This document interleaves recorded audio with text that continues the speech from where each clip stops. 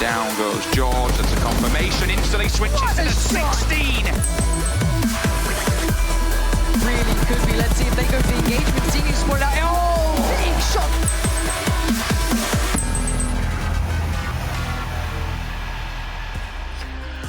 A warm welcome, ladies and gentlemen, once again. It's day number 2 here of the Super Weekend for the PMWL East, and we have our 16 teams lined up and good to go once again for yet another great day of action. Now I'm about to head over to two people that I didn't think we were going to be able to book. However, they're going to be able to hit all of the highs here in the first couple of games. It's Aha Tribute Band, Xander and John. How are Aha! you ready to take on That me? was very funny, yes. I liked that one a lot, yeah. Oh, yeah. Yeah, it's pretty strong. What do you think of his outfit today? I think it's pretty cool.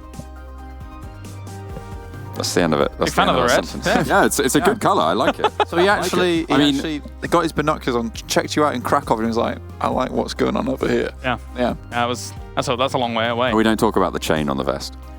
I mean, he always wears a chain. Yeah, it's true. Yeah, he Like, does. how have you not noticed this? This happens daily. He does do that. He does do that. Well, thank you very much. Riveting conversation, guys. I'm off over to the analysis desk here for all of the breakdowns. We've got Team AFK, it's Avenger, it's Froz, and it's Kyolaris here, bringing you all the goodies to start things off. And yesterday was a goodie day when we had King of Gamers topping the charts, 72 points for them yesterday. They had an amazing day, and you know what I like the most by being part of Team AFK?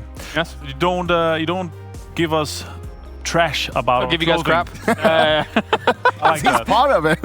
Well, you know, I gotta do what I gotta do, I suppose. Let's take a look at the format. We are in the midst, I should say, even of week 2 here right now, our second day of the Super Weekend that you can see in the very middle of your screen. So 16 teams are currently in all of that thing, and we have got today as well as tomorrow to gain as many points as possible to not only try and push yourself up in the overall league standings, but also qualify yourself for the league finals, which is those 4 days towards the very end. Froz.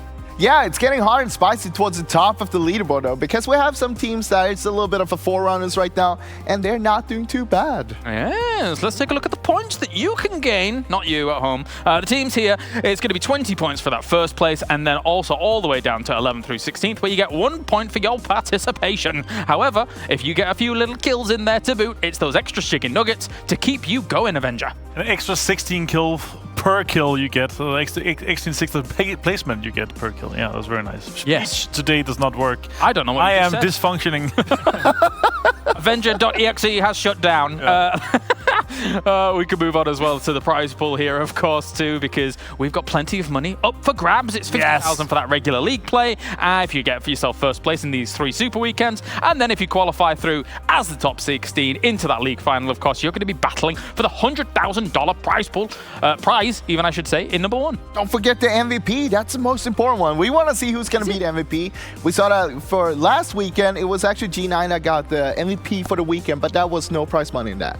No. Only pride. But still, like, you collect them still, right? It's the bragging right is also in there, and if you're able to get it in one of the super weekends, you're most likely also going to be able to be nominated or be closer to that once we get into the finals. Oi! Pibba, let's take a look back at the highlights here from yesterday, of course. Great little Karna action coming out from him. His Vex as well with his DP doing pretty darn well for himself.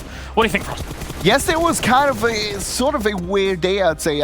We had some teams we didn't maybe think would be towards the top, but they were up there. We had a team like Bigetron that was struggling for the first 4 games, but they came back strong in the last game, getting that chicken dinner and 17 kills on top of that. Yeah. Yeah, it was good to see them stepping out. They had a rough day before that, so I was kind of afraid that our lords and saviors, they were not going to be able to continue that like domination we've seen from them, but they were able to have a fantastic day. Yeah, I mean, we know that they're always super consistent. And once again, of course, they show up big time. Even if it's saved by the last game, they needed that one. That's going to be a big morale boost coming into today. You can just imagine how bad it would feel in the team, like having the worst day, maybe, I feel like, throughout the whole tournament, the whole season so far. But then ending it with that big win. And they had a struggle in the beginning as well. They were fighting outside in the blue against Megastars and so on. Super late to circle, but managed to do really well. Speaking of morale boost, it is Team Secret that really did extremely well as well yesterday, getting themselves a cool 69 points with a first place as well as another podium finish. And when you look for us at how they were able to play out the start of this week, coming into then our Super Weekend, it was very impressive stuff. Look, the last couple of days when we're talking about the weekdays, we see it on the left side week 2, how we already said they stepped up so well already there. But then you look at yesterday's stats and you're like, wait a minute, they did super well yesterday. Yeah. I want to see them continue on this. We see them on the rise right now. This is a team secret we want to see. This is a team secret we have here right now. And a team secret that had a 15th place with 1 kill. With these stats is actually insane. If they had a mediocre game with that, their stats would have been even more through the roof. But still, they're doing extremely well for themselves, considering how well they're also able to do in the first 8 games of the qualifying weekdays. And we can take a closer look at how they were able to play out some of these situations. That's a really good point. A 5th, a 1st, 3rd, and a 7th, and then that 15th kind of slides things down a bit. Yeah, but what we're seeing from Team Secret compared to the opening week in week 1 is that they're choosing the fights much better now. They're choosing the fights where they have the upper hand, where they can win it and just keep on moving without losing players. So they can be 3 guys, 4 guys up towards the late game, the end game. And that's what we want to see, and that's what we are seeing from them. That shows how much they've improved from the start to now. I like talking to them as if for a dog. Fetch it! Get him! Yeah! But they did very well. I mean, even when we saw this kind of urban ending over towards Los Leones as well, a boatload of kills coming their way. It was a T1 victory in the end. They played it patiently and calmly, but Team Secret showing up all day. They've been fantastic yesterday. I really love their Los Leones play. I also love the play on Vikendi that they're able to do. So overall, a really great 5 games for them yesterday. Yeah. One of them was, only 1 kill, but still they were in the midst of things. Yes, I agree. Let's take a look now at Bigetron Red Aliens, because they are just 2 points behind the leaders currently in RRQ Athena, and they were able to make up the difference quite dramatically. Yesterday, 65 points against RRQ Athena's 51 points. Froz.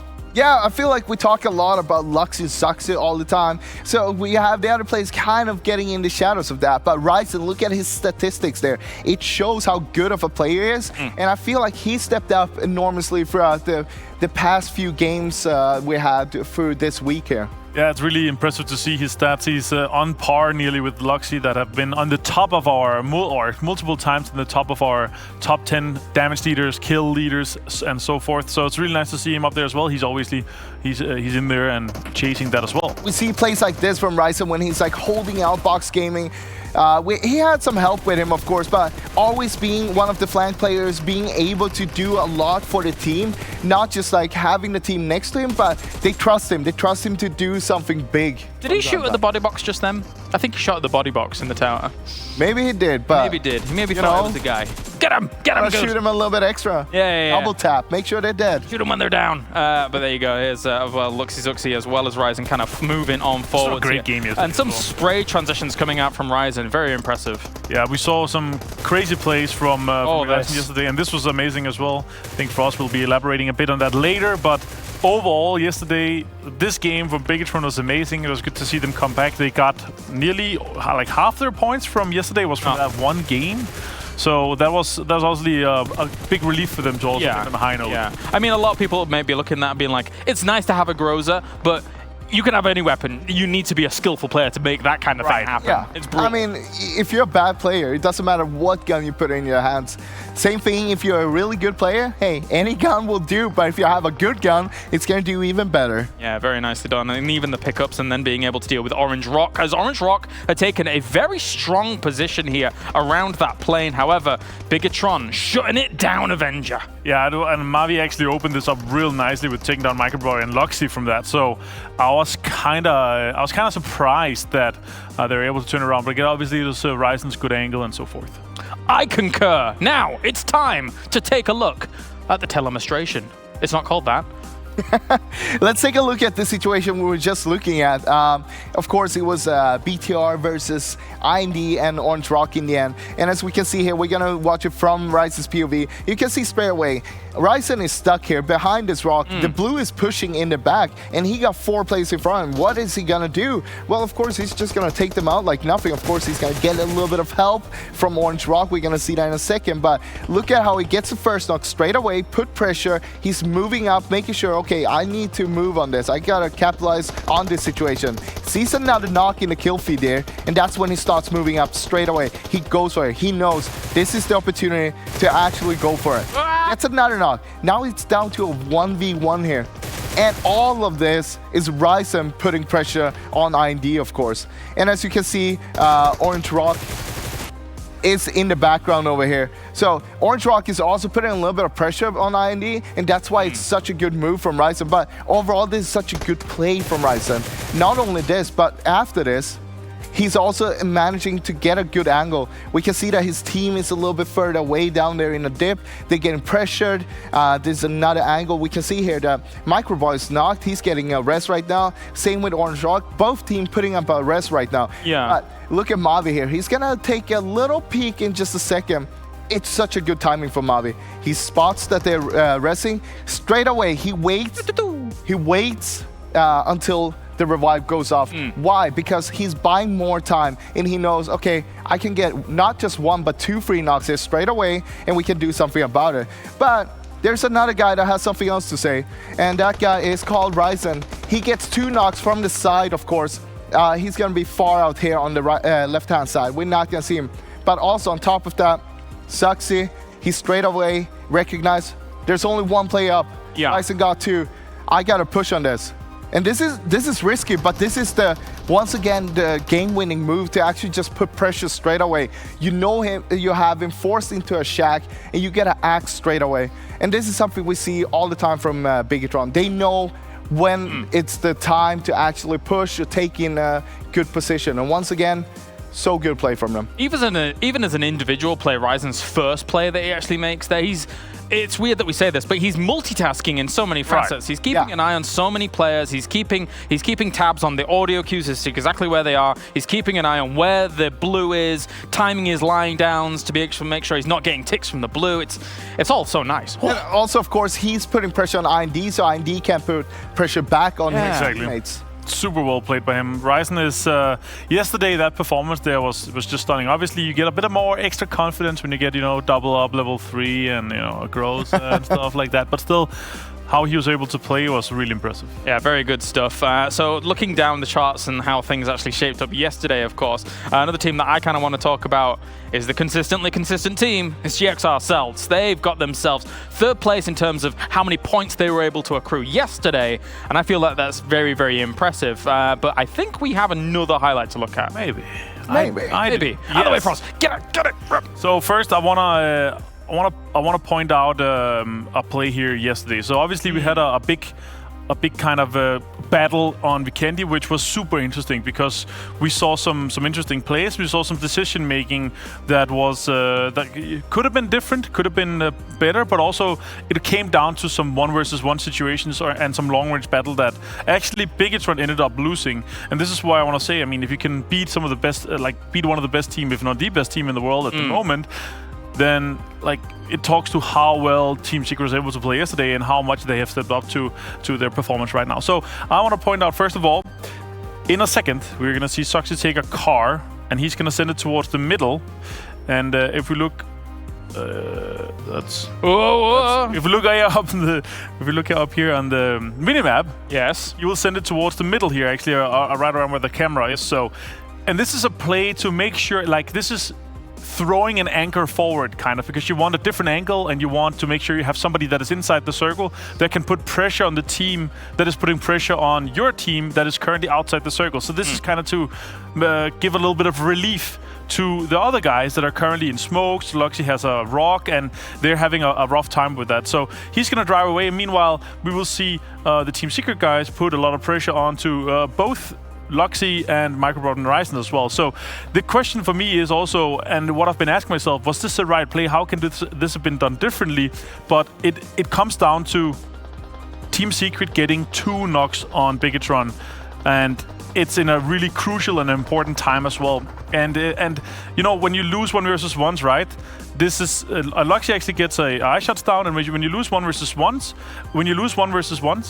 this is where you're obviously going to overall lose the fight as well. I just want to point out one thing. There's a reason why we don't see BTR inside this area right here. They could easily have crashed anything here, but the reason they're not doing that is inside nade range, meaning that even if you have cover, even if you go behind this rock or behind this rock, you're going to get naded. That means you're not going to be able to put any pressure because Team Secret is behind the wall here. Exactly. So what we're going to continue to see a little bit here is obviously 1 knock comes down from Luxy, and he gets knocked here from Rex, and this is where it really opens up a lot of pressure onto Bigetron, and this is why Team Secret was able to turn this fight around and actually make it their advantage and put a lot of pressure. So they traded a knock basically. Now Luxy is knocked, but Microboy is not going to go for him. On the other side, we're going to see the continued Ryzen is going to go down, and we're going to see eye shots and the guys here take more shots at them and continue to put pressure. And at this point, Bigetron has to move before Team Secret has to move, because they didn't move far enough into the circle. Matoy will then continue a little bit of shots here, and he will actually get Microboy knocked as well. And that means Bigetron now has 2 knocks, and with this, they're actually going to lose the fight. But from this, I want to take away, and I want to say, you have to remember, when you're taking a position, you can also you have to make sure that you take a position that is further in, further either inside the circle or closer to the circle than the team you're fighting. Otherwise, you're going to be pressured by the blue, and you're going to have a more time-wise pressure on you than the other team. And we'll see how moves like that have shaken up things in the overall standings for those 2 teams, as we have up towards the top still. RRQ Athena will be leading the pack, but just barely. Bigetron Red Aliens is on their heels. Hot, in fact, as we see Team Secret also in about 8th place right now. They did fall down 1 or 2 places there, but overall yesterday it was still extremely impressive by them throughout the day. Yudu Gank is one we're keeping an eye on here in these rankings, because they are not playing this Super Weekend. They're not playing. They dropped down from 4th place to 10th place in just 1 day, and we still have 2 days to go. So I mean, we're probably gonna see them drop a little bit more here towards the bottom. We can see 2 teams that is playing their first Super Weekend. It's You Level Up and Freestyle, of course. At the same time, No Chance team on 16th place right now. They're not playing this Super Weekend either. So I mean, I feel like You Level Up and Freestyle, they are gonna be passing No Chance team. Yeah, and top 16 is really what matters here in these rankings, because that will qualify you on into that league final at the very end, the 4 days, which will determine our league championship for PMWL East. So we have plenty more to come. I'm excited for today, because yesterday was great. We saw not as harsh circles, I want to say, as the first 2 days of gameplay, but still harsh circles, because that's what we like to do here. We like to throw a lot of curveballs at these guys. We can take a look at the top damage as well, contributed by a lot of these players, as we have G9 still up towards the top, but Luxy's biting on his heels. It's the same as in the rankings, boys. Bigetron pursuing RRQ Athena and doing really well with it. It's a never-ending story, right? Who's going to be on the top? Because it's swapping up all the time, I feel like. Sometimes it's Bigetron, sometimes it's RRQ Athena, but it's always these 2 teams that is up there. And it comes out to them being super good, super consistent. They played so well throughout all of the games. I love how close these 2 are. Like, it's going to be such a good story to follow throughout our Super Weekends, and also I think it's going to come down to, obviously, either of these can take it, but who has prepared most and who has taken the most away from the Super Weekends and been counter-stratting the team that you're going basically head-to-head at this point.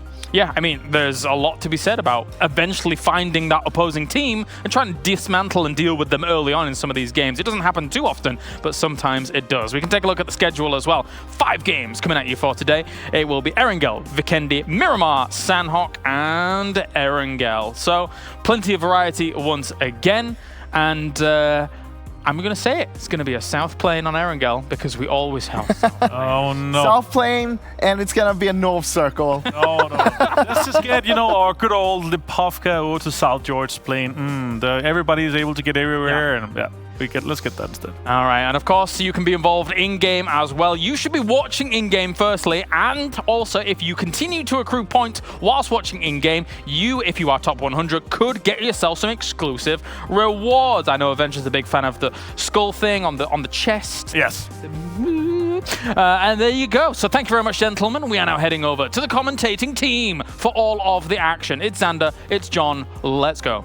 Thank you very much, Kalaris. And you know what, Blank? I wish I knew more than one Aha song, because, you know, that's what he called us, a tribute band earlier. But unfortunately, I'm not really old, so I don't know anymore. It's so true. Like, I'm just a fresh bud in the world, you see. And I don't understand what Aha means. I do really, but well, I just didn't really want to give him the pleasure, you know. Well, I'll tell you who's going to be happy about the situation currently. It is a Milta Power to Primorsk plane. It's a southern plane, so it's all right. He's been sated. He'll be all right for now. We're going to get into match 1 on Erangel. It's the only reason we mentioned this, because he's already got a win on the board almost immediately. A big W. Yeah. So Avenger for him, it's not. That's not on the podcast. That's not a. I'm afraid it's not a playing path there. So if we get a circle, you know.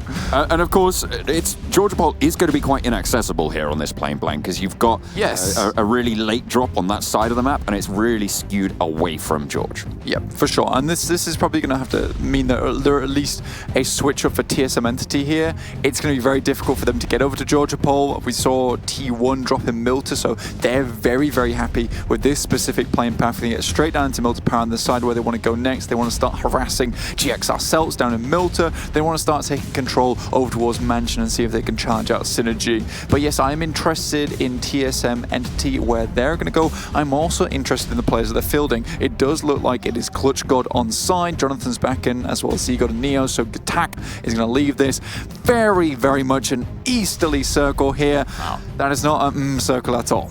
T1 will be happy about this. Their new home of Milta Power will be zoned towards. So a little bit of control over that area of the map and around that headland, and stopping teams coming down south potentially. We'll see how that dynamic is affected. I'd absolutely agree, John. I think right now T1 have this little beautiful net ahead of them, right, where they can start to kind of let teams come on in, and then the Spider will pounce upon them. And I think this is fine because they've got all... Spiders pounce? Yes. Oh my God, I was actually, 2 a.m. YouTube videos? Yes, 2 a.m. YouTube videos, I'm familiar. Yeah, I was watching this spider that actually pounces upon other spiders. Super intelligent, really fast. I will come to the broadcast tomorrow further prepared to tell you about this specific spider. Isn't that comparable to the current situation, spiders pouncing on other spiders? Yeah, absolutely, I would say so, and that's what T1 currently is. But yeah, they've got this net ahead of them, which they can like funnel teams into if they want to come over downwards, like you said, John, towards Slepovka.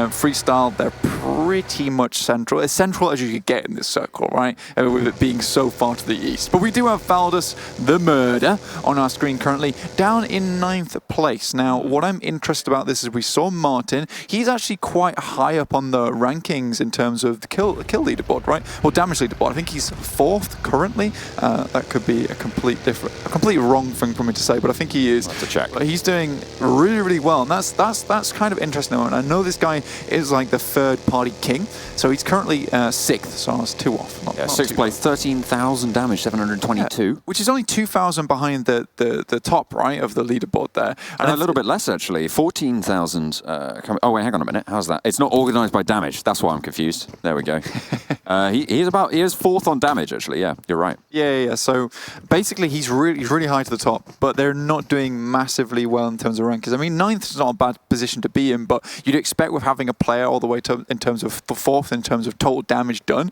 you expect them to be doing maybe up towards the top 5, right? So either that's the rest of his team slacking, or them not being able to capitalize on his knocks, because he's just the third-party king at this point, right? Yeah. And 2 teams that have really been sort of duking it out, and they have slightly differing play styles, Blank, is RRQ Athena and Bigetron Red Aliens. If you look at, they're really tight on the Super Weekend scoreboards, right? 256 to 254, RRQ 2 points out in the lead. Mm-hmm. But They have 123 kills. Bigetron Red Aliens, 99. Yes. Bigetron, and that indicates that, you know, Bigetron are this placement-focused team, and this is what we've talked about. They focus on keeping 4 players alive into those late circles, whereas RRQ, they like to go more aggressive. They're prone to losing players early. And I would even go as far to suggest that, you know, BTR, Bigetron Red Aliens do really well when the circle actually doesn't favor them, because they love to play on the outside of the circle, just maybe dipping their toes in now and again, spotting out where these players are. They play very well off the back foot, John, is what I'm trying to say. Yeah. And I think they've like almost perfected this art. Currently, they're right in this circle. They still do have quite a lot of zone to make their way into as the next one shifts over. But very quickly, let's talk about TSM Entity again, because they definitely did mention that, you know, there's been some ping issues on their side, and there's been a little bit of issues for them. And I think that, you know, 8-bit Thug, right? This guy is an absolute dream of a dude over in India at the moment. Love the guy. He's sending out us all these charity streams, and now the TSM Entity, that I think the manager was saying, can we use your boot camp? Can we use 8-bit boot camp? And apparently within 5 minutes, Thug turned around and was like, yes, come on over. So currently TSM Entity, they're playing from a place where they have much better connection, and they said that they're feeling far, far more comfortable. So I'm really excited to see what kind of numbers they're putting out today, with the confidence coming off the back of yesterday and that little bit of momentum they got going from Sanhok. And that's the sort of support that you love to see from the South Asian community for one another. Together. And I think that's what it's all about, you know? Okay, there we go. That's unity right there. That's unity right there, yes. One entity, one could say. I would agree. One TSM entity. All right. Well, they are going to be representing South Asia on the western side here, Blank, and they will have to rotate out east, but not before they dip their toes into South George. Yeah, they're going to go back, maybe to just sit down, watch some TV in their usual spot over in Georgia Pole, just get a little bit more comfortable, right, before they start to move in. Synergy, on the other hand, another South Asian team is going to be pretty happy with this circle. They don't have to make massive rotations here. They had that split towards Mansion as well as Prison. What I really do like to see, though, is that they've now opted for a 2-2 split over the road just outside of Lipovka, which is very, very smart. They understand that, look, teams are probably wanting to come over to our position really, really soon, start taking compounds, start taking area, and honestly, getting this 2-2 split early is going to make them in a much better position going forward, because they can be more comfortable in the circle, and it's less control with the 4-man split, but they can, I think that it's more secure control over a small area. Love a 2-2 split, don't you, Blank? I love a 2-2 split. Orange Rock sent a couple of players north of the river just early on. I mean, they normally loot out the west of Rostock towards Ruins, towards Sunken City. So, you know, they'll get that loot on board. But they had 3 players on the north side of the river. They normally have a scout over the top, either Viru or Scout himself. But this time they changed that up a little bit and looted north. Yeah, and also this is what's interesting. If we just find them over here, Marvi, Viru, Scout, Gil, all back in. Anto pulled back out from yesterday. They did obviously sub Viru out for a couple of games. Feels like Viru's got his confidence back and maybe a little bit here, ready to reintegrate into the team. So let's see what Orange Rock can do today.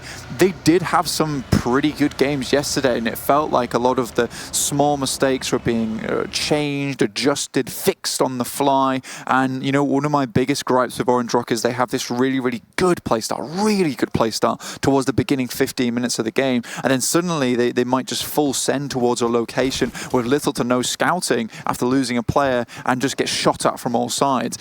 I want to see that same playstyle towards the first 15 minutes of the game, where it's quite cautious, it's really smart, and then just not throwing that all the way after those 15 minutes are up and they know they're desperate to get into the circle. A lot of that, though, does come into the fact that we've had so many of these south circles, these east circles, where Orange Rock have to fly through a lot of the teams who love to play on this eastern side of the map. Yeah. Speaking about the eastern side of the map, Blank, you've got T1 who have left Melter Power. They've actually headed all the way up towards Lumberyard, just to the south of Prison.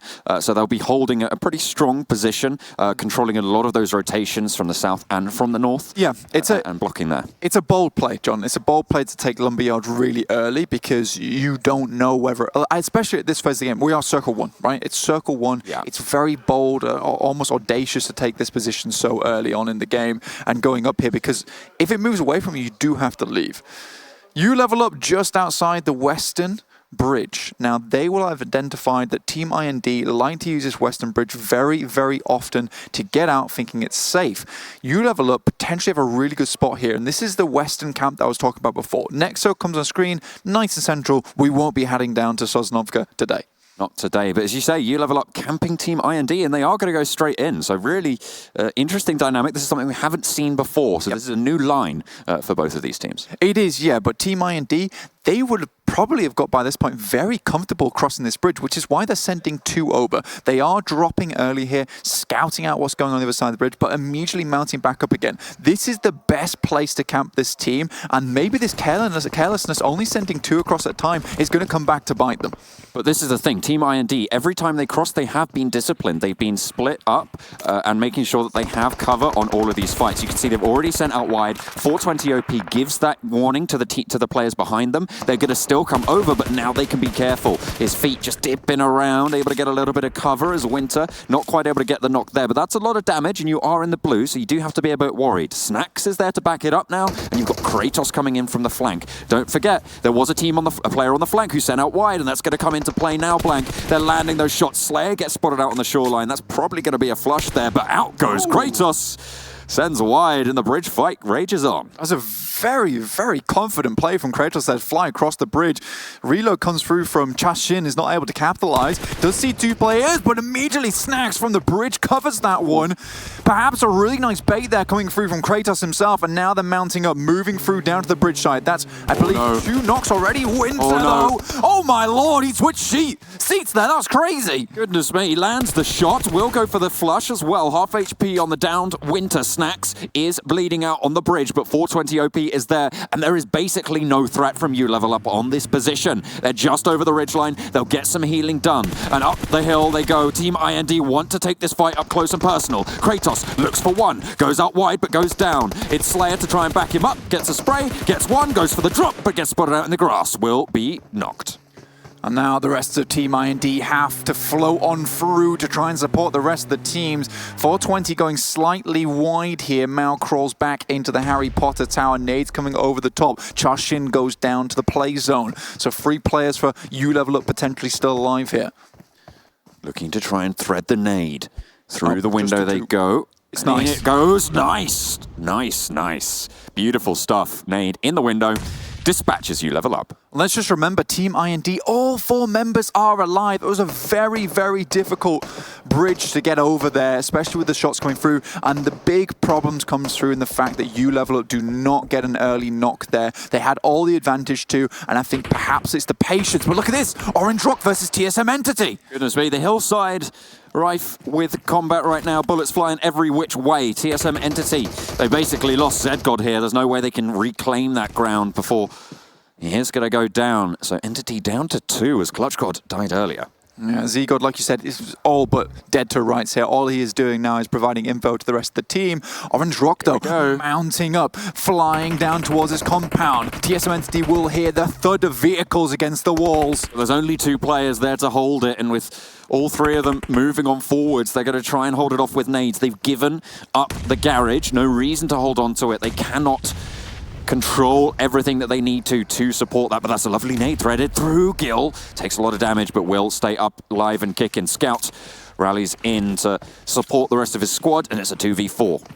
Jonathan and Neo still alive. Jonathan, this massively close quarters combat specialist here, looking to try and get into action, but it's a 2v4. You wonder if it's possible. Vero goes down first. On the off angle, it's Jonathan able to knock him from the ridgeline. They think that they're still in the building, but they would be mistaken. Look at Neo. He's flanked all the way around the outside, takes down Gil. 2 players down from Orange Rocket. It's a straight up 2v2 now. Blank. Neo gets knocked, and now it's all up to Jonathan to keep TSM Entity in this. The 1 versus 1. It's Jonathan versus Scout here as 3 players from Orange Rock get knocked. Scout holding down the angle, looking for the spray. Jonathan sends out wide. It's do or die now. 1 player from Orange Rock gets flushed. They go for the straight up challenge. Orange Rock sending around the side, but it's TSM Entity who come out on top. It's Jonathan to keep them alive. And this is why we always tout Jonathan being this huge player from India, so confident in every which way. Just runs it down, gets the kills. He knows he's got to try and get points on board. But Neo, once again, we've seen this time and time and again from this duo in particular.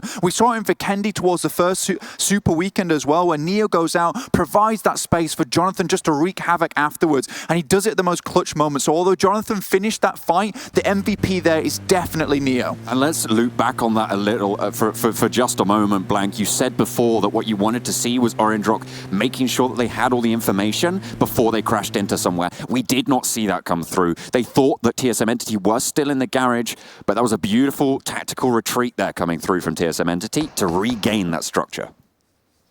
Back to this next circle now, John. Drops towards slightly to the north here. GXR Celts did take a little bit of a scuffle with Bigetron Red Aliens. Not too much happened. There were a few knocks coming through, but now both teams have parted ways.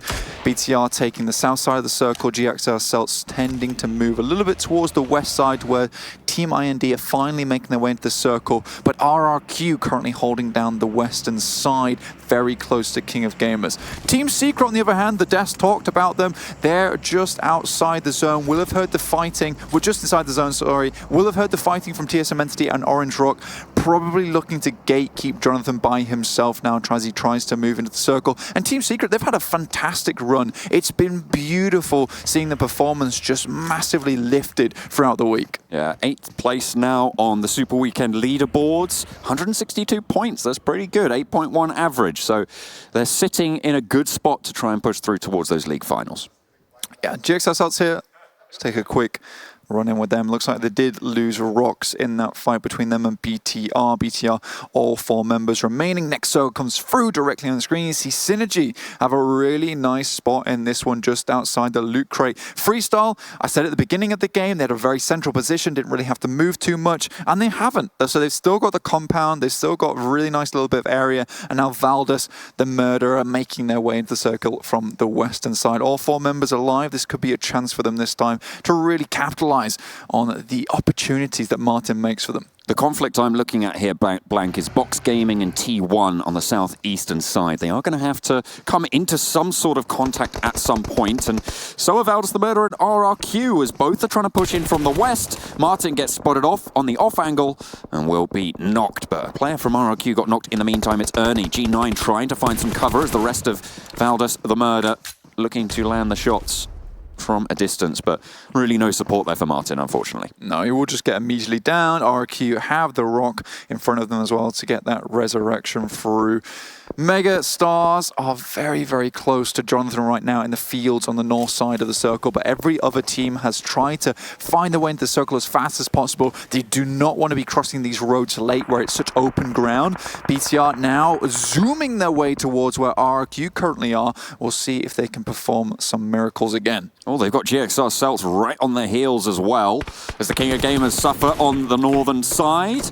Another flush comes through. It's Team Secret to get yet another knock, and, well, goodness me, that's a lot of damage done to King of Gamers there. GXR Celts as well, similarly in a sticky situation. Bigetron and RRQ both spotting them out, but Bigetron has been spotted by RRQ as well, and they have taken a knock.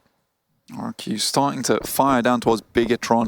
They found this nice little ditch here, though. GXR Celts have a small split, so they have quite a bit of information. Question is, can they really do anything versus the 4-man of BTR? They only really have a vehicle to provide cover. RQ currently have the high ground, so although BTR is safe for the time being, they are a little bit in this spot where teams could just descend upon them.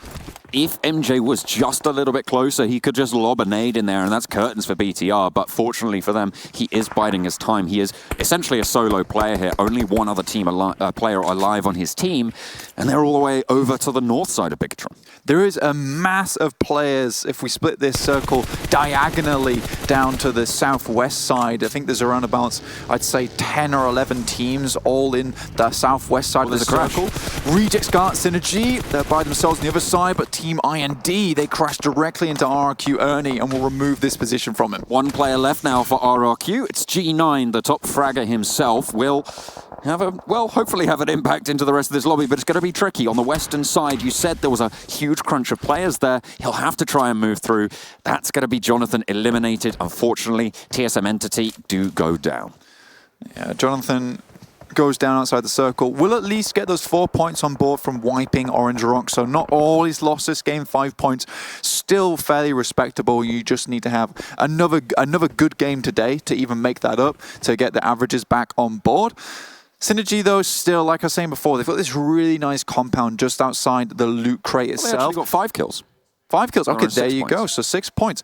And that's the circle that I was just about to mention. If it heads off to the northeast, there's going to be all these players running parallel to one another, trying to get towards the northeast side of the circle. But Synergy going to be very happy with this one. This also does mean that Freestyle will have to leave this compound now to make their way in. And already you see Valda slingshotting them way just underneath Synergy.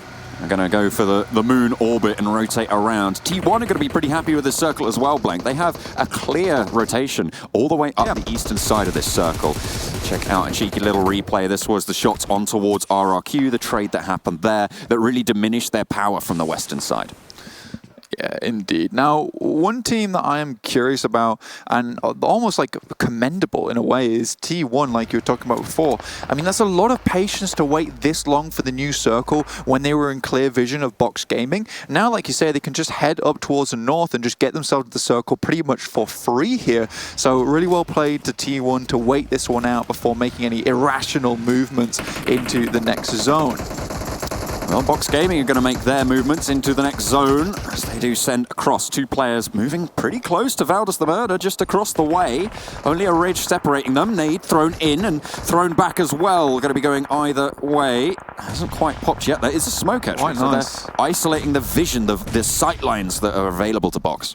Quite nice nades coming through from Box Gaming as well, and they have 2 players on the ridge line behind them. So it's a Bigetron. really well played push from Box Gaming. Bigetron, like you say, they go down in 12. Unfortunate for them, and it's Freestyle to actually take them down, and very cleanly as well, with 4 players all still alive here. They hadn't been very loud at all, and Box Gaming, they're going to be pretty loud themselves. Pime goes in first, will go down, but Lewis is there to back him up. Oh, the off angles coming in huge there.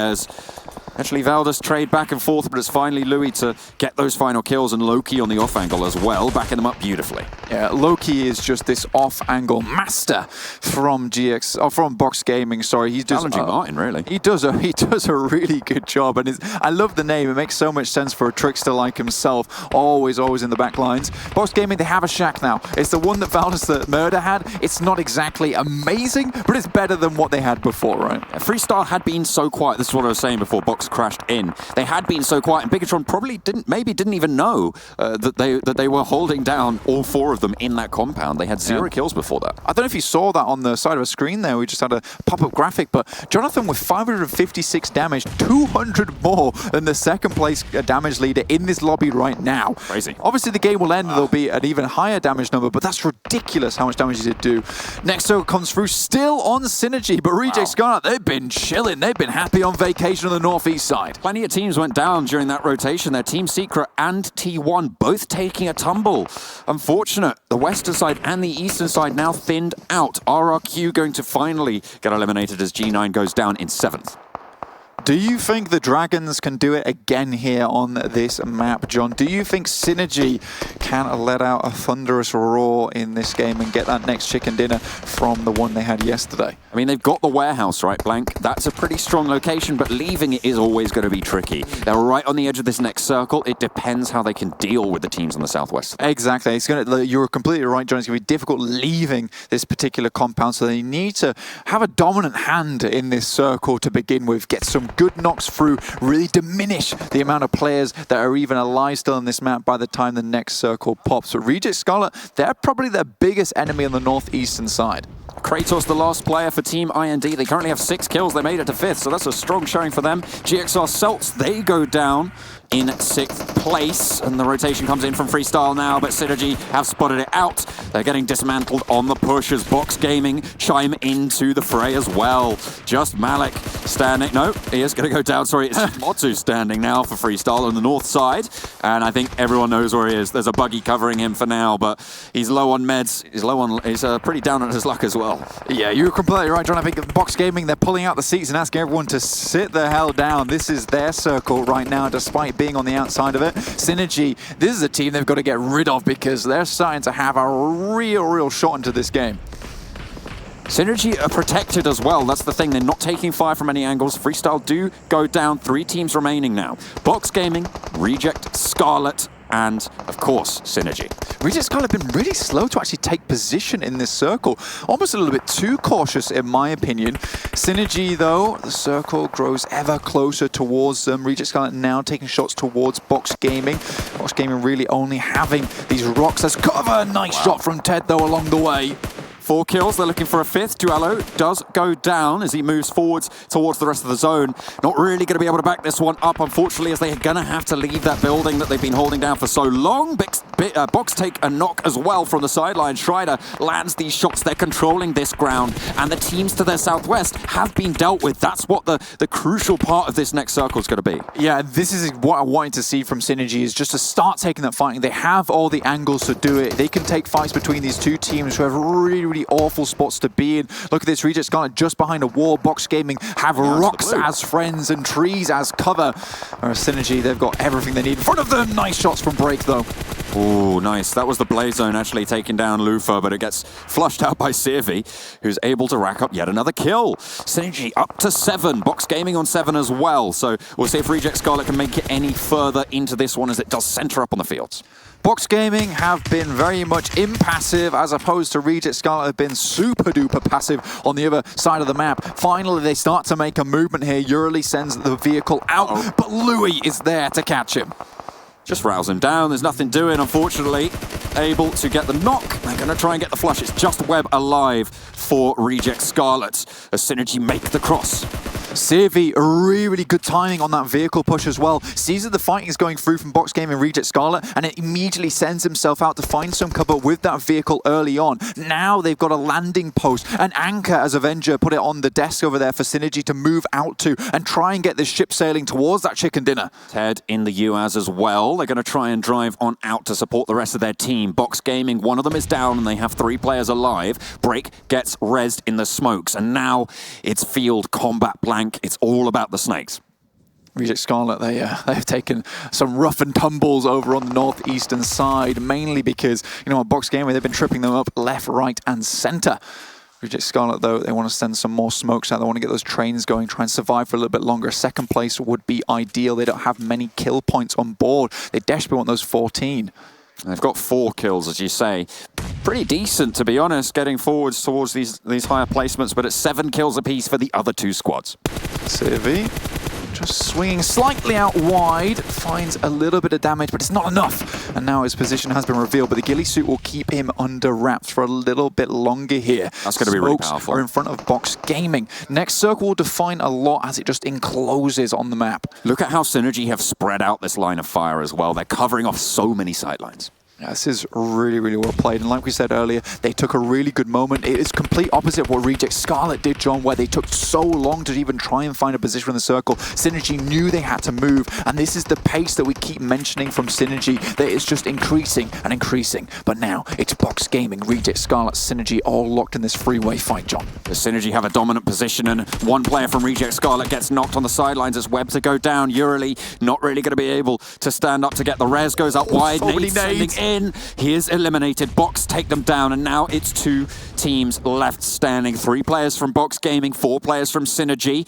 We've seen this conflict before, and it was only 2 versus 4, and Synergy still came out on top blank. Break is going to go down, and Synergy continue to dominate the zone, but Louis stands up, takes Ted down a peg, and now there's going to be 3 players left. Sirvi is so wide here, could get the biggest flank of his life onto Box Gaming. We'll see if he can make it happen, John. Oh, Sirvi able to find one onto Louis. Break low behind him as well. Loki in the grass, the last remaining hope for Box Gaming. Strider going to pop up as the smoke blooms. Looks for the flush on Louis. Sirvi able to make it happen. Loki wants to try and stand up. 8 kills found. Already a great game for Box, but with 4 players alive on Synergy, the nade sent out wide. Loki goes boom.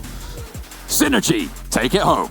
What a beautiful nade to end that game. And Synergy, yes, they had the circle, but I think the main thing there is that we've talked about this before. They're a very, very good team when it comes to those smart plays moving forward, making sure they are in that circle. To have 4 players at the end there was just really, really well done. And also, they understand it's more than just about themselves and the next team who's in the fight. They understand that there's 2 teams fighting here. We can move out. We can start to gain more ground. Crucially, they controlled the teams to the southwest of the warehouse. They corralled the battle in their favor. Came out on top as well. Beautiful stuff from Synergy. Let's head over to the desk.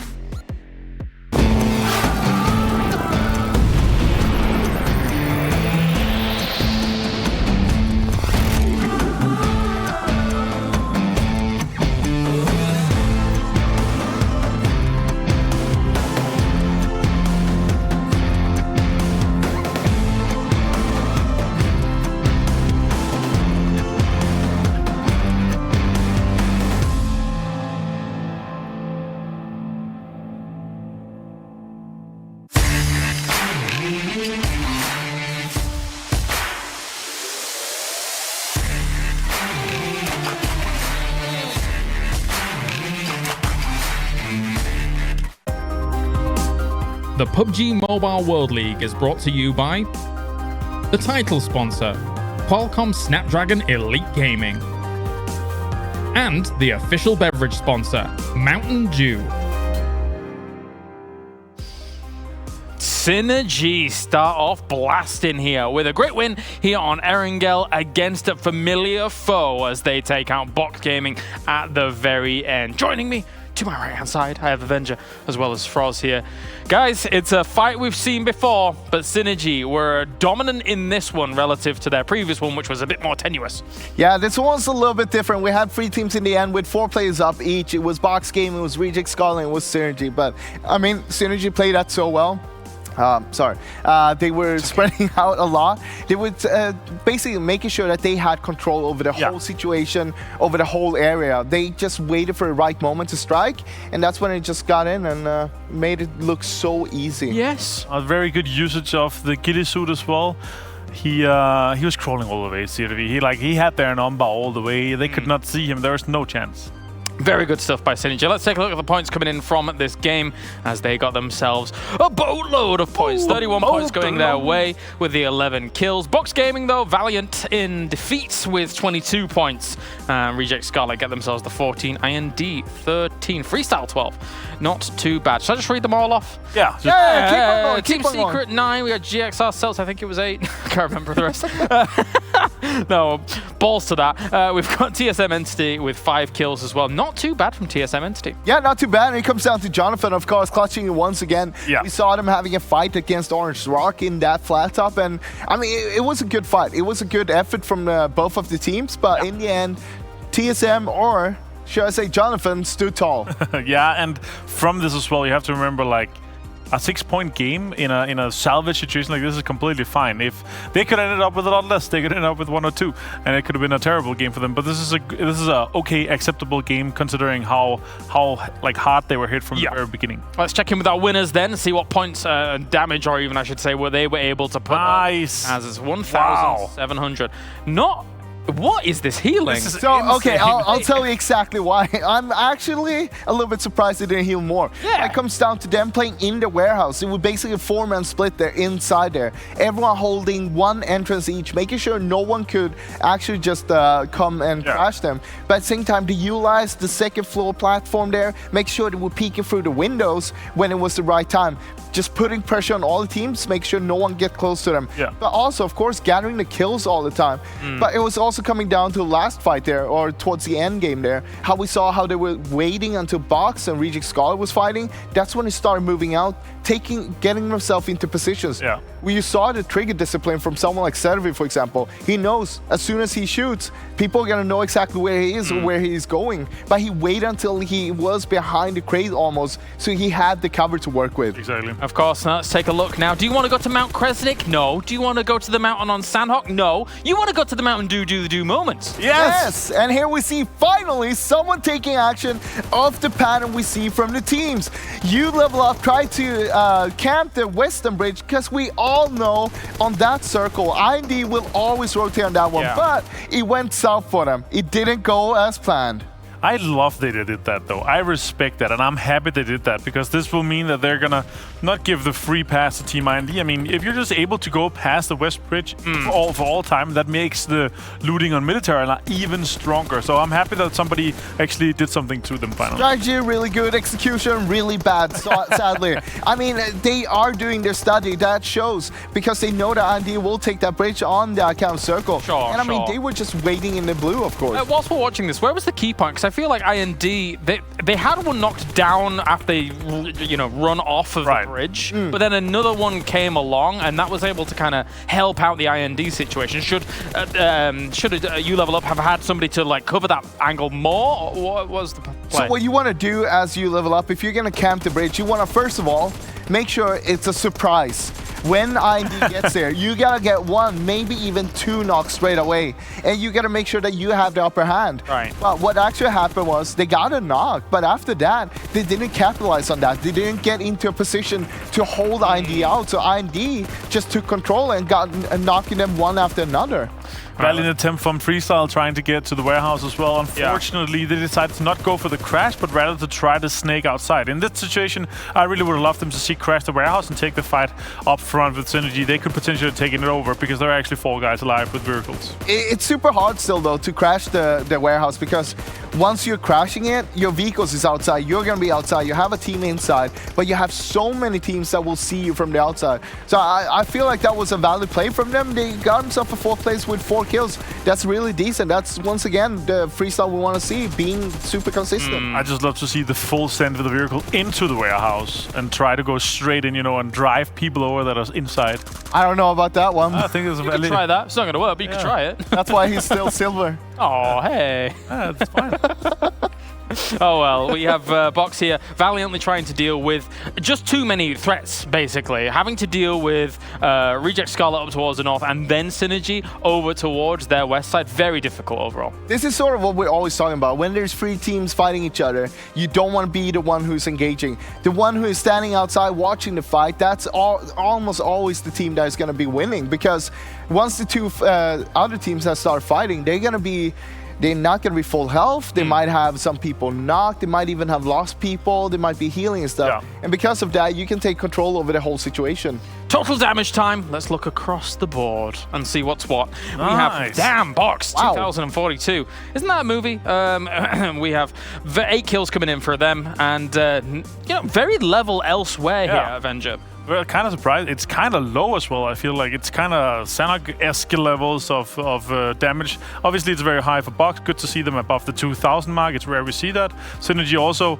So I would still say 1,700 damage is still kind of high, considering they were sitting in the warehouse for a long time. But that warehouse just has such a good Pika's advantage, and you can really take advantage of the positions you can take inside that. So it comes down to a lot of the circle itself. Towards the end of the circle, we saw it being in an open field. Of course, you had a team like Synergy that had a warehouse. Reject Scarlet had the Alamo.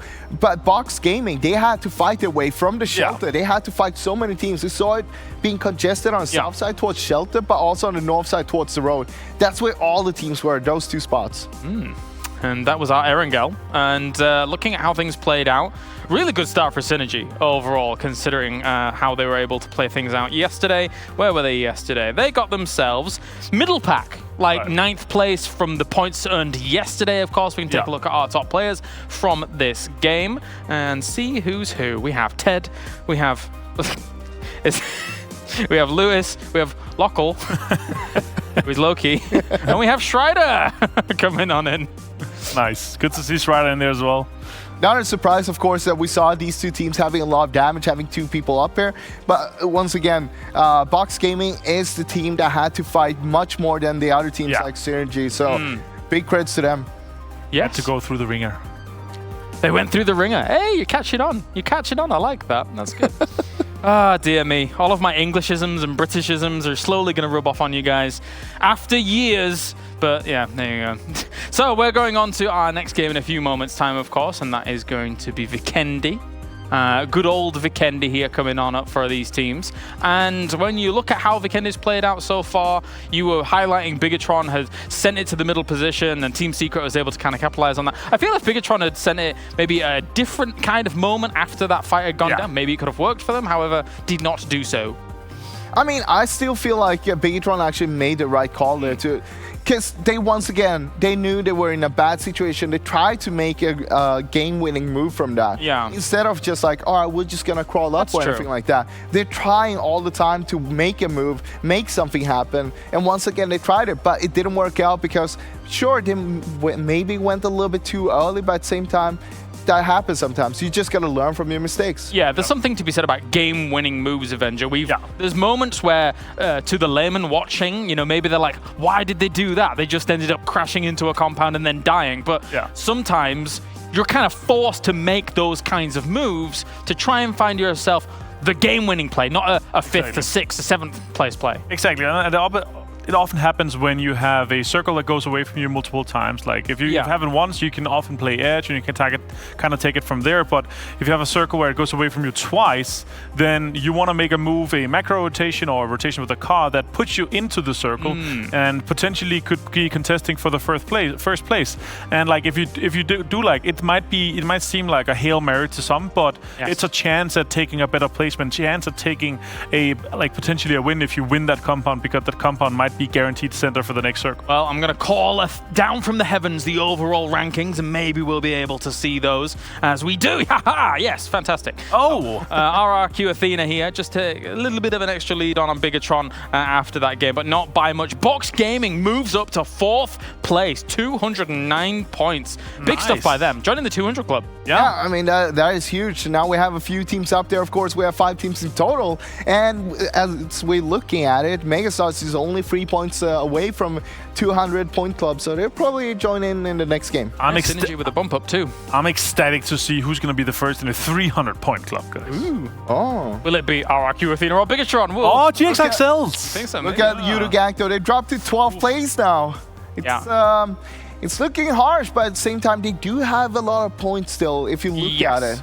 I mean, look at Reject Scarlet. They played, what, 6 more games, and they're still 50 points behind. And alongside Bigetron, still the chicken dinner leaders. But of course, after those 3 chicken dinners came in, it was a bit of a rough and rocky road. We'll see where they end up after these 3 days. I'm assuming they're still going to be in that top 16. And then it comes down to how they're going to perform into the next days leading into It's going to be so crucial to qualify for the last Super Weekend. It's going to be really important for them. It also depends, is Noah Godline or Morph going to be able to make it in there? How is No Chance Team going to perform, and how is Freestyle going to perform and You Level Up, since they're the new guys in the block as well. But our last Super Weekend is going to be really exciting, honestly. I'm quite ecstatic for that, but I'm really excited to see who's going to be our winner for this weekend, also who's going to be the MVP for this weekend. And if you covered level 3 bags over everything else in the game, don't worry, because we've got you covered. Let's check it out.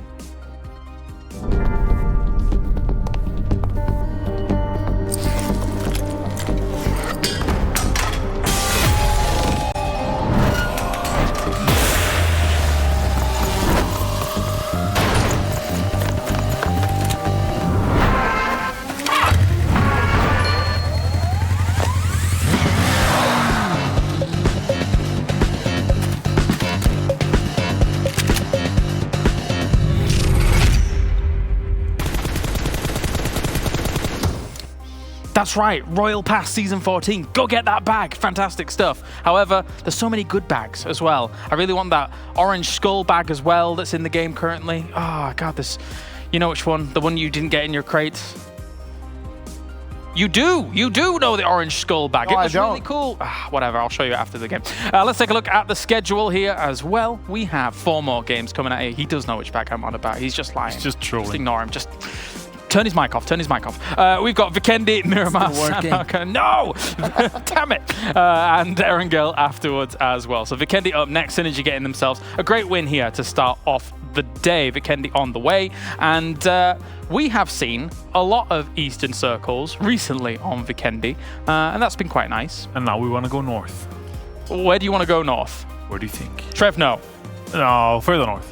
That's a Trev no from me. I want a Cosmodrome ending. Can you imagine a Cosmodrome ending? Yeah, I saw it in the PMPL Americas, kind of, and it was weird. Yeah, it's gonna be weird, but it's gonna be awesome. I kind of like the 40% water from First Circle, because then we actually get some spice in the beginning. I like that. Yeah, so everybody has to fight for the little compounds in the middle where the harsh shift comes, and then the circle doesn't really get smaller. Of course, you can actually take part in-game as well with the lucky draw. If you're gaining points by watching in-game, you could potentially be lucky. Go and press that button. Go spend some of those points. Try and be lucky.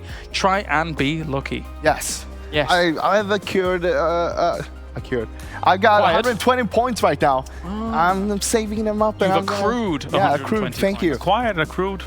But I'm gonna save them up, you know, and just all at one time, just trying to get those nice skins there.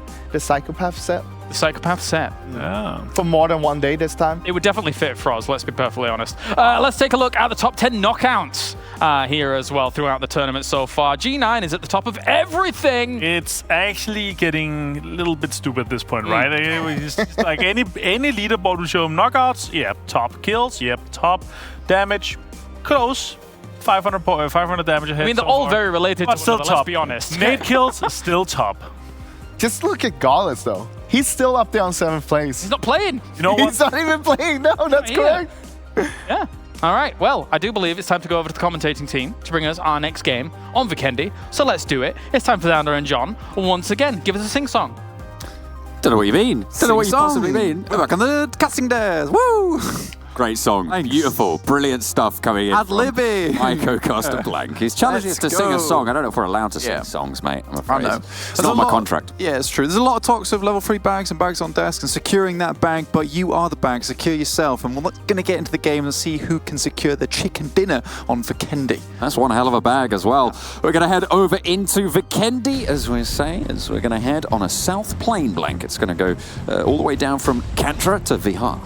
I mean, someone needs to maybe have a word with the captain of this plane and be like, look, mate. He's a bit on the wonk. It's not, he's a bit on the wonk indeed. I mean, it's not really in the right area. His inner ears checked out. Excuse me, Mr. Plane Captain, can we please go more central so that teams can actually go to their preferred locations, please? Do you know what I would love? A castle circle. I mean, I've to be honest, Blank, I've kind of given up on a Dino Park circle. We've already had one. Whoa. I would love to see it again. John. I would love it. But for the sake of variety, castle would be fun as well. Don't give up. Don't give up on your dreams, John. That is true. Never give up. Never give up. Always hope. Always believe. You know what happens if you never give up? Sorry? You know what? You know what happens if you never give up? No. You level up. You level up. Level up, level up, level up. Let's go. Oh! I'm not happy about this. All right. Hard southwest shift. There's your... Well, I'm sorry, Avenger. You don't get a 40% water circle here. You get a 50% water circle. Yeah. It's just even more dramatic. Do you know what that is, John? What is that? That's a circle right there. We love that one. We love that one. Anyway, BTR are actually making a change here from going to Winery. They're going to head down to Milnar. This is not a bad option whatsoever. It's going to give them a nice clean sweep of the land going up towards the north side. John, here we can see a lot of teams already on the eastern side who will have to cross over that icy river, or they can swing by over the top side of the north and actually come in through Dobromesto or past Mount Kresnik. But they will run into a fair few teams here. We can see Orange Rock actually moving up towards Zabava, Freestyle actually on their way up to the north side as well, and they're just going to loot outside the zone and then make their way in. There is a few compounds here available to teams. I mean, we've seen this before where what happens is it's kind of like a stacking amount of teams going forward towards the coastal side, where you're pretty happy if you're towards Mavatra in terms of compounds and you're watching out, and everyone kind of is in a traffic jam in terms of compounds and what you take first. Ultron very close to multiple players from U Level Up here. This is over in Volnova. As Ultron's holding the staircase, he's going to hear these footsteps. Micro Uzi is super effective in these stairwells. Sees one swing out wide, goes for the knock, but gets knocked himself, and that's going to be the easy flush. GXR Salts lose a player early, but it is traded for a knock, a little bit of damage done in return. Indeed. Hushwan actually gets back up on his feet.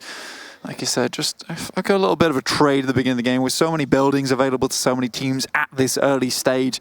Not really having anyone not really having anyone like falling too early on. That's what happens for Vikendi. Action doesn't really start taking place until around about circle 3. At the moment, there's a lot more posturing for position in the early game, and honestly, I do love Vikendi for that. I think Vikendi is a very interesting map, very heavy rotational base.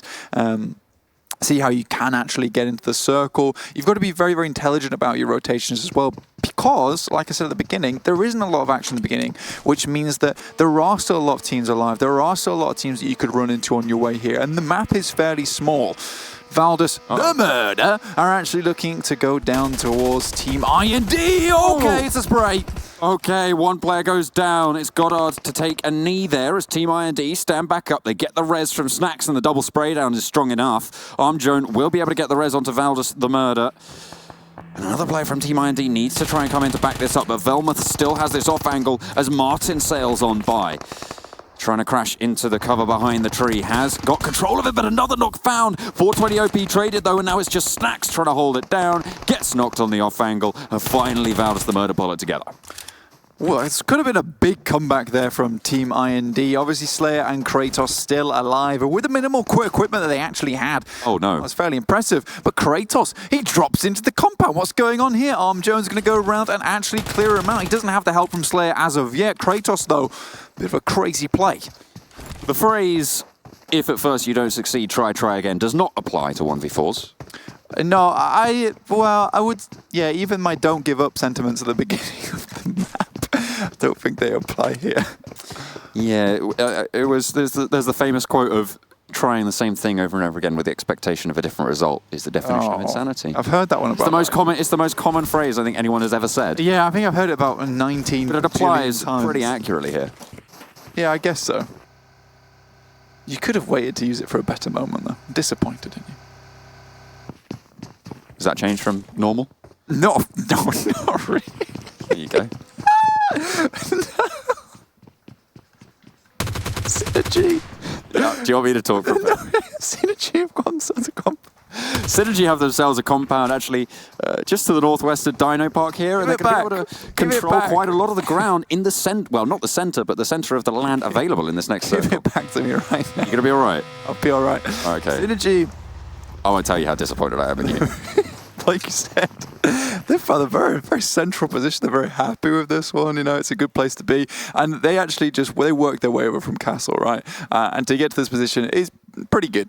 Yeah, you're happy with it. They're in a good spot going forward. Obviously, it's not the position where they'd love to be. I think usually they go a little bit further than Bavacha, but again, this is Synergy to a T. They've done some good scouting. Sirvi obviously got the binoculars out, you know, the ones which are just taped all in like stickers of dragons and stuff, you know, because he keeps it cool. He has the Synergy merch, you know. Yeah, absolutely. You got a rep, yeah. You got a rep. I need me some Synergy merch at some point. Just putting that out there. Yeah, that'd be cool if we got some Synergy merch. Not you, only me. I'm securing the bag. There's no point. There's no point in that. We gotta have that synergy. Yeah, we gotta have that synergy. That synergy style. You know? You level up, going to be to their southwest as well, in a couple of compounds. They're actually quite spread out in such a dramatic shift circle. The amount of ground that you can control is slightly reduced. So the fact that they have got 2 compounds, one with an outpost, is potentially going to work in their favor for info gathering. It just relies on how fast they can regather into one unit as you level up. Okay. Let's go for the interesting part of this game, because at the moment there's not too much happening. But sure. Reject Scarlet going down from east to Cement Factory. We know let's go east. It's time for the Reject Scarlet rotation of a century, as per usual. They're going all the way up to the north side of the map. They're going to probably try and rotate round past Port into Dobromesto. I really want a stat of how many kilometers they've been on. I'd love like a counter that just rolled up. Yeah. There you go. That would be really cool to see. But as you say, they are going to have to go quite a way. They're the Wide Swing Kings. The Wide Swing Kings that they are. You'd love to see it. I'm okay with it. I mean, you can imagine the guys in the back of the car going, "Are we there yet? We there yet? No, we've still got to go past the entirety of the map." If you don't stop talking, we won't stop at services. I'm going to turn this around and take us back into the blue if you're not careful. Oh dear. Hopefully they're a little bit more communicative than that, and they'll be able to find themselves a spot into this first circle as the blue does start to actually envelop them.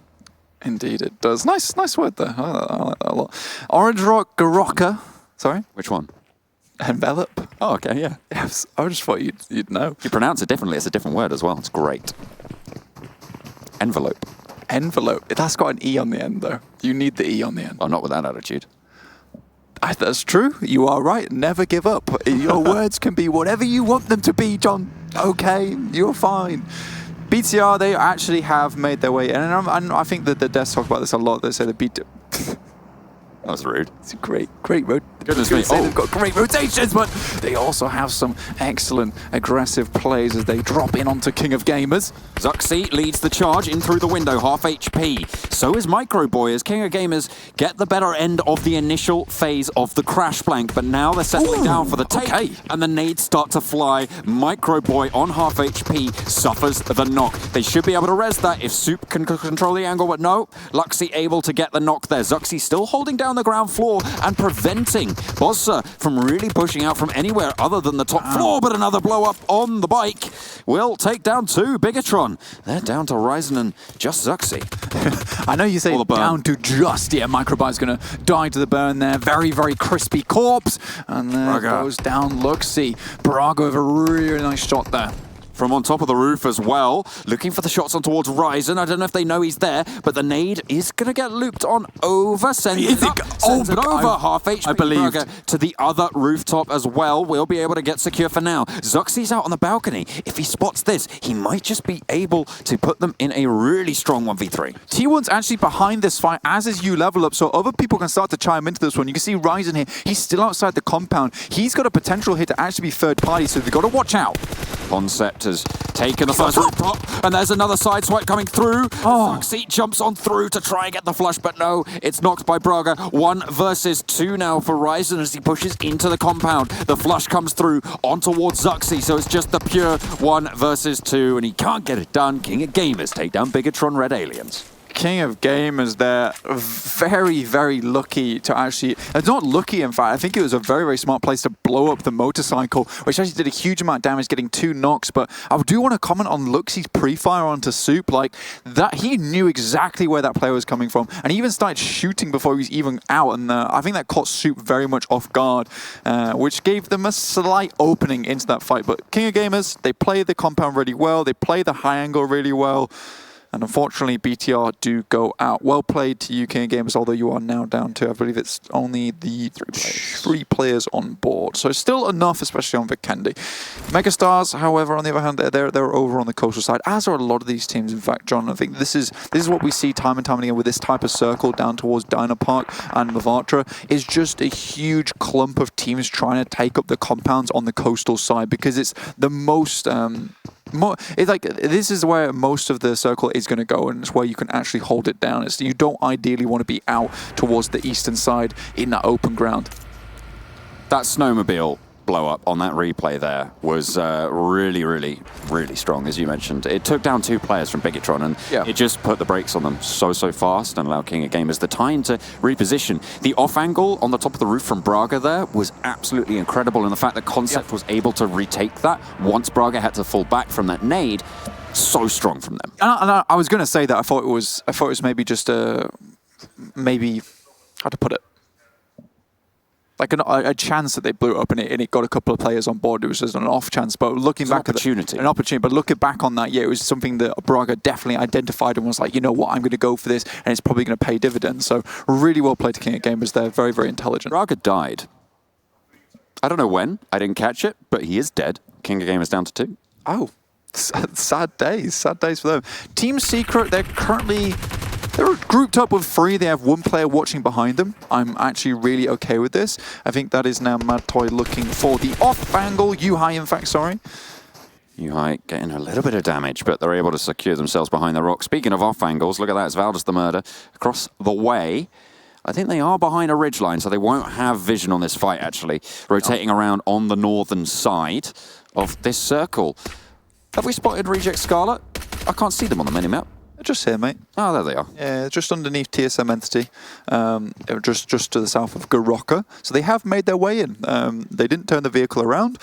They stepped on the gas, and here they are. TSM Entity very much out on the edges of the circle at the moment as they try and make their way into this circle. Freestyle, they're on the northwest, just outside of the big clump of teams you can see on your screen here.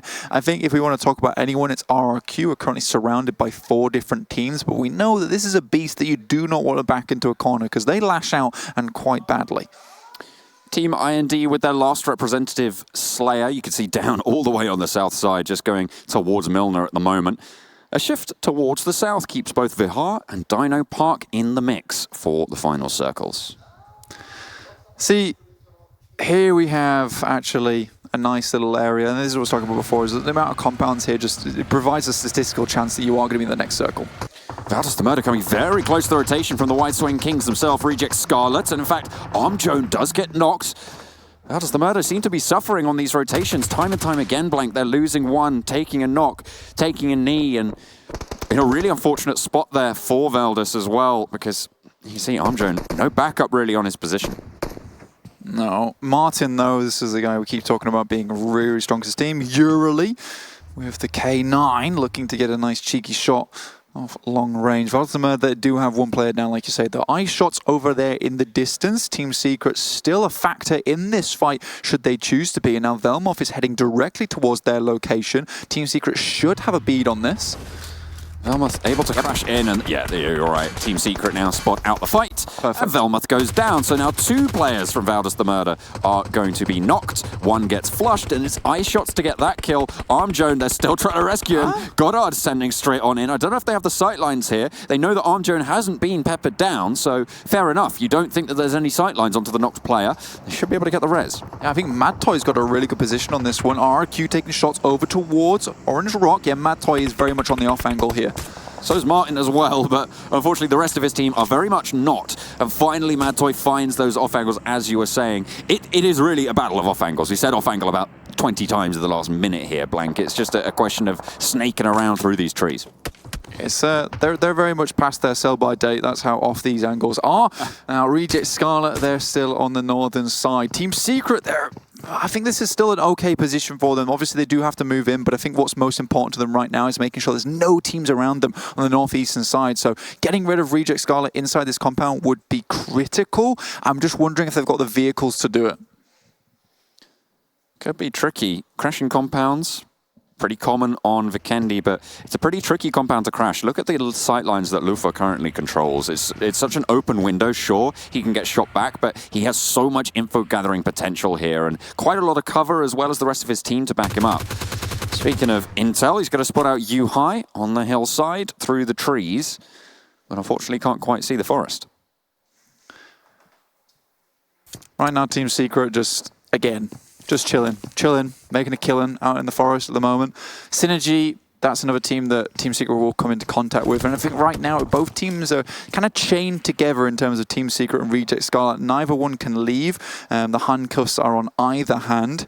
GXR Celts, though, they're right on the eastern side. They still have to make their way in. And now we're going to head over to Circle 3, John, and this is where I said the action is going to take more place. Lovely little circle here. Ooh. Most teams happy with this one. No one really has to move, John. So again, we're going to have this instance that I genuinely think that not much fighting is going to happen other than this fighting over towards Team Secret and Reject Scarlet. I say that as Freestyle just absolutely removed the last player from Valdas the Murder, and I believe we are now down to 14 teams after BTR went down early.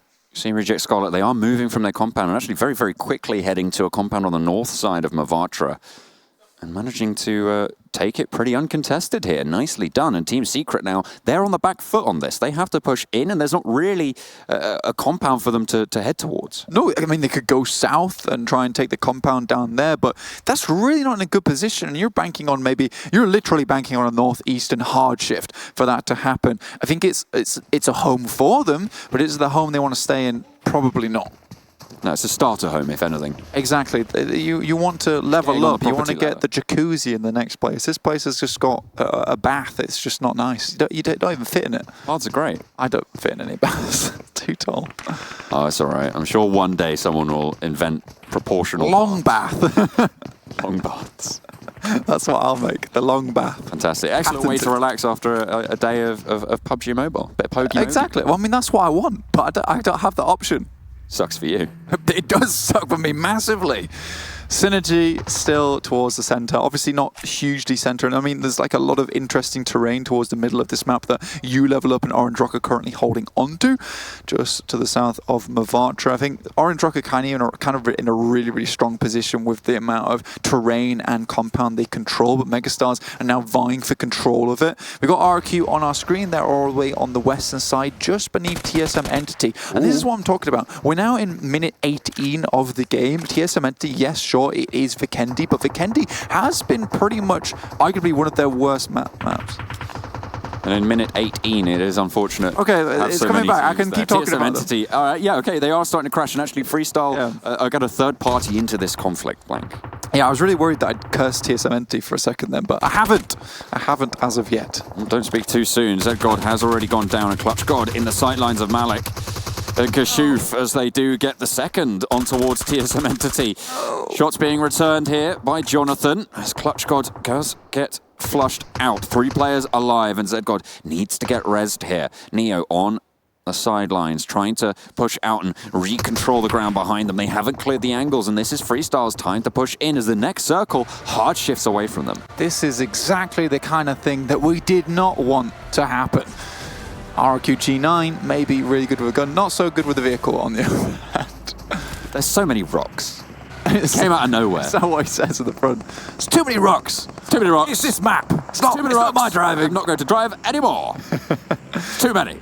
Like I said before, though, here's the Megastars in the actual zone itself. They'd moved into Mavatra early on, and we see the next circle shift down to the south, so everyone's got to get a move on. And Team Secret, they were waiting for this one as they've now headed towards the south side and could probably get themselves in kind of easily just past Dino Park to the west and make a little run into the circle. Whereas you've got teams like Freestyle, Reject Scarlet, Synergy, they all have to move.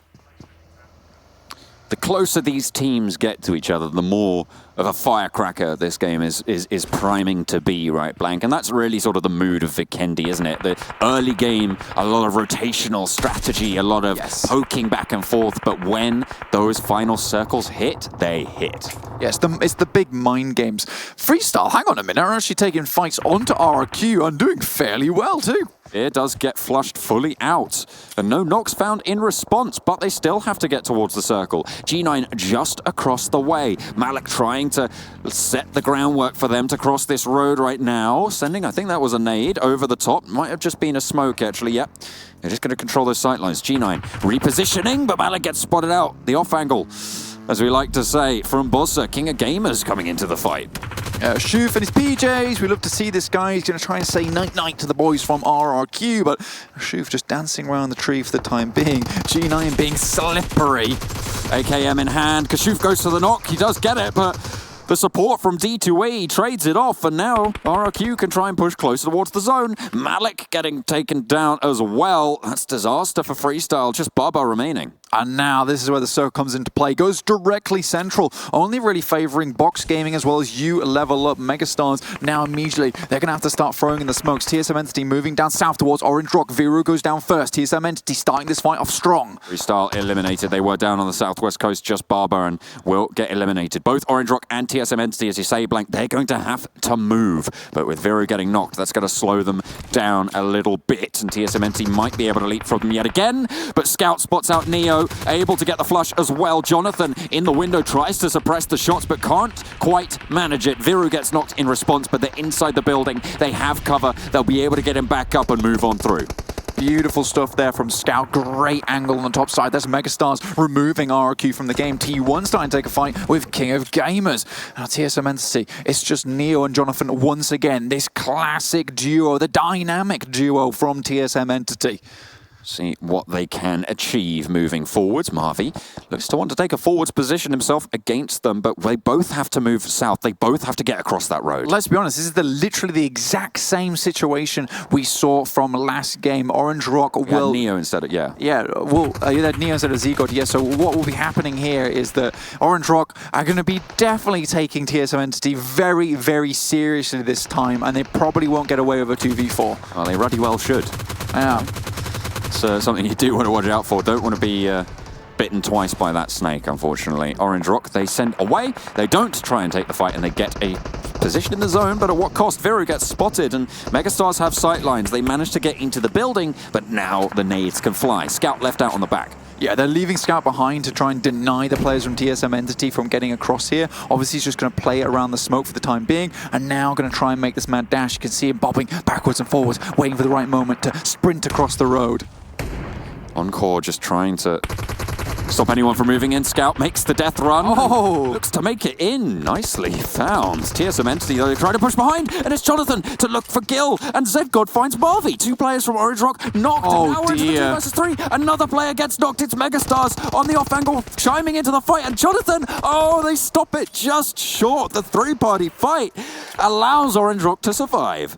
Yeah, it was very, very dangerous there for Orange Rock indeed. TSM Entity think that now is the time to go, whilst Megastars maybe be a little bit preoccupied using those smokes before they dissipate for Orange Rock and try and get across that way. Unfortunately, Jonathan gets hit as he moves out of the window, in which case that could have probably gone a very different way. Team Secret going to lob the nades across towards GXR Celts, but they are right on the backside of the circle. Rock's actually got knocked by the blue zone there and ticking down very, very low. A little tickle of damage found, and I don't think the rest can come through in time. Oh, it's just there. But he has to abandon it as the push comes through from Team Secret. Oh, dear. Beautifully orchestrated as GXR Celts get eliminated by Team Secret with 3 players. The difference in this team of Team Secret is just phenomenal. Honestly, the way that Mad Toy has really brought up this team as the IGL throughout this tournament is fantastic to watch. Nexo comes through. Box Gaming's going to be super duper happy with this one. They've got a beautiful compound to work with. However, it's a 2-2 split. They are vulnerable to losing a player on one side and getting crashed that way. So they have to be really, really vigilant with these angles. Generally, when you're getting shot, it's a good idea to move blank. Unfortunately, Youngjun didn't get the memo. As T1 take yet another knock, Box Gaming chime into the fray. Everybody out for blood here. Orange Rock send on through. Gil gets knocked before they can get in the window, but 3 of them stay alive. Now the Megastars want to challenge this spot. They want to try and take this away. They get Gil in the door, and Orange Rock keep on going. These guys have been through hell and back, and they are still fighting blank. Yeah, oh my lord, the shoe soles must be tattered here from the amount of walking, the amount of running they've had to do, but they're still holding strong here. 2 players down for the Megastars. 1 gets flushed, and Vexy falls as well. It's just Paradox on the corner, a sliver of HP, as there's 3 players still alive inside. They finally managed to take 1 player from Orange Rock as Satan crashes in and gets taken down in the meantime. Paradox got the heal off. Viru trying to push out. Are they right next to each other? I think Paradox is outside. Yep. 1 is inside as well, but he's pushed in and into the sightlines of Viru. Marvi gets knocked, but the Megastars get eliminated. How have Orange Rock remained alive during all of this? It has been an absolute war zone from them, digging and jumping from trench to trench here in terms of compounds. It's been terrifying, but again, still 3 players alive. This is a ridiculously good run from Orange Rock despite the position they were in before in Mavatra. Viru actually getting some loot on board and might spot another kill here. Just pick it up. A nice little flush. Spots an ankle. And that's another kill for Viru.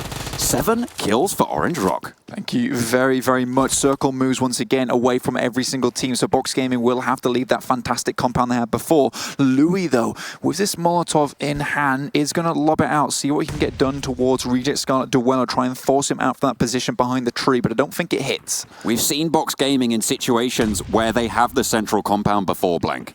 Cast your mind back to the most kills found in a single game, 20 by Box Gaming. That was in the fields of Gatka. Yep. It's the Box Fortress coming into play, and I mean the commander. The Box Fort. The Box Fort, yeah, it is ridiculous. I mean they've got the little side ramparts onto it. You know, it looks cool. Absolutely, it's probably one of the coolest things you've ever seen. Absolutely, John. Love a good box fort. Man, we should make a box fort. We should make a box fort for the desk. That will be coming soon. Again, back to the game. Orange Rock here.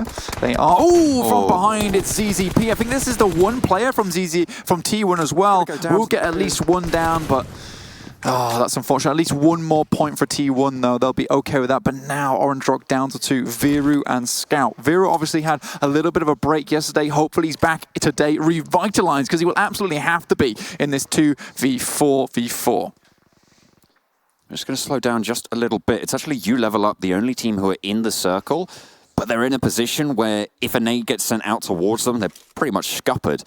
A nade sent in does tickle Viru, but it will be fine for now. We'll have to push out of the zone. Because everybody's going to get displaced here. It's a very tricky operation for anyone who wants to try and find a spot. Scout still outside, still pushing in. I don't know if Box have spotted him. He's behind a wall, managed to sneak around. Dips down behind a divot, but across the way, it's you level up. It's an impossible move here. Yeah, like you said, absolutely impossible move. Viru just currently healing. Playzone will nick that kill away from him. Now, Box Gaming, they're holding behind this wall, and it's really the only cover they have, so they have to rely on these smokes. Do they have any left from the movement they had to make away from this compound? Obviously, they hadn't moved them there at all, and Viru absolutely will go down, making this into a 2v or 1v1 here in terms of the teams. 4 players alive for both squads now. As they're crouching up behind the wall, they're just stimming up. It's the wall of death. They're just going to run at one another, a mosh pit in the middle of this map. There will come a day where the time of man falls, but today is not this day. Box Gaming, they're mounting up for this fight. They're mounting for the death charge towards the Black Gates. They are tying the shoes on, making sure it's secured around the ankles. Locky goes out first, but Hua Xuan finds the first pick onto Louis. Break zigzagging his way through the smoke side. Loki goes down, just 2 players from Box. Oh, they're smooth across this battlefield, Blank. They're running around like butter. They flow across it and make sure that they have every control possible. Pime going for the heal off here, but he gets spotted out, and it's you level up to crunch the Box fort. Level up, level up, level up, and get that chicken dinner too. They did a really, really good job that game. I think they got a lot of the circle look towards themselves, though, did magnetize that. But that end game, very, very clean.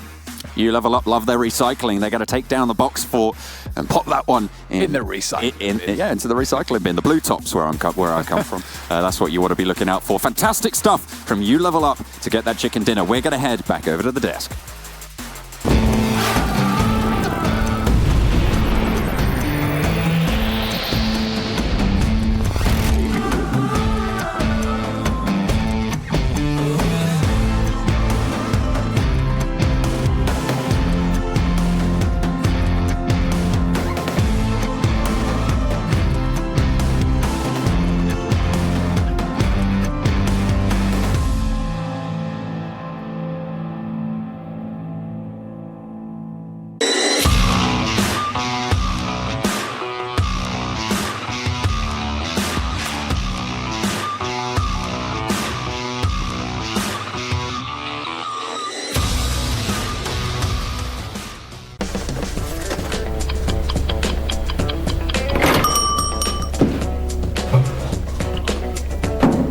I found nothing.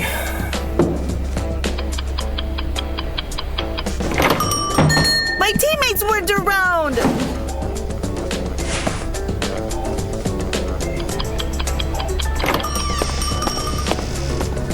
Have you ever seen a chicken dinner in just 15? Wow, it feels so good! One more?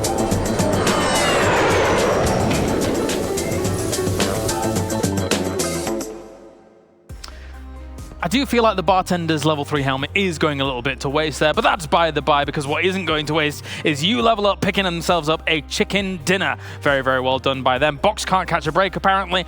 Double second place in these past 2 games. Though maybe a first place is on the way. Joining me, Avenger and Froz here. You Level Up. There was a bold prediction very early on in that game. We saw... Again, we're talking about stuff. We're talking about stuff that nobody can like credit or anything. But yes, when the first circle hit, I was like, You Level Up is going to get top 10. Amazing. Huge stuff. Lo and behold, they got top 1. Yeah. Amazing. That was actually what I was supposed to say. I just added a 0 behind. That's right. Yeah, Let's take a look at the points that they were able to get here in this game. It's Level Up, 28 points here up at the top, and 21 points coming in for Box Gaming. You know, the funny thing is that as much as they actually didn't get a chicken dinner in these past 2 games, they got a ton of points across the 2 games. You Level Up going from 0 to hero, 60th place in the first game, first in the second one, but Box Gaming, no, that consistency. Second place, 8 kills. That was last game. Well, second place, 8 kills. That was this game. Oh, I thought they just keep on them. They just keep on getting the points. Oh, sorry, it's 8 kills. It's 7 kills. It's fine though. I would say I would rather have that consistency than get last place and first place all the time. Yeah, that consistency is more points on the board. It's also very nice to see for them. And Box, yes, they had a disadvantage as well, but I think they tried quite well. Like the smoke wall smoking off the angles that you level up had, and this this whole play in the late game, that could have worked out.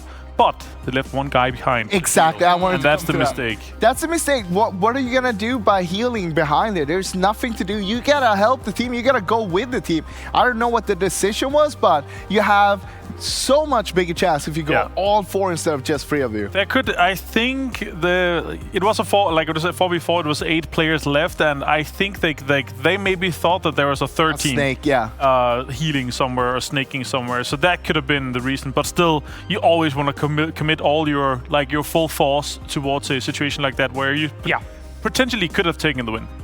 Let's take a look at the stats coming in from You Level Up, and we have 1,700 damage. This is actually very similar damage to the game we just prior saw. Lost 2 kills though. Getting themselves the spot. Yeah, they actually did lose 2 kills. That is unfortunate. Yeah. But then again, they had this center compound for quite a while, and they were putting out a lot of pressure around, and a lot of the players that are getting knocked in situations like we saw a few knocks where it's a knock that is a player that is jumping off a roof or like vaulting over a wall or trying to get into a building where you're not able to finish it. So, but still, 10 knockouts is still a really good amount here, and really good ratio, about 1 to 3 for that. So that's great to see. Pretty good. I still feel like Orange Rock did a very huge game though. They had a rough few games here in the Super Weekend so far. Yeah. But being able to step up and getting himself that 3rd place with 8 kills, not only on that, but also, of course, we saw them being 3-man down twice, being only 1 man up, but being able to clutch it time after time. First versus TSM, of course, but then against Megastars as well. It's the Mountain Dew do the do moments here, as you said. Orange Rock came in from Orange Garocca, and then were able to rotate their way in, Martin. It was fantastic, and I like Orange Garocca. It's great. It's good kind of pun right there. I respect that. Also, this fight here, I like to see this angle actually, but I'm going to be breaking down this fight a little bit later, but I really liked how they were able to play this around. Obviously, the do-the-do moments include this because it was pretty crucial, and it was early on, so there's not too much other stuff going on besides rotations, obviously. So Baraga's position here was nice, and we'll look at it in a bit in a better view maybe. And this is actually a really good view here. Actually, let's not do the Telestration because we're actually seeing everything here. That's one way to talk about it. But I want to talk about a team we didn't see too much of in this game, actually. Team Secret. They got themselves a 7th place with 8 kills. Once again, they have that consistency. They're not getting the top placements, but they do get the kills. Last game we saw them 9th place, 6 kills. This time, 7th place, 8 kills. So they're making up for not being in the top by having all those kills. Fragging out is always a good idea. I agree. This was a really rough time. We saw a lot of teams on the west side of the circle there, whilst it went towards the east side. And I mean, all the teams were just fighting each other and holding each other out. We saw that, who was it that held the freestyle out there? RQ Athena, right? Yeah. And then RQ Athena was held out by Megastars a little bit more to these. So basically it was like one herd after another, and just one team falling from the west side all the time. I want to see some more 2-2 splits. Like some of the teams that have been doing it efficiently, like in 1st, 2nd, and 3rd circle, they actually managed to get such a better position when the 4th circle pops. I want to see a bit more of that on Vikendi. There's still a lot of space. You can see how big our circles are and how much space there is. Nice here from Mavi though. This was like the 3rd time that they were under so much pressure here, Orange Rock. So really impressive for them to stick out and get a 3rd place with a lot of kills here. Nice to see them still up to this level. They really deserve that one. Fox holding it down. Nice use of the grenades as well, as Viru got himself a few pickups towards the end. So some good kills coming in from Orange Rock. But my question is when is Orange Rock going to get another chicken dinner on the board? They've been so close in the past couple of games, be it the plane on Erangel, in here as well, after going through the ringer. I don't mind that. If they perform to this level here, you know, the 3rds, the 2nds, and stuff like this, if they continue this, they will get the chicken dinner eventually. And I really like the consistent points they're putting on the board. I gotta agree. Rather having that consistent top kind of point system, kind of top points every game, rather than just like lose all the time and then just win one game. I want the team to be more consistent throughout the whole tournament. All right, it's total damage time. Let's go and see the lobby as we have 1,770. That's close. Very close indeed here, and that 23 damage is going to count for 1 kill. Is this going to be the highest damage count without a kill we see from TSM? Oh, wow. I maybe. actually didn't see. 921 damage, 0 kills. But we also saw them having a really good effort against Orange Rock. They had 3 knocks, or Jonathan got 2 knocks on Orange Rock, and then they tried to push it, but they got third party. Question, can we track that? Do you know? If we can track if that's the highest one? We can ask. We can probably ask, yeah. I'm interested. And get answers. I'm interested. The highest damage game without kills. Yeah. That's really interesting. That's at least a really high one there. That one, 921. Maybe the highest? Remember, it could be the highest. I think I'm quite sure it's the highest here in the East at least. I'm not sure if it's across the West as well. We'll ask the numbers guys. The numbers guys. Yes. All right, it's time for top players time here for this lobby. Nice. Oh, wow. 3. That's impressive. 4 kills for Kumao. It's very good to see. Jashin 568. And PMA is also there because he has so much damage. It's good to see the you level up guys. Yes, of course they did have this. They have this compound for a very long time. Yeah. Hence the could be considered a low kill game with 8 kills, but I would say it's still a mediocre game around the average. And I like to see that these guys are stepping up to this level here. And it's not always that you're able to, turn a chicken dinner into getting, circles and being center circle. It's often that you also can see yourself getting breached and being contested and stuff like that. So being able to turn luck and position into a chicken dinner, nice to see that they're able to do that. Yeah. P-Man's been a highlight of these last couple of days, and that's really cool to see. But, what is also cool to see is some of the questions that I was asking some of these teams to rapid fire, Uzi style, to see what they were going to answer. Let's take a look.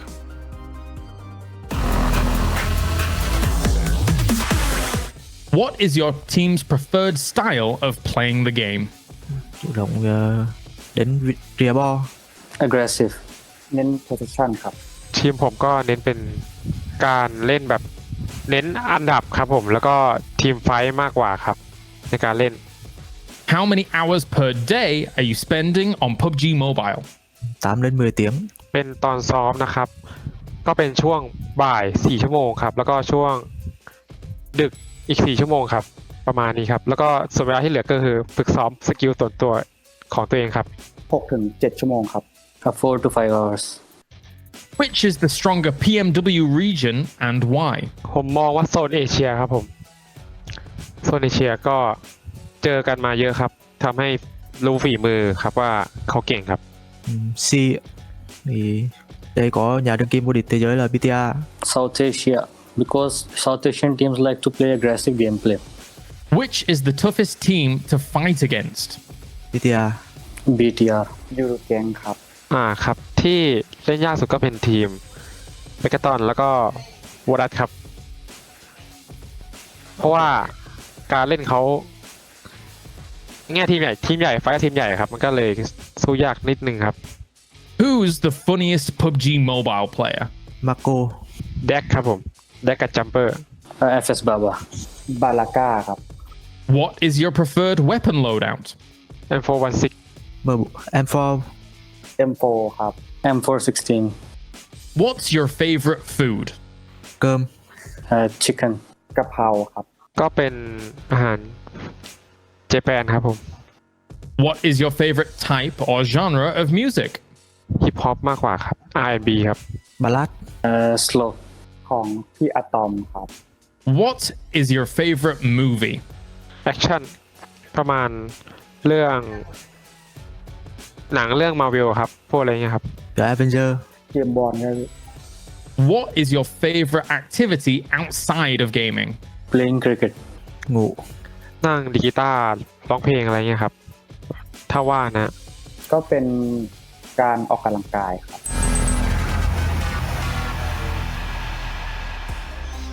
Some of those answers were correct. Anyway, moving on, we have Avenger and Froz with me here to break down how things are going. Let's take a look at the overall schedule here so far. It will be RRQ Athena still up towards the top, 265 points under the belt there. Box Gaming, 230 points. Has nobody moved apart from T1? Oh, T1's knocked you do Gank out of the top 10. Yeah. Oh! No, that was already last game. Was it? Yeah. Oh, crisis. Unfortunate. That's unfortunate. We can take a look down at our are 11th through 17th, 18th here so far. And see that, as you say, yeah, you do gangster. Oh, they've knocked Valdez the Murderer out of the top 10. Oh, okay. That is correct. Less interesting because they're still playing. And nobody else has moved. You level up, guys. Nearly halfway, or we were halfway when we're halfway through the next game, but they're only 8 points away from your No Chance team, so they're definitely going to beat them and knock them out of the top 16. Yes. Yes. Unless they get 1 point. So, if No Chance team does not qualify for Super Weekend next weekend, they will not be going to the league finals. Ooh. Oh, that's a old prediction. No, just facts. No, bold prediction. Yeah, actually, just facts. Yeah. Just facts. Let's take a look at the schedule as well. 3 more games for today. It will be Miramar, Sanhok, and Erangel. Avengers' favorite map. Yes. Miramar time. I love Miramar. Give me some Miramar. I can't wait for next week. 5 games of Miramar. You got very 2 expressive days. eyebrows there. I like that. That was nice. All right. Well, thank you very much, gentlemen. I'm going to head on over to the commentating team now as we. Am I going? Is it still on my single? Hey! I'm gonna keep production on their toes, tippy toes, doing what they can. I've got Dexter and Dee Dee here joining me from Dexter's lab. How are you doing? I'm omelette du fromage. That's my thing. Du fromage. He's the Frenchman. I'm supposed to say that. I say omelette du fromage. Yeah. Well, cultural appropriation right there.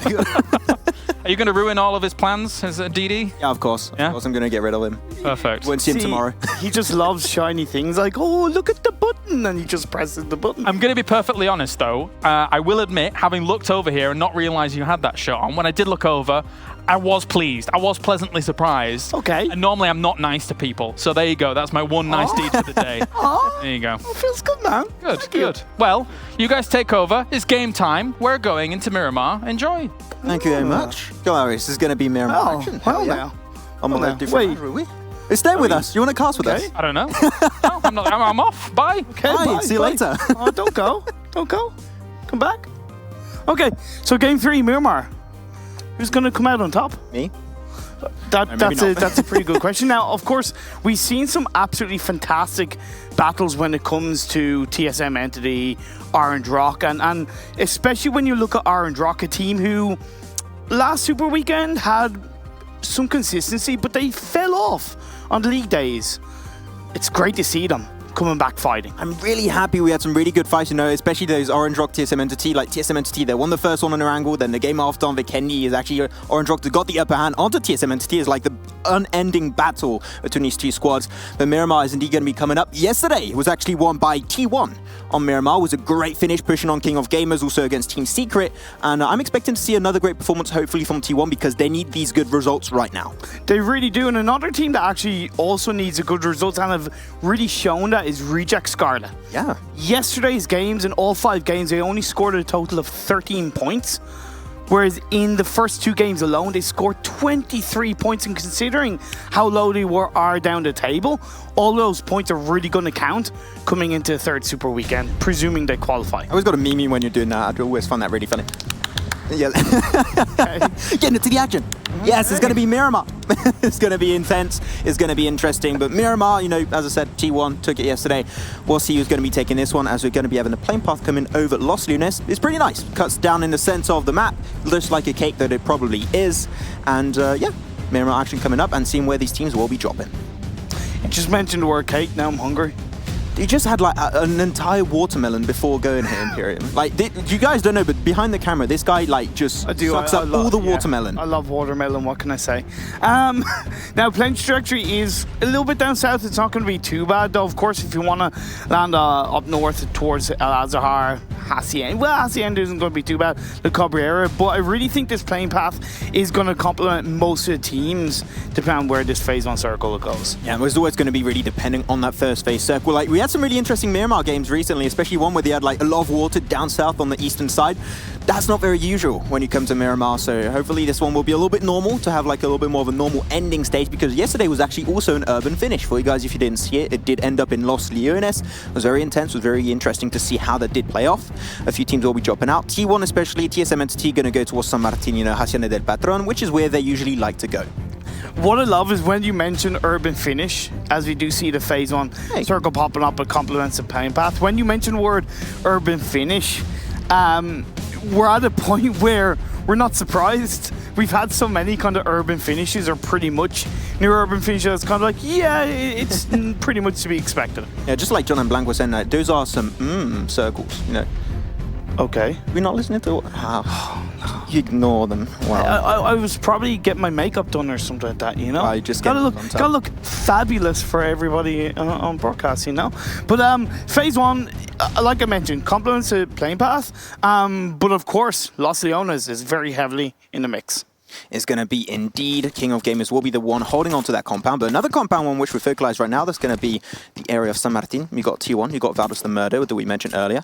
And they're going to potentially take a fight. Godard's very split away, but even though you are split, it's pretty hard for T1 to push on those cross sections. So hopefully Godard will be pretty safe as we have a replay coming out. What does that mean? Oh, that's when ZZP got... No way! Was Yem 16 before he actually fell down on Martin? Whoa. I think that's the first time I've ever seen 9 competitive. That was clean. Only with the hollow as well. That was, you know what? That was poggers. I think that's allowed. Is that your word of the day? No, Chungus is always my word of the day. I just thought poggers was a more accurate word. I'm the one that says that's my thing. Okay. My thing. Now, with this circle, it's actually not too bad for pretty much all the teams, in my opinion, because the teams up north can just basically shift around the coastal line. And it's going to be pretty easy, lemon squeezy. Yeah, well, it's pretty easy also, is how T1 are just pushing. No fight back from Valdos whatsoever. Martin was indeed res back up. They're going to go back for the mountaintop, but now as a 3-man push will be unfolding, 3v2. They still got Armjane, that has a little bit of high ground potential there. Depending on what weapon he looted up early, he could still have a huge impact in this game. Grenade will be coming out. Will it bounce down? Sadin will not be connected whatsoever. ZZP is going to fight with the utility of his own. But nothing yet, but that allows them to get inside the building, which is the first attempt at getting closer to Valdos the Murder. Now they need to go for the full-on offensive, but they're going to go for the rooftop, allowing potentially Armjane to still have a big impact on this fight, Imperium. Yeah, but when you look on the other side, as a knockdown comes down onto Velmoth, I was going to say that missile is on the roof as well.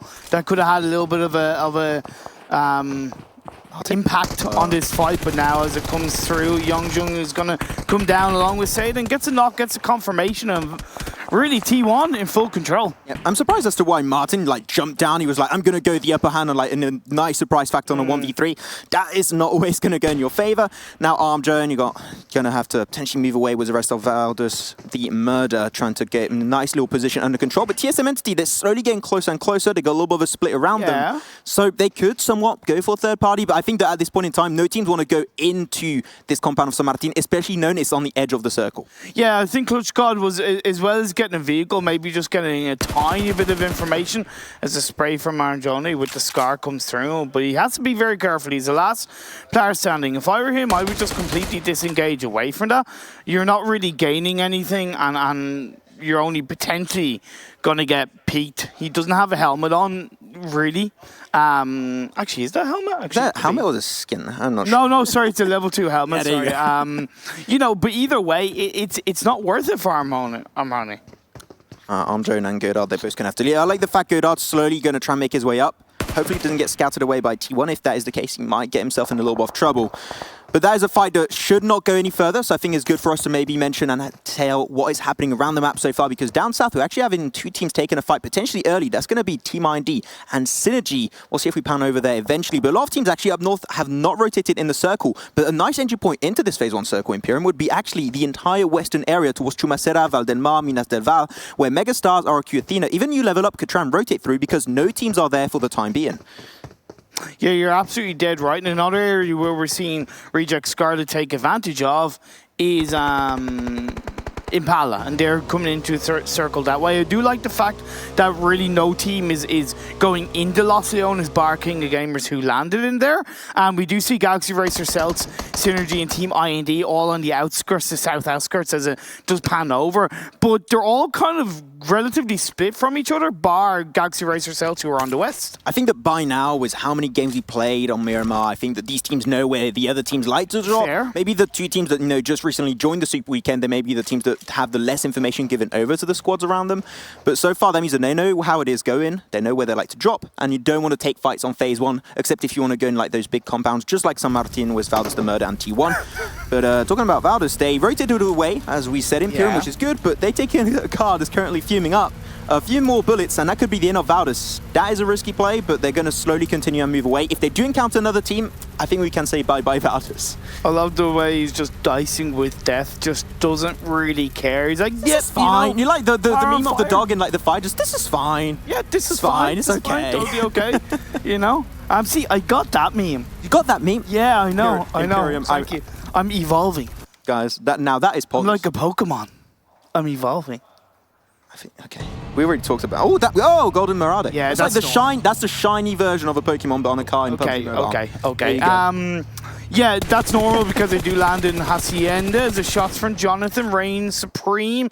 Doesn't quite secure the knock, but look at Armhone down to just 1 health as he will look to heal himself back up. Yeah, taking a few shots towards TSM. I like the fact that TSM, they're trying to spread themselves a little bit more thinly. They're going to set up on the left side. That's Jonathan, the man that likes to go aggressive. He took down earlier Orange Rock on Erangel. Can he get a nice little bit of a fight on Valdez? It is a 4v2 anyway, so they definitely do have the advantage. And if they do know this is this team, they might just fully commit and go send it onto Valdez. Utility will be coming out. Like, I love the fact that Jonathan was just peek and shooting, not necessarily to actually get the knock, even though he does get the knock on the Goddard, but just to suppress the remaining members of Valdez. And now as it's one left standing on Money, gets a knock onto Neo, but Z-God comes in, and that's going to be a confirmation. I have nothing to say on that, really. It was just clean. Nice, multiple angles. They knew that they had only 2 enemies to deal with. They just pushed, one on the left, one on the right, 2 center. Got the push. They were slowly going downhill. They had the upper ground. What can you add to that? It was just well played by TSM Entity. No, it really was, and of course taking advantage of the fact that Valdez had lost 2 players early on at the hands of T1, but now as Galaxy Racer Celts and Team IND clash together on the outskirts of Los Leones, you do have Ultron that is in that warehouse providing a nice solid angle onto the members of Team IND, because even though they're in around that warehouse, with the doors and the windows in play, there are a number of angles that you can get connected onto. Yeah, if you're not always careful, just a sneaky shot coming out from an unprecedented location could get the upper hand on you. Have to keep that in mind. You level up a team that has got better and better in terms of being aggressive in the later stages, allowing them to get that chicken dinner early on Vikendi. I'm really proud of them. If they can repeat that amount of success over here on Miramar as a Circle A. We had an urban finish on Los Leones yesterday. Maybe going to have a little bit of a repeat here. Centers off quite nicely. Of course, teams do not want to and should not commit to Los Leones unless they have to. So it's about utilizing the high ground around Los Leones, and there's a lot of it, right? You're talking about the outskirts of Chumacera, to the west of Puerto Paraiso, to the north of Los Leones. There's a lot of high ground where teams can get information. Yeah, and yesterday that was actually you level up that had that location that allowed them to actually pick up 11 kills. That location is so rewarding if you can and know how to play around it. And of course, we saw Orange Rock in the previous Miramar game using the high ground to take out Team IND, and they won the game getting a bunch of kills. Of course, you can at least utilize Los Leones if you're in there from an early time, like King of Gamers, who did get a bunch of kills the last time in Miramar. I believe they got around 8, if I'm not mistaken, or at least a decent amount of points. But at the end of the day, you don't want to go into it. We do see Team Secret heading there, but let's see how they play it.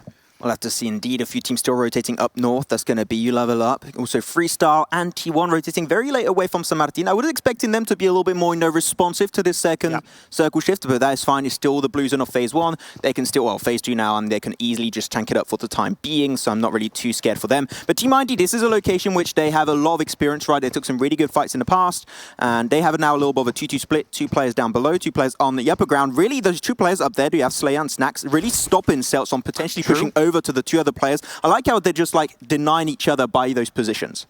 And then if you even bring in the element of synergy to the east of them, and even Reject Scarlet to the east once more, there is that kind of cluster of 4 teams around the southern part of Los Leones. Of course, that does still create a lot more space. We see Box Gaming coming in for the west, RQ utilizing the high ground that I recommended, Orange Rock doing something similar on the northeast, and now as Reject Scarlet are going to get up closer towards a land occupied by Synergy. Yep, Synergy, they got the high ground Imperium, and we know how important that is on Miramar. We'd be interested. The team you were mentioning earlier, do you actually think that has been improving steadily? Time.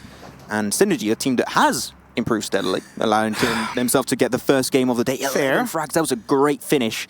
But now this is a fight that maybe they don't want to really take too early on with this team. Maybe they have to know if they have to fully commit to it, see where phase 3 will go. I think one thing about Synergy is that I slightly feel, without looking too heavily into actual core statistics, is that they're a little bit inconsistent. When they do extremely well, they do extremely well.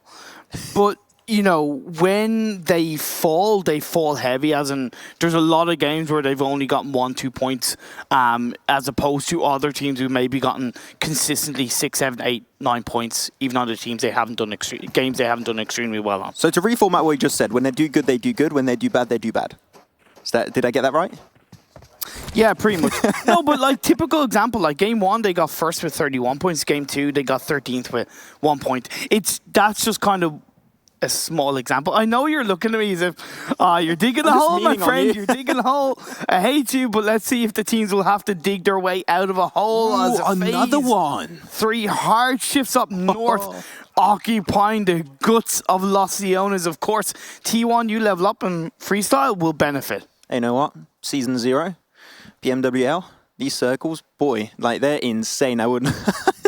This is a good time to be a fan of PUBG Mobile Esports, I can tell you that much. These urban finishes are getting more and more intense as time goes by, and teams are going to rotate a little bit more efficiently. Bigetron going to be one of the first teams to rotate in, try and go for the western side of Los Leones to get that area under control. Do not potentially other teams, but they're going to get a nice encounter with King of Gamers Club. Also, there's going to be Team Secret in a distance, but hopefully they'll be able to get that double res up. They need to try and chuck a little bit of utility to cross over to Bossa and also to Zuxi.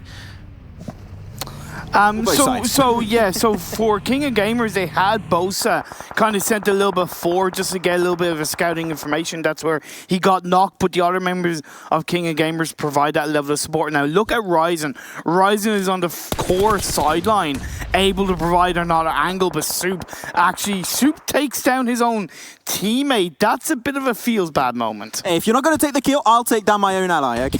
That's how it is, okay? It's the race for the kills, Imperium. Imagine if you killed an ally, you get a point for your team. If we were playing together, I would shoot you down instantly. Fairness, I know you got mixed up with the players, but I didn't expect the team to purple. Get mixed up. They're like, wait, who is this? Okay, I'm not sure. There's someone over there. Let's chuck the grenade. We'll never know. But no, that does not count as a point, unfortunately, for King of Gamers. Now, they've got to be careful. We've got RQ and Team I&D coming in from behind, so potential third partying as well, and even Galaxy Racer South. So there's a cluster teams on the south side of the circle, Max. A lot of teams are going to try and find the edge. Northern side is where the teams are very, very chill right now, especially T1, you level up, Megastars, TSM Entity. I love their position so far. Even Orange Rock and Freestyle, I like their position. I think is really interesting. Team ID going for the high ground position you mentioned earlier, Imperium. They got a nice little bit of area under position they can try and hold on to. I think they're a team that they are expecting a circle to go in their favor, but it's probably not going to be the case. Looks he gets knocked down after a beautiful sniper shot coming out from Galaxy Racer Celts. Ultron. Yes. Headshot Balde indeed. And yeah, with Team ID, to kind of touch upon that, they're sticking together as a full team. And that's really benefiting them, at least coming into this next circle shift.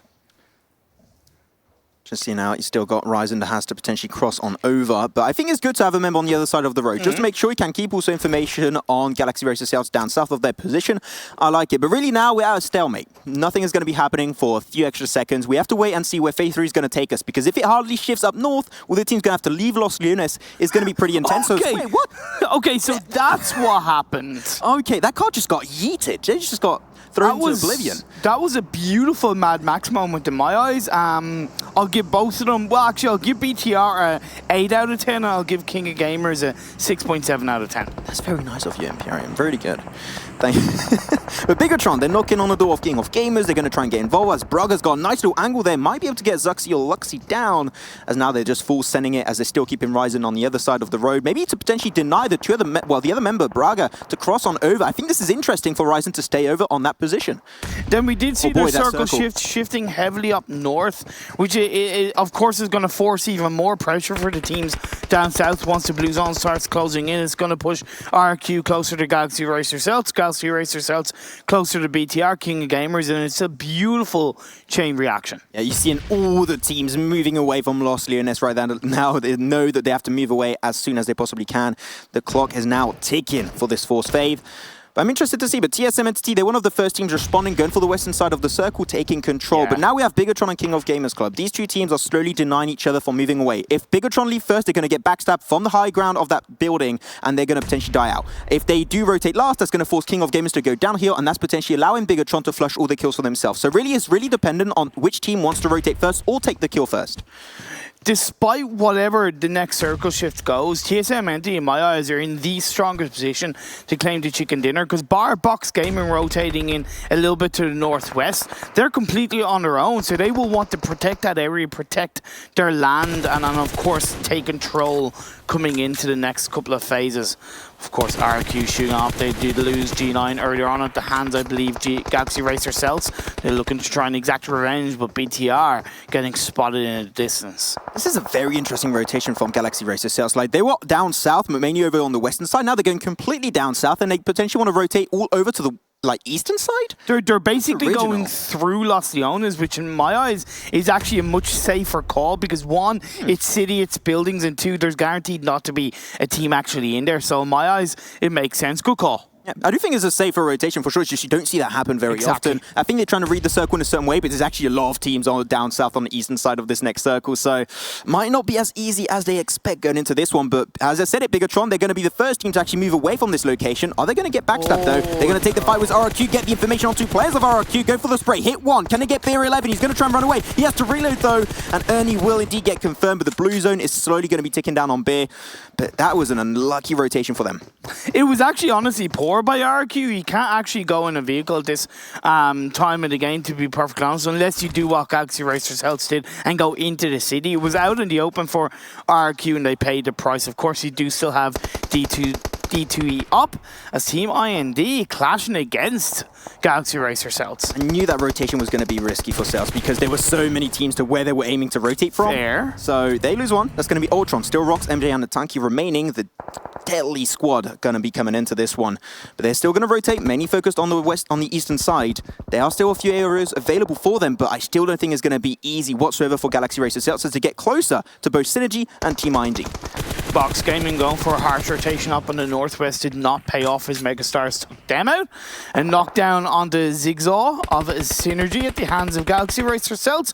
Will put control into the Celts as the next circle is about to show up. Oh, Rox just barely gets in. If he took too many ticks of the blue zone, he might have actually gone down right there. But the circle shifts once again. That's such a hard shift up north on the western side. Great for Megastars and TSM Entity. This might be their second chicken dinner in PMWL Imperium.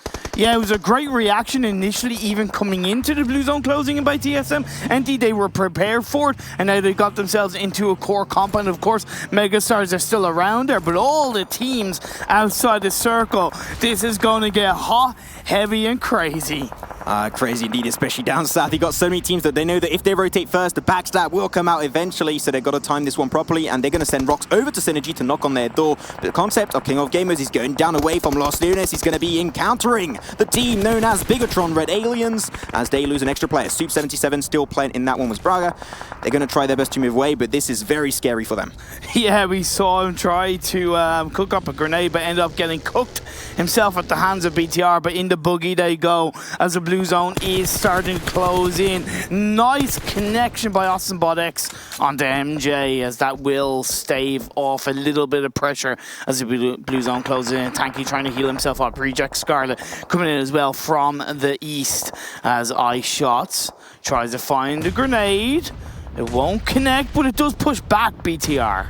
Yeah, just buying a little bit of time for Team Secret to set themselves up against this. Yuhai's going to be crossing over to the other building. A little bit risky, but you know what? He will not take any damage in the encounter. I love how Zuxy's trying to wrap around, get a different angle. That smoke is actually stopping Team Secret from getting visibility on that area. So that's just a free open area, but Microboy is going to take a lot of damage and will get indeed knocked away. And Team Secret sent Mad Toy into the circle as well to do a little bit of pre-scouting. That is going to give them the freedom to get into the vehicle, even though it's 3 members in one vehicle, to at least get into the circle. Nice play and nice calculations, but as the shots prone down, by Zuxi, gets a knockdown onto the members of Team Secret. BTR will have to try and find a way in once again. I would say this is a fight just not worth taking. You want to try and wrap around next to those areas where you're not going to be given visibility over. As King of Gamers, they get eliminated. Their team that we knew were having a hard rotation, Imperium, and they do get eliminated in 11th position. 10 teams still remaining in this one, still have double digits, but now all the teams that were down south, they're just doing a rush for the circle. But one interesting fact, Imperium, there's only one compound in this one held by TSM Entity. The rest is purely a slope. Yeah, and even looking on the east side, we're seeing Freestyle clash up against T1. Of course, most of this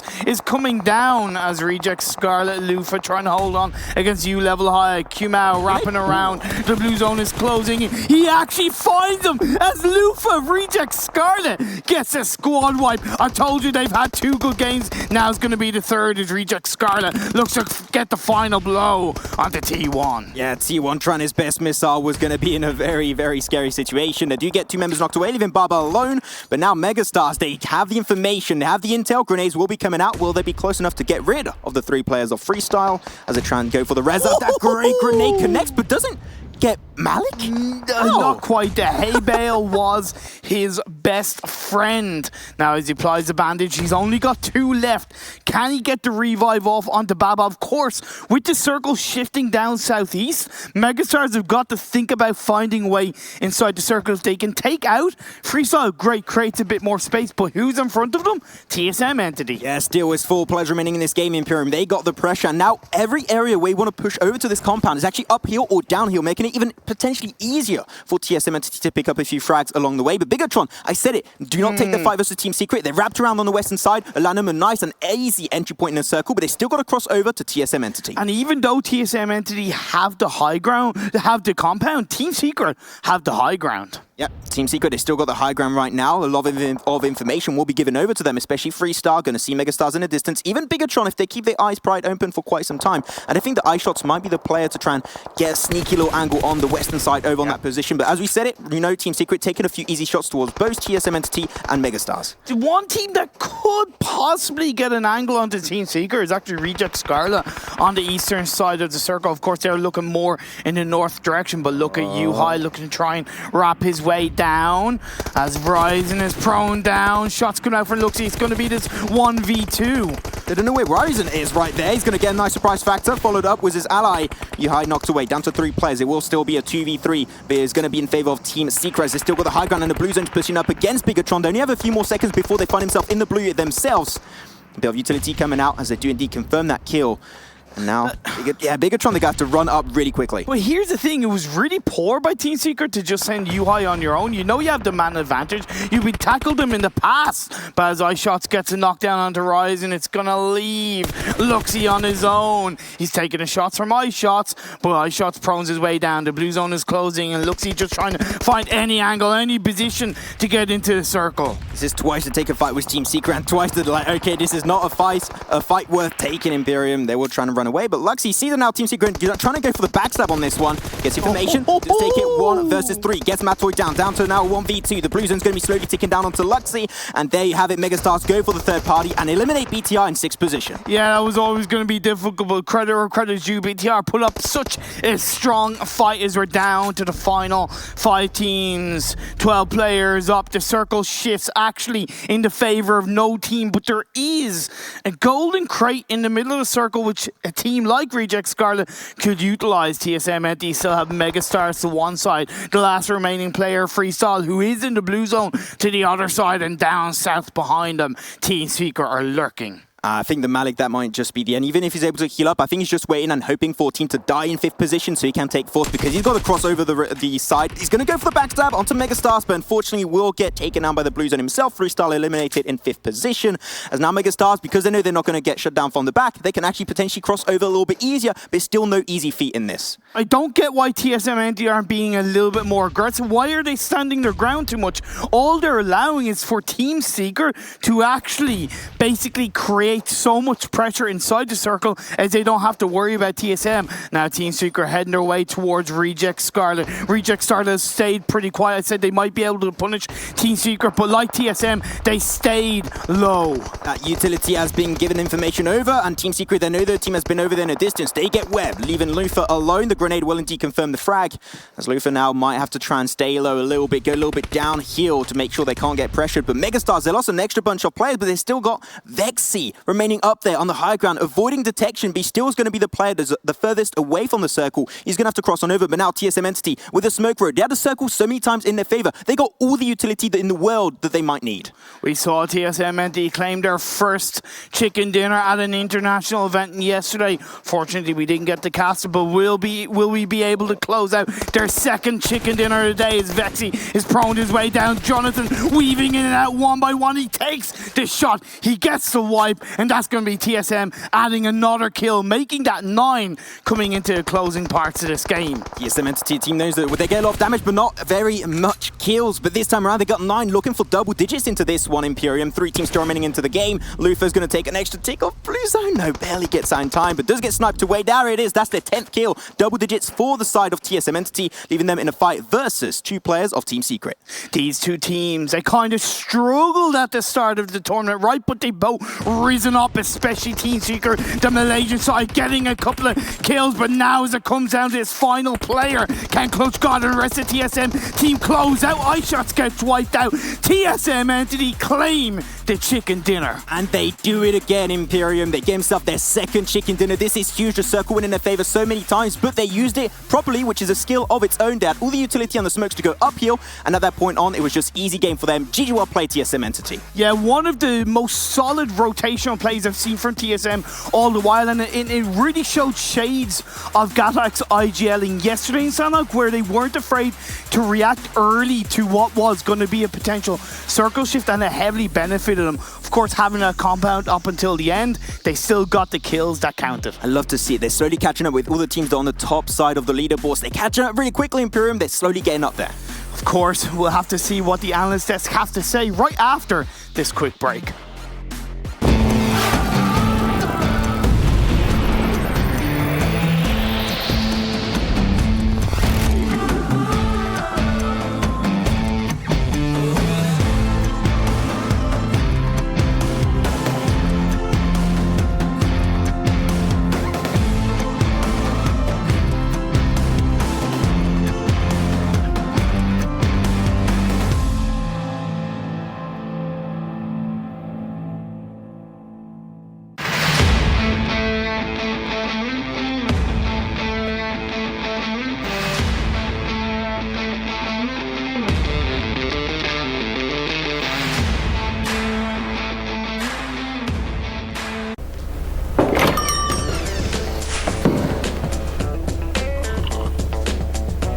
Where's that hot spring? It's right around the corner.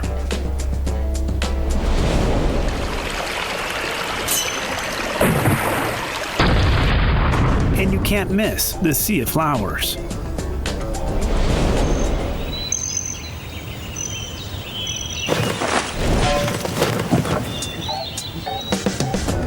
It looks really exciting.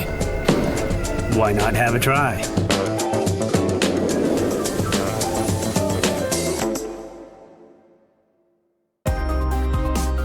The PUBG Mobile World League is brought to you by the title sponsor, Qualcomm Snapdragon Elite Gaming, and the official beverage sponsor, Mountain Dew.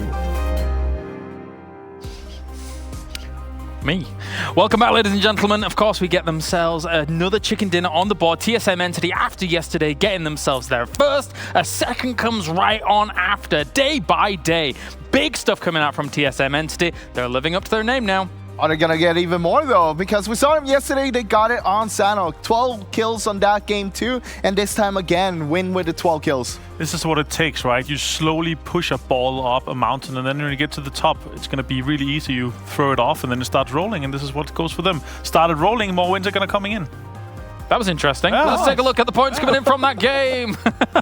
It will be 32 points for TSM Entity. Big points. But Team Secret has been consistent as well. 19 points. Reject Scala has been one of the very consistent teams as well today. They've been doing very well. Yeah, we saw him in first game getting himself a 3rd place with 4 kills. Then after that, a 5th place with 2 kills. And now, of course, we see them here with a 3rd place and 5 kills. It's super consistent considering what kind of day they had yesterday. I mean, it wasn't good at all. They had, 13 points, I think, in total with 4 kills? Yeah, they were still struggling to get into the 3-digit mark and the 100, so it's good to see that they're stepping up here, and they're going to be jumping ahead and trying to get ahead of the guys that are sitting at the bottom. But that also shows how important it is to actually just reset your mindset coming in from a day like that. Sometimes it can be really hard, but if you can work on that and make sure that, okay, we got to reset ourselves, it's a new day, new opportunities, this is what can happen then. That's a song, right? I think so. Oh. Probably. Ooh, am I a singer then? Yeah. No. Okay. Let's take a look at the team stats coming in here. I'm such a mean person. I don't understand. Every win is 1,700 points damage. What's going on? What is this? I mean, nice though. It's good. 3 kills stolen as well, guys, from this. I like that. Yeah, not too much healed as well. Less than 500. It shows what they can do when they have a lot of people up towards the end. We see it time after time. They get these people up towards the end and they get themselves the win because of that. Yeah. I just need Zigod to color his hair pink and then my life will be complete, to be perfectly honest. Why pink? So good. Because it'll be the perfect candy floss look. Oh, it'll be so good. Can you do it? Me? No, come on. He's jealous because he can't do it. That's silly. Yeah, so let's take a look at the Mountain Dew Do the Do moments. What's going on? We had early on in the game, of course, Martin getting shot out of the air by a ZZP with the M16 and a hollow sight. Yeah, not only that, but with that knock, they actually pushed on. Yeah. They put the pressure onto Valdez and got themselves 2 kills straight away in the game. Yeah, it's good to see that they were able to step up. There's Jonathan also with some good shots and overall some really good kills from them in the beginning here, and they actually shot this down really early on. This, though, fantastic to see. We're going to be breaking down that a little bit later. Well, yeah, something happened there, but again, here we go. RLQ Athena, not the greatest of the game we've seen them in. I mean, they only got themselves 3 points. 2 of them were kills. Yeah. I was hoping for the Sender very urban ending from the very beginning, but unfortunately, we ended up in the north, and that also caused a lot of problems from the teams that are stuck on the south side and stuck inside the city. And of course, we saw that BTR, they had a little bit of problem coming into this one, but they got themselves 6 kills. Really good salvage, considering they only got themselves a 6th place overall. Yeah, and they managed to get 12 points from this game, and again, it happens so often, right? Or you see Bigetron and you're like, oh no, they're going out early. Yeah. But no, they're still getting a lot of points and still keeping up that average. And that's what matters, just being consistent with the points. 12 points in a bad game, I'll take that. Yeah, I mean, 12 points in a bad game is a lot higher than when the other teams have a bad game. And it's rare to see a team being that consistent. It's just, again, Bigetron is just one of the best teams in the world, and they're able to do this again and again. The Northern Shift assisted some teams here, but you were hoping for a full Lost Leonis circle. Yes, I was so hard. I was clapping. I was getting excited once we get the northern one, and I was hoping for one more Southern Shift, but no, it kept going north, and that caused all the problems and the situations that we saw. I kind of love these shifts here when it happens, because then again you see the teams taking some good decisions. Vex also managing to finish off Bigetron, and they managed to get themselves a decent placement themselves. Again, actually, Megastars very consistent. And I actually feel like we're going to be seeing them ending up in the, I would say, somewhere around the 15th, like the 5th position or so overall, maybe 6th. Maybe around there, yeah. Yep. They're doing very well for themselves. Yep. Scarlet doing well as well, but here at TSM cleaning everything up towards the end. A few spray downs here and there. I mean, they had a good fight there.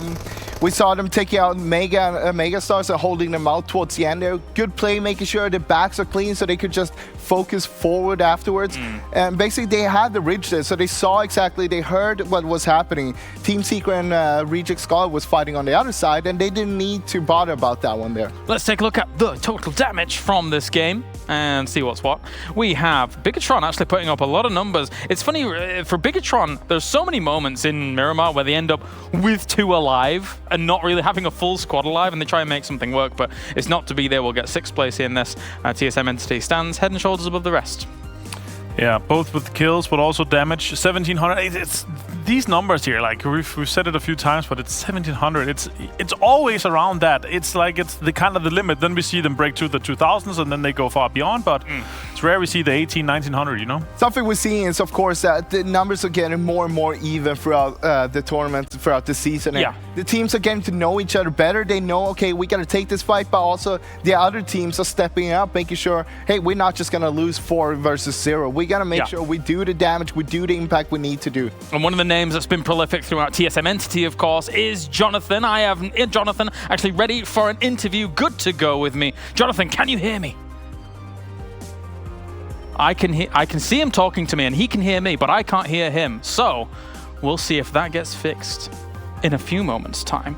The TSM Entity, of course, got the hello? Nope. Not yet. We'll figure this out. Don't you worry, because of course TSM Entity got themselves the victory off of that game. It was very cool to actually see. And considering what they've done in the past couple of days, I like how they've been able to step things up. That's one of the questions I'm going to ask in a few moments' time. Let's take a look at the top players here from this game so far. And then when Jonathan can hear me, or when I can hear Jonathan, that will be very, very cool. We have the Jonathan fragging out. Lufa, Vexy, Z-God.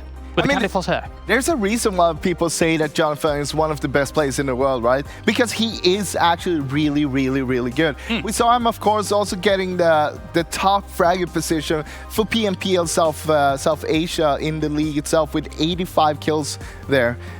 Despite them only getting a second place, but we also see him here doing PMWL Season 0 here, how he's stepping it up time after time. He's the last man up, he's clutching for a team, making sure they get those kill points, making sure they get those points to stay alive.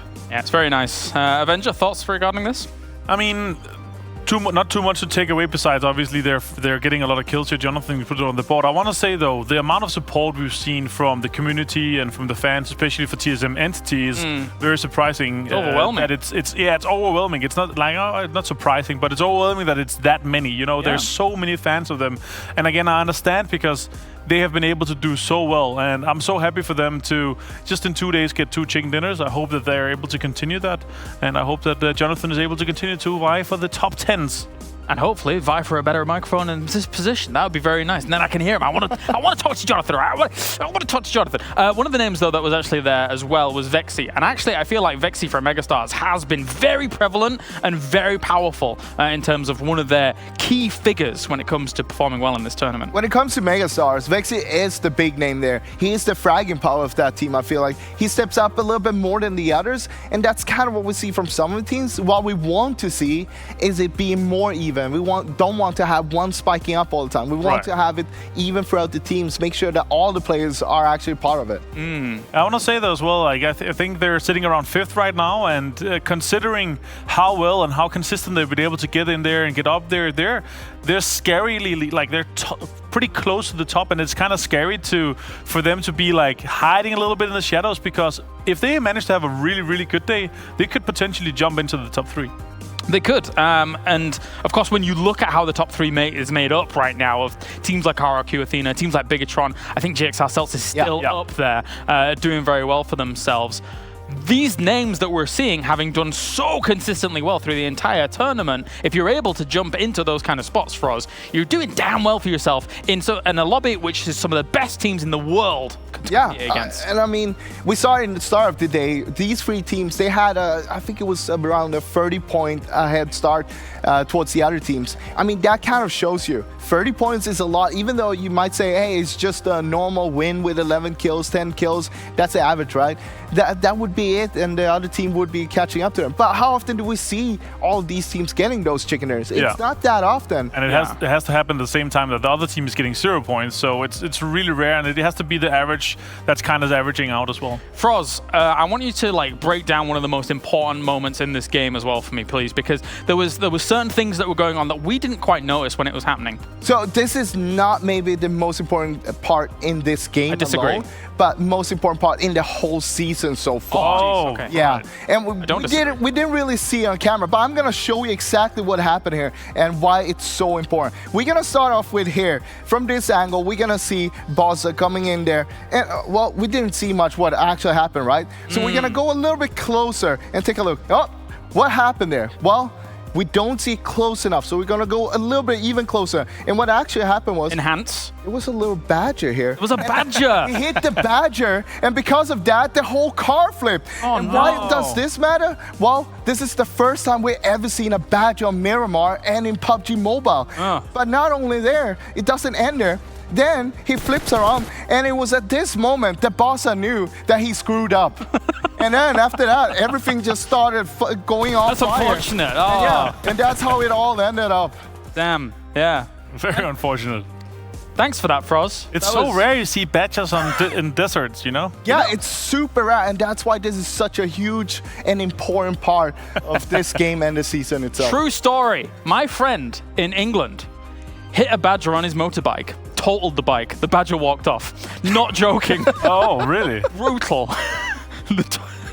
Notorious. Yeah, that's how it goes. All right, well, thank you very much for that, Froz. Riveting stuff. We have our interview ready and good to go. Let's do it. Second time lucky. Jonathan, can you hear me? Hello, can you hear me? Yes, perfect. Fantastic. Okay. Nice to have you here with us, Jonathan. So first things first, let me ask you about this win. The circle shifting north of Los Leones. You guys had a great compound. Talk to me about how you took the fight with some of the final teams. So actually, in the starting of the game, we wiped out Valdez. So that means our confidence boosted from there. So from there, we carried on the momentum till the end. And actually, we didn't have cars to rotate in the zone. We were going, walking everywhere, and we killed everyone. Yeah. Oh, perfect. Perfect.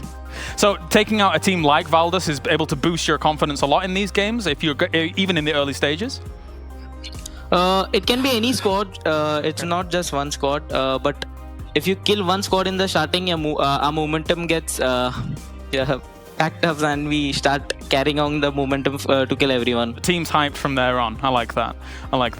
So talk to me about the overall PMWL so far. I think it's fair to say that you guys had a bit of a rougher time at the start of the PMWL, but in the last couple of days, you guys are really turning it on right now.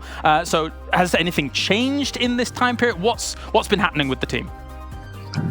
Little miscommunication between us and little coordination issues and somewhat net issues. So, but that all is now all solved, and now we'll carry on from here. All right. Well, thank you very much, Jonathan. Do you have anything to say to your fans before we let you go into the next games? Thank you so much, everyone, for supporting us in our bad times. We love you all. Perfect. Thank you very much, Jonathan. A great interview. We'll see you next time. Thank you, bro. Fantastic to have Jonathan here along with us. Second time lucky. We're doing all right with these interviews, kind of. There was one thing I saw in the background. Again, we saw the maps, right? Command center. It was very big as well. We also saw the small little post-it notes on pink and yellow. And I feel like the pink were drop spots, maybe. Oh, yeah. Jonathan and Vex here going head to head, and these two guys, that's interesting. What? Oh, okay. Sorry, I missed a 1 in my head. I saw 1,311. I was like, what? There's no way. But as you can see, Jonathan is one of our top damage dealers across the whole time here in the PMWL East. Even though his team was having a little bit of a rough time, like we alluded to in that interview, they've really stepped up lately, and now the rest of the team is doing justice to Jonathan's numbers. And Jonathan's actually sitting on 5th right now in total damage, so that's very impressive. Also, what I want to take away from them, like, I wonder, from that interview, I wonder how many teams and other coaches then are going to be pausing that full screen interview, and they're going to be like sitting with a loop. Shh, don't. Do you think it was big enough? I mean, they're gonna notice as well. If I thought of that, the coaches and analysts thought of that as well. Yeah, I think I also, like, I'm gonna say it, but I think the yellow marks, they were actually scouting / rotation marks. Stop it! No, I don't think so. No, I think maybe there was quite many. So I've done similar thing with teams myself. So that's true. He used to be doing a lot of coaching. Did for us. Let's take a look at the overall rank here so far then as well, and see if TSM Entity has been able to move up. We have Bigetron takes first place. It's big if true. It's Bigetron, and they get themselves #1 right now. RRQ Athena, for the first time in quite a while, has now dropped down from that top spot. Megastars moves up, Team Secret moves up, Orange Rock moves up. It's great to see. We're seeing teams being more consistent here, of course, making them way up in the leaderboard here. I mean, teams like Megastars, Team Secret, and so on. It's great to see. Yeah, and also, still by this though, TSM Entity is a little bit behind. They're 3 points behind 11th place, and there was, I think it was 185 points was 10th place for. Nice. So for the top 10, they need 19 more points. And continuing off the momentum and kind of high moral they've had so far, they could definitely vie for that top 10. Guys, doesn't it get scary if you miss a super weekend? Look at this for you two. Yep. Down from 6th to 13th. Yep. What's scary is that the teams that were not doing too good are doing pretty decent right now. So it's not like we have some teams doing really bad, but all the teams are basically stepping up, and we're going to get a very high average because of that. Yeah, the PMWL East, it's getting more and more even here, but right now, Bigetron will sit atop the pack. The Kings are on the throne right now, and again, will anybody usurp them? This is... it's so exciting. We've got 2 more games coming at you for today, and we will have coming up next, it's Sanhok, and then we'll be going to Erangel afterwards. So we're going to the jungle. We are going to the jungle here, and we have seen so many trifecta circles, Frost, the good old triangle. Can we not have more of those, please? Either go full northwest, so it's only the northwest. No, with the trifectas, just it's the same brutal. old. I want to see harder curveballs. I want to see straight southwind. No, I'm joking. I think we've been torturing our teams enough. I think I'll just have no matter what, any circle we'll have, it's going to be third party on fourth party and tons of parties because of Sanhok, of course. What's interesting is that we've seen a little bit of changes in the drop spots from the teams, actually. And that is kind of interesting because they're doing it during a super weekend, which is super crucial that you get your points. You don't really want to do it, but they also know how important it is to get those Sanhok drops for next week. Is everything that happens in the super weekend super something? Can I say that? Yes, I love it. I guess it's just like super exciting. You know, normally the teams on a normal day here at the PMWL East go on a normal rotation, but in the super weekend they go on super rotations. And speaking of 2 super teams, let's take a look at Bigetron as well as RRQ Athena head to head, because these 2 are battling back and forth in the super weekend to get themselves the super points. Look at the ratio of damage done and damage received on Bigetron compared to RQ. Yeah. You can see how much more damage Bigetron is actually putting out there. And this is obviously including the opening weekend here, but it's still very close. And look at the amount of headshots. Yeah. Sniping pulls a lot of headshots, of course. Yes. Well, thank you very much, gentlemen. On any regular day, we'd just be going to the commentators. But now, on the super weekend, we're going to the super commentators to bring us Sanhok. It is us, the super commentators. Since now. Okay, fair enough. Since now, but yes, ladies and gentlemen, it's going to be Sanhok. You know, you have badges coming up on Miramar. They've been confirmed in PUBG Mobile now. But also, when you go on Sanhok, you got to be careful about those snakes. They're everywhere. Oh, baby, baby, baby. Of course, we saw TSM claim their second chicken dinner of the PMWL East in Miramar. And where did they win their first one? In Sanhok. Can we see them do it back to back? Can we see the back-to-back from TSM Entity? We'll see. I was hyped up a little bit there because I want to try and see if they can try and confirm those extra points, because they have been catching up quickly in the overall standings, as you have to say, Imperium currently in 12th, but they are climbing so quick. I wouldn't be surprised if at the end of the day they find himself in potentially top 5. There's so much I want to say. Of course, I gotta give a shout out to Clash05 Rocker on Instagram, who messaged me saying, I love watermelon too. So you know what? Watermelons are OP. All the watermelon lovers in chat, let me know, because this Maxman guy, he's a watermelon hater. No. I don't know how we got to the subject again of watermelons, Imperium, but yeah, fair enough. Okay, I'm a watermelon hater. Let's say that's how you're going to be portraying me as, but that's fine. But Bigetron, as always, going to go for that little 2-2 split. 2 players towards Hat in, 2 players mostly over to the eastern side, but the circle completely focused on the east this time around, Imperium, so the trifecta will not come into play normally this time, unless we have like the hardest shift ever up northwest. But I think Avenger will be not hating on that phase 1 circle. Yeah, he'll be happy. That's like a circle for Avenger. For sure, Imperium. But Orange Rock, you know, a team that like to go towards the trifecta area that we mentioned earlier.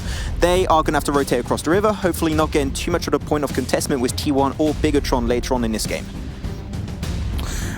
You know, like, there's a lot of there's a lot of teams spread out quite nicely in my eyes.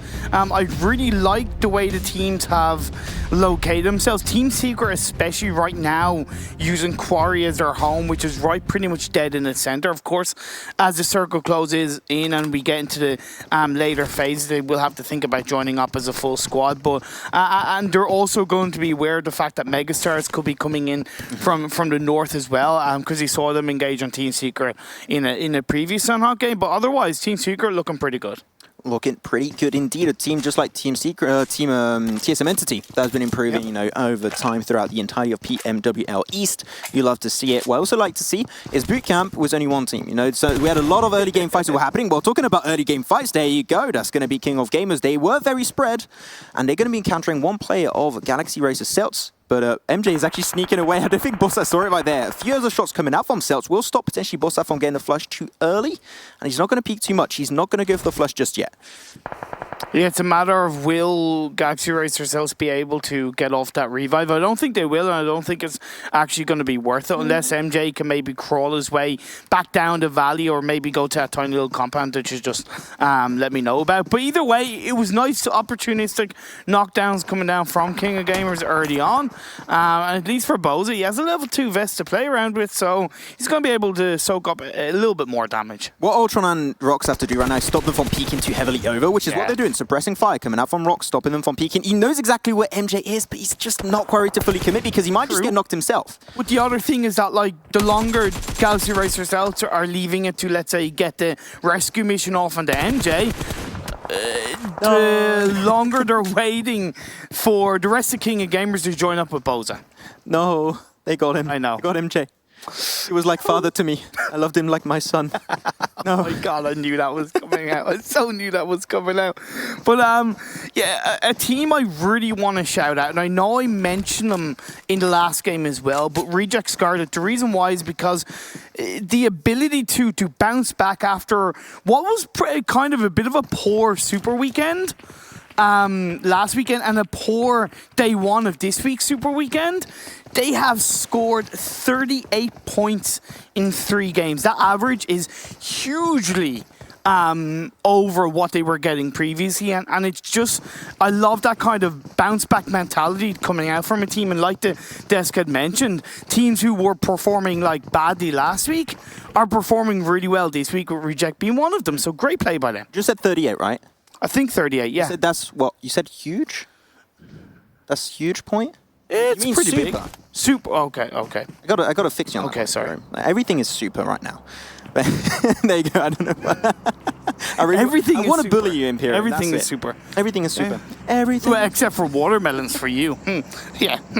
Anyway, so Team Secret have joined up as a full squad in that compound to the west of Quarry, which I absolutely love. It's going to give them a lot of information, and it's going to be able to really, with them all being together, it's going to protect our land. Our land, indeed. Our land. Ireland. Ireland. Ireland. Okay.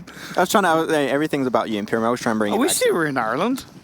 Imagine one day PUBG Mobile tournament in Ireland. Oh man, I would love that. That would be fun, actually. I would like to see that happen. I would love to be there. Hashtag PUBG Mobile tournament in Ireland. What did you just say? Did you say you wouldn't have to be there? I would say I would love to be there. Okay. I thought you were. I wouldn't be there with you because, of course, I want to avoid you. But that's cool. I think we're bullying each other a lot in this early stage. Let's refocus a little bit on where these teams are. Megastar's got himself a nice high ground position, dead center though, which is great, but if the circle doesn't really go in their favor, they'll have to go downhill, and there's a lot of teams around them. And that's why Team Secret joined up as a full squad, you know, right? Preparing for that kind of rotation from Megastars. Exactly. They know exactly that is going to be potentially happening, and Team Secret, they started now playing together a lot more. I like to see it. Also, T1, another team, just moved away from Bootcamp a lot earlier than expected.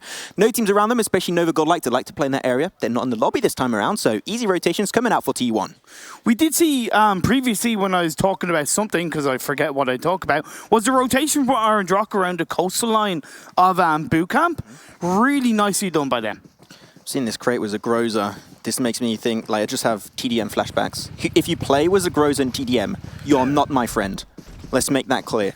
I'm so going to start playing Groza in TDM then. I won't. No, I joke. But I tell you, when you talk about Groza, we saw Ryzen get that 1v4 on Team IND with a Groza in previous Erangel game. So we all know that it's an extremely powerful weapon. It's an extremely, maybe even too good.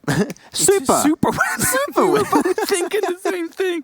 Okay, Synergy are also one of those teams that Landon and Painan have rotated out early, and honestly, because this Phase 1 is so prevalent on the mainland, it's allowing the teams to, with more confidence, rotate earlier in towards the central part of the circle, right? And we're seeing that happen other than kind of BTR and Team IND, and maybe Freestyle and U-Level. Pretty much every other team is more towards the central part of the circle. Yeah, I mean, I do like to see that's what we see happen a lot on the eastern region. They like to go pretty central to try and make up for circles if early on, which is not the case for Bigetron or Freestyle. And Freestyle, let's not forget, we had a very similar circle like this in the past where they had the Sanhok game. I don't know why I danced in Imperium once again. Stop every time I'm going to expose you. But Freestyle, they got a nice position down south of Painan up to the northwestern section of Camp Charlie, and they had a great rotation from that point on, and they actually took a really good performance. I think it was like a second position or even a chicken dinner. Place, yeah, they got like a great game on Sanhok, so I love the fact, and I want to see if Freestyle can try and repeat that amount of success. Symbot X parking himself near the top of a rock just to get a little bit of third person information on potential whereabouts of a team such as TSM Entity in this case. Of course, with TSM Entity inside the scooter, that is alerting the attention of Synergy a little bit more. Jonathan weaving in and out of those bullets, and he's just about able to survive behind the tree. But of course, TSM are far from out of the woods just yet. Boy, lucky Jonathan right there, just an extra few bit of damage, and that was over for him. But they have a lot of trees, which gives them a lot of scope to rotate around, but they're definitely going to have to use some utility, some smokes to just weave their way out of that fight. It's very sticky because Synergy also, they got the high ground, especially where Austin is. He's giving information to the rest of the squad, and as I mentioned, we see a lot of utility coming out indeed from TSM Entity to just try and move away from this engagement. Now, of course, TSM Entity do have a decent bit of area around them where there's no other team looking in their direction, but when you look at Synergy, they're not really backing off so much. They're still popping those shots off, right? They're still sending that message to TSM and saying, hey, you in any way look to escape out in the open, you in any way look to go near us, we will fire, we will shoot, and we will connect. When you said hey, I thought you were going to say, hey, I just met you, but I know that was just me having the memes in my head once again. But yeah, the circle shift's pretty central, pretty good for most of the teams. They were trying to predict the circle going pretty central, pretty easy peasy lemon squeezy, as you like to say, Imperium yourself. Team IND, a team that's going to have to rotate pretty late, with also Freestyle and you level up on the west and also down south.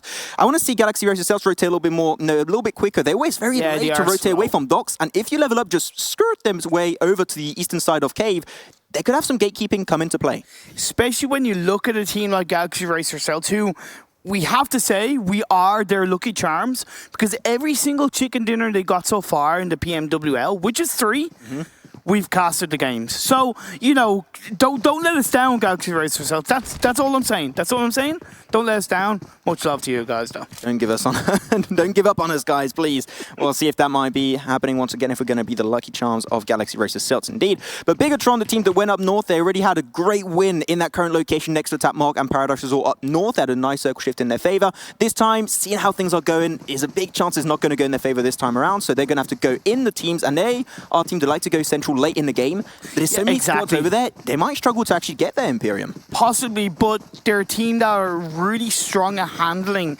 any potential third parties incoming, but also punishing teams with that third party on the edge of the circle. So really, BTR, in my eyes, are in actually one of the strongest positions when you look at their strengths. Yeah, they're the big brain team. In terms of rotation, they are absolutely big brain. Super big brain. Sorry, I forgot to put that one on front, but it's fine. RQ Athena, currently localized next to Quarry, up north of Quarry for the time being. We saw many fights happening in this area in the past, and the high ground at King of Gamers Club is a huge advantage. RQ Athena are in no position to really take any shots or anything, so I think this is going to be ending up in a stalemate. Like, Quarry is very heavily under construction in terms of players. You've got Team Secret, TSM, and Megastars on the west side of Quarry, and you've got King of Gamers and RQ on the east side. So if the Phase 3 shifts once again in the center towards Quarry, all those teams are going to be sitting very pretty. Yeah, but you mentioned it many times, rotating around. Wait, why? Mad Toy. Okay. Just seeing that was Clutch God coming around. Snakes. The snakes, we mentioned no badgers this time, but just snakes going to be all around.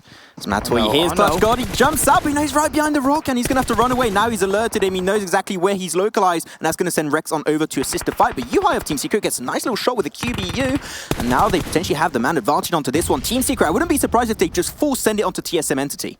I like the reaction from Clutch God, using that rock to his advantage. Of course, with that knockdown that Yuhai got onto Z-God, that did stop any kind of help coming down, but as a grenade gets thrown out, it does chunk Clutch God down to a little bit damage, but as smoke goes out, once again, more utility used by TSM. They actually had a knock earlier, but the rest came out, and then it got another knock on top of it. So still the man advantage still in favor. Completely now of Team Secret, as they do confirm that one kill. First kill of this Sanhok game for them. The fight will be ongoing, but Team Secret, they're trying to just weave their way out of it. They even get Clutch God, get him down to now 2 members. Team Secret, this is not their fight to win. If they can leave, that'll be the better way, but they used so much utility earlier to move away from Synergy, I do believe that. Do they still have a lot remaining for this? And even when you look at the stims, they've only got 3 bandages as well. Of course, with RQ third-partying TSM, that has alerted Team Secret to they can't step too far out of their comfort zone, right? Yeah, exactly. Like, they do not have the tools to really just move away successfully. The circle's still going to be on top of them for the time being down south, but very, very lightly. They'll have to rethink how they want to move, especially for the next phase, once the circle does pop up. But Jonathan, he's staying on the upper hand, going very far up front, gathering information. He wants to know if Team Secret are pushing downhill. And I think that Team Secret, even though they know they got the man advantage, this is downhill. They don't want to use all that utility because it's extremely important on Sanhok. They're like, okay, we got 2 kills. That's a win for us. We're not going to go and oversend it. It's not worth it for us. And TSM have got to realize with the circle shifting up north, you're going to have Freestyle and you level up, potentially coming in from behind. So that could be another third-party fear for them being backstabbed by either of those teams. Of course, if they start engaging on each other, at least give a bit more chance for TSM to prepare because they'll hear those shots. But either way, it's still not going to be easy. I don't think that You Level Up had too much information on Freestyle because if they knew their team was behind them, they would never go downhill like that in the right slopes. That would be extremely risky, so I don't think the information was quite given over. But Freestyle has been a little bit critical about them recently because their team to do extremely well once the circle is on top of them. I want to see this team perform under pressure when the circle is not good in their favor. I think if they're able to do that, I think they're one of the teams that could get themselves really high in the overall standings in a super weekend. Well, they made a similar kind of rotation as You Level Up in terms of wrapping around. Of course, Malik was in the buggy. He got heard and spotted out by You Level Up. He's able to get behind the rock in time. So overall, I do like the rotation from both of those teams. Instead of, let's say, going directly into the circle, they're trying to wrap around. It's intelligent. It is indeed. I really like how this is coming out. Malik trying his best to put the pressure down, but You Level Up, they have the circle closer to them. They're not in the circle right now, but they are definitely very close to it. And I don't think they're going to allow Malik to just move away from this location next to Cave. They do have a 2-1 split currently coming out for them, so they can still have a few players make it up. But Malik is in a very dire situation right now. Synergy and T1 getting very close to each other. There is Team IND to the west of them who are outside the circle. So potential third party, but as missiles this way forward onto the members of Synergy. The smokes and the grenades are going to be popping up to try and push back T1. A lot of utility coming out from Synergy right now to try and stop T1 from coming downhill on them, but those grenades are not going to have a huge impact, a little bit of damage down onto Missile. But actually, a fight might be coming out from the back onto T1 and Synergy. That's actually Team INT. Yeah. Very, very close down south of Boot Camp. They got to keep that in mind because a third party, once again in Sanhok, it could completely happen. Well, when you look at T1, they have Saden in an off angle in the compound down below, so that is a little bit of potential, but the first knock comes through. As like I said, Saden gets a knockdown on the Strider, and the confirmation by ZZP puts T1 in firm control. I love the fact to have an angle down below of Saden. This is huge from them, gives them so many more scopes, but Missile's going to get knocked away. Synergy, because they got that man potential advantage on that respective push. They still got another member on the side, but just on this mountain push specifically, they have the advantage. They can push up. Grenades getting very, very close to ZZP, not quite able to connect, but Synergy, by staying so long in this position, they are slowly endangering themselves. They need to try and use that utility as scarcely as possible, but now, as I mentioned, they're going to be pushing it. They know exactly where they got that first knock, so now they're going to go for the 3v2, but the member's going to be coming from the backside. That's going to be ZZP getting involved on the fight Imperium. Nice free fire coming through, but ZZP gets a knockdown. Young gets down Awesome Bot X, and that is going to be the squad wipe from T1 with the Vector. Yeah, we already talked to him many times. Imperium, is the Vector good or not? I mean, I'm not a big fan of it, but it did work out for them. So I am not going to complain. It's fine. And here's the thing, it was a good initial potential like engagement from Synergy, because they took advantage of the fact that they gotten a knockdown at the missile, which is the opposite direction of where Satan was. But the fact that it matters that T1 held their own and came out on top. Also, Team ID, close to we mentioned, was very close to the fight of T1 and Synergy. They actually heard the shots, but instead of going for the third party aggressively, they're going to be weaving their way away from that and also going for the western side where Erangel are currently localized. But you level up back onto this squad as Galaxy Racer Cells, the team that we mentioned, they might have to rotate a little bit earlier, and indeed you level up going to put himself between them and the circle to try and potentially get rid of Galaxy Racer Cells. Well, Galaxy Racer Cells can in some way, shape or form shift up onto the east and come in via ban, which is always a tricky area to play around, but there is a lot of high ground before that central ban area that teams can get information on. Of course, you look at Reject, Scarlet and BTR, they are in that ban area, could be clashing together, but a knockdown on the Slayer by, I think, T1. Oh, T1, they're coming from behind. They want to make a Team IND sandwich. They got 2 members knocked away. They're looking for more, but Team IND still has 2 players, Snacks and Kratos. They are fighting back. Again, knocked down onto Missile, but still remaining as a full squad if they can get their res through. Kratos trying to get his focus down to them, but Orange Rock, do they want to allow Team IND to potentially regen himself back up and heal themselves from that fight? I'm not sure they really want to. Staying going for nice original angles, just like last fight with Synergy, and Yeonjun going to pop the smokes to get Missile back up. They're taking this time, not fully committing, but the Blue Zone is going to be right behind them on their tail. They have to full send it eventually very soon versus Team IND. It's nice by Team IND. They're somewhat holding their own, using that utility to at least push back T1 a little bit as the Blue Zone is closing behind T1. T1 have got to make the call. They've got to make the push on the Team IND before any kind of revives really come through, but Satan is going to get knocked down. Oh, so it's a bit so low. The bullet will indeed connect, and there you have it. Kratos connects on Satan. They get the kill confirmed. Missile and Yeonjun going to be slowly running away. That grenade's very close to Kratos and does indeed connect, but T1, they know this is not a fight worth taking and fully committing to. They're going to take those 2 players and move towards the circle. Man, T1 are in a South Asian sandwich right now, because not only have they been battling against TMI and IND, but up north of them you have Orange Rock. Down south you have Megastars. Yeah, and Bigetron, another team that's going to be going for their push respectively versus Reject Scarlet as TSM Entity get eliminated in 15th position. 14 teams still in play. Bigetron, they got information, they're looking for intel over that little lip of the hill, and they do see 1 squad running on top of them, but that's going to be interesting to see. But Box Gaming, that circle is greatly into their advantage, might be able to take this game just because of that circle on top of their compound.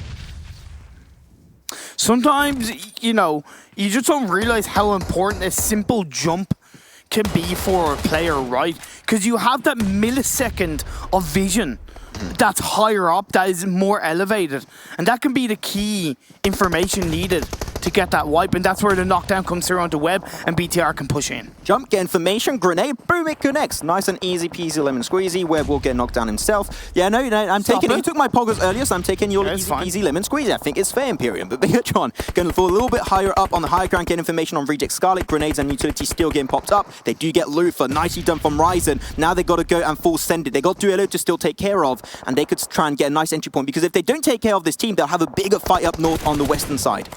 But of course, they are heading themselves downhill, which is going to be difficult, because in that compound in the center of this circle is the one and only Box Gaming. You also have King of Gamers, Galaxy Racer Cells down on the east and the southeast side of BTR, so it's still not going to be easy as Team IND go out.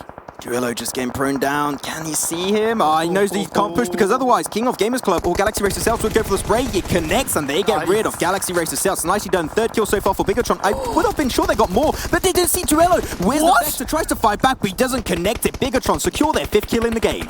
That flick and switch and shot from Zuxi was absolutely incredible. But of course he did get knocked. Luxie is now going to get knocked as well, leaving Ryzen and Microboy left standing as they try to come in from the northeast side of the circle. Things are getting a little bit sweaty for Bigetron. They can still get the res up onto Luxie, which is what they're going to be doing indeed. But now they've got to go downhill. But if they're able to do so, they'll still have a compound in their favor, which is not in circle. But it'll be the first step to get themselves into the circle. And even after that, they've got to cross over the road, which roads in Sanhok are never fun to play around. But another knock coming out once again onto Microboy. They're really struggling to remain as a 3 three-man squad. Of course, we saw BTR overtake RQ in the overall standings, but guess who's still up as a three-man team? That is RQ on the south tip of the circle. They have plenty of space around them, at least compared to other teams. Yeah, they're sort of going to go out. Bigetron, the Blue Zone's on top of them. Now they're going to do this move, but pressured by the Blue Zone, which is never a good thing to do on Sanhok, but might be able to get a little bit of an engagement onto Soup77 or even Braga of King of Gamers Club. Intrigued to see, but he's got still 3 bandages, which we all know that is not going to be enough, and PMI's got the information, he wants to get rid of them. Does get Soup though, which I mentioned, the third party could come on through, but they will get confirmed indeed. It will be a trade-off. Bigetron get eliminated in 7th position. The man advantage helping King of Gamers an issue, but with Soup knocked in the Blue Zone closing in, I think that's going to be King of Gamers taken down to 2 players as Box try to protect their box. As RQ coming in from the side, King of Gamers having Braga. Oh, nice on his own, he manages to get in from the Blue Zone, but D2E with a sliver of health, only 1 medkit, he gets behind a rock and makes his way in. That was a great play running behind the tree to make sure he can't get pressured by Jackson of you level up, and at the end he died because of the Blue Zone. You know it was just a question of time before he could easily rotate in, but B11, he's going to get knocked away by Loki of Box Gaming. They are holding strong. The compound is not going to be too heavily in circle. They still got 1 building remaining. It's really going to depend. Grenades could be huge to get rid of this squad. Talking about grenades, Braga's going to throw one over to D2E. Will it connect? It's very close, but will not get the kill. Now, there is still a remaining player, Swag, right? Of Megastars, you got Swag, but with Bray coming in, shots are being fired by D2E. He's going to get sandwich up. He's going to get taken out, and Megastars are eliminated in 4th. I mean, it's RQ Athena. If they see a kill, they're going to take it for sure. 3 teams still in this one. King of Gamers Club, 1 player, D2E of RQ Athena, and a full squad of Box Gaming. I mean, I just can't see this game not going over to Box Imperium. True, but that tiny little cliff is actually helping King of Gamers because really, Box have to full send it. But now as Concept wrapping around, the shots are going to be fired up, but Louis and the rest of Box are firing up. He's trying to get the first knockdown. They get it down to Braga, leaving Concept alone. He's going to try his best, but it's just not going to happen. And there you go, Box Gaming, the circle win in their favor. They used it perfectly, and they shall be taking the Sanhok game of the day. They had a good first game. They had a great second game. Third game wasn't too good, but they've come back with a chicken dinner in the 4th game. I'm really happy to see that happening. No Box Gaming, a team that has become more and more aggressive as time goes by. And you know what? It rewards them with a nice chicken dinner. With that said, a lot of great plays coming out onto Sanhok. We're going to break it all down on the desk.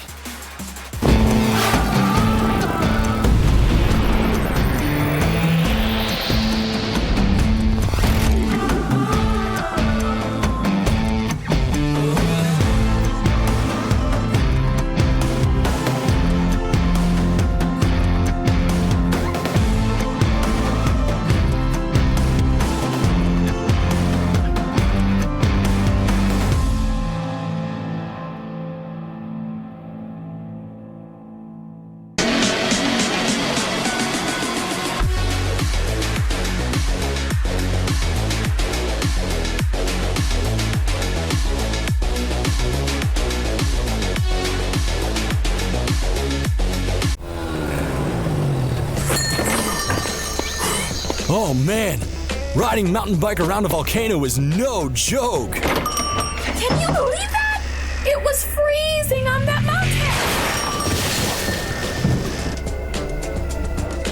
Driving a motorboat is not easy. Oops. Can I have a drink?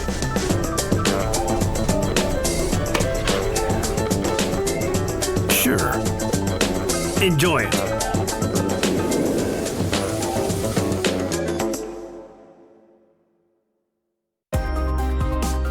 The PUBG Mobile World League is brought to you by the title sponsor, Qualcomm Snapdragon Elite Gaming, and the official beverage sponsor, Mountain Dew. Box Gaming, what a day they have had here with 2 second places and now the first place. I asked even after that second game where they got the second place, when is the win going to come in? And they answered me in kind. Fantastic stuff by them, taking the compound, the right compound, and winning out that game for us. Yeah, we saw them only getting, 7 kills, I think it was. But I mean, sometimes that's how it goes. You don't need to get that many kills just because you get the circle. A lot of it comes down to you want to hold people out. You want to shoot at them. You want to make sure they don't get close to you. You don't want them to get close to you because then you're gonna have a breach. Yeah, and them being able to defend it, yes, they had it for a long time, but them being able to defend it and also get a few kills from it, fantastic. They capitalized from being there from the start and managed to fend off all the attackers. Basically, we saw, I think it was Circle 5, when it got like kind of central towards the box compound there. But also we saw a compound on the right side hand of the road as well, where no one was residing. And the reason is, we had 5 teams on the right-hand side of the map there, and we had 7 or 8 with box on the left-hand side. But the problem was that because how hard it is to get down to that compound on the right-hand side, no one could actually get to it without getting killed by the other team. So exactly. Yeah. It was kind of empty. And all the teams are fighting on the edge as well, right? And there's a lot of blue zone healing as well, obviously. So it's hard to, unless you go hunting, actively hunting for it and try to get many more kills from that, then you're not going to get that many kills because everybody's going to be dying to zone healing, or they're going to be fighting each other on the edge. So I would rather take the safe win with I think 8 kills it was, rather than, go out and hunt for 2-3 more kills and then, potentially lose a player. And we were perilously close to a finish near Barn, which would have just been a disaster for everybody because it's the lowest place in the entire game. Let's take a look at the points coming in from this game. Let's ignore Avenger as much as possible. We got 28 points coming in by Box Gaming up towards the top. Mate, they have had... Mate. They've had so many points today here. It's been very impressive. Yeah, it's super impressive, especially since yesterday was kind of a mediocre day for them. Again, one of those teams we see that can reset their mindset in just one day, which is a super important thing because of that, we see them with these consistent results here today. And it's actually super impressive. 2 second places, now 1 first, and there's still 1 more game to go, of course. Super important and super impressive. Avenger. In the Super Weekend. And it's also super impressive that they might be able to take first spot for how many points acquired in the weekend so far. I think they're going to be ending on 110 with the quick maths. So they're putting themselves in a really good spot. And from that one weekend, they might potentially be able to fend themselves even further up and really contest for, we have the playoff and the plays here. We have in the Super Weekends, they might be able to get even more from the regular play prize pool. Aside from GX ourselves, though, a lot of the big names got themselves quite double-digit points here when you look at RRQ Athena and Bigetron as well here. So overall, they're still going to be sitting above and beyond what everybody can reach right now in these points. And that is the points. Team Secret got themselves 4 kills, so consistently consistent. Yeah, very top heavy, but of course Orange Rock and Team Secret being able to accrue 5 points is still really good, because we talk about it a lot, the bad games. It's 1 to 3, 1 to 4 points around there. You want to miss out on those. You don't want to have them at all. If your bad games are 5 points, easy game. Exactly. Box Gaming team stats, let's go and see how they put up numbers. So close. Wow. 40, that's the lowest ratio we've seen. Oh yeah, the healing. That is insane. 48 healing. I mean, super impressive. They have to leave their place. It's like 2 bullets with the M4 on a level 2 vest. I mean, even if you have the circle, even if you win the game, only taking 48 damage that you heal up, that is insane. I'd love to know where that damage came from. It's very specifically. It's 2 bullets from an M4 on a level 2 vest in the chest. That's 24 damage. That's where it's coming from? I know exactly. That's exactly how much damage it gives. Somebody out there, find it out. Tell me exactly where it happened. Yeah. Maybe Avenger is right. That would be pretty impressive if it was right, I'm going to be honest. It is. Mountain Dew do the do moments. Let's do it.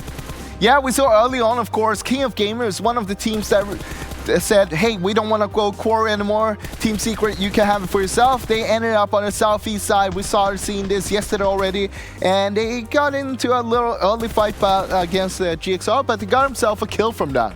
Yeah, and also more shots here. Again, it's a third-party map, and I really love to see how the teams are able to play around that and really take into consideration how far they can get in and when they should be attacking. T1 had some really good shots here, and CCP managed to take a few players down. Overall, T1, though, they had an okay game. They had 13 points. I'd say it's a good game for them. They had a 6th place with 7 kills. We don't usually see them on this many kills. Usually it's around 4, maybe, I'd say. So them having 7 kills and a 6th place is really good to see. More shots coming out from Basha as well. Shashin from You Level Up. They have really leveled up their game so far. They are also ending on a 5th place with, I think it was 10 kill or 10 points in total. So that's also a good game for them. And overall, they're really trying to catch. They're really trying to leap ahead of No Chance team and also trying to catch up on Yudu Gaming. I mean, we thought that they've been a little bit behind, but at the same time, there's still a few more games to go in this Super Weekend. Of course, there's one more Super Weekend. Of course, they're going to make it to that one as well, and they're going to get even more points. The push from Bigetron onto Retake Scarlet there, if they had managed to finish that off a little bit earlier, used a few smokes, they might have been able to get 3 to 4 guys down to that compound. That could make a huge difference for them, but still managed to get a good amount of points from the game still, and got a few kills and really spoiled the game for Retake Scarlet. Yeah, once again, of course, Bigetron getting himself a 7th place. Not too bad, not too good, but they had 8 kills on top of that, which was parallel with Box Gaming that had 8th on the win as well. Megastars again, sneakily getting into a good place, getting good points as well, sneakily. Is that the equivalent of consistently consistent? That was what I was vying for. Okay, I can take it. You like that one, yeah. No, but they're still in there and they're sitting in a really good spot. They're still in the, I think, in the top 6 in the total leaderboard so far, and overall. So again, it's like they're always getting one player in. If they're having a rough game, surviving, 4th, 3rd place, getting lots of placement points and still getting a few kills here and there. Nice. Very nicely done. And that brings us neatly on to our last game, of course, which we'll be talking about in a few moments' time here. But damn, what a variety we have seen throughout the day. Good circles. Gaming doing very well. Let's take a look at the total damage from this game as well. We have... Sanhok numbers. Sanhok numbers, that's right. Sanhok even. I mean, look at the kills, not just the damage itself. The kills tell us a lot of the story here. How we see all the teams being a little bit more top-heavy there because they're fighting 1 or 2 team fights, and then after that, they get those kills. Then they just die because they don't have as much loot anymore. They don't have the utility, the meds, the armor, the helmets, and it's just easy prey for the next team. I gotta say that I've been really impressed by how well King of Gamers have been able to turn it around from how they were playing in the qualification days and the weekdays, and how they've been able to turn around and play extremely well here in our Super Weekend for number 2 Super Weekend. Yeah, we saw there how Box Gaming, 1,339 damage. It wasn't that high, but it was still the 2nd highest in this game. Yeah. Good stuff. I'm trying to recall as even a Sanhok as we just saw there. The circle was pretty fair on a lot of people, I feel like, for this one. We can actually take a look at our top players as well from this game too. I was racking my brain trying to figure one out there, and even this is relatively even. Even and low as well. Oh, local is still aft. Never mind.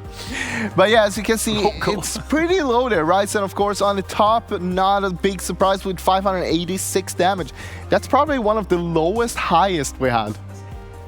That's very impressive. A lot more. Basha is also on 3 kills for this game, and Braga and Break is actually also on 3 kills. So it's very even. We had a lot of the players from this game that are trying to get into the top, but here is the top 4. Obviously, it's good to see that these guys are able to get their higher damage numbers and longer survival time. Obviously, pays into effect with this.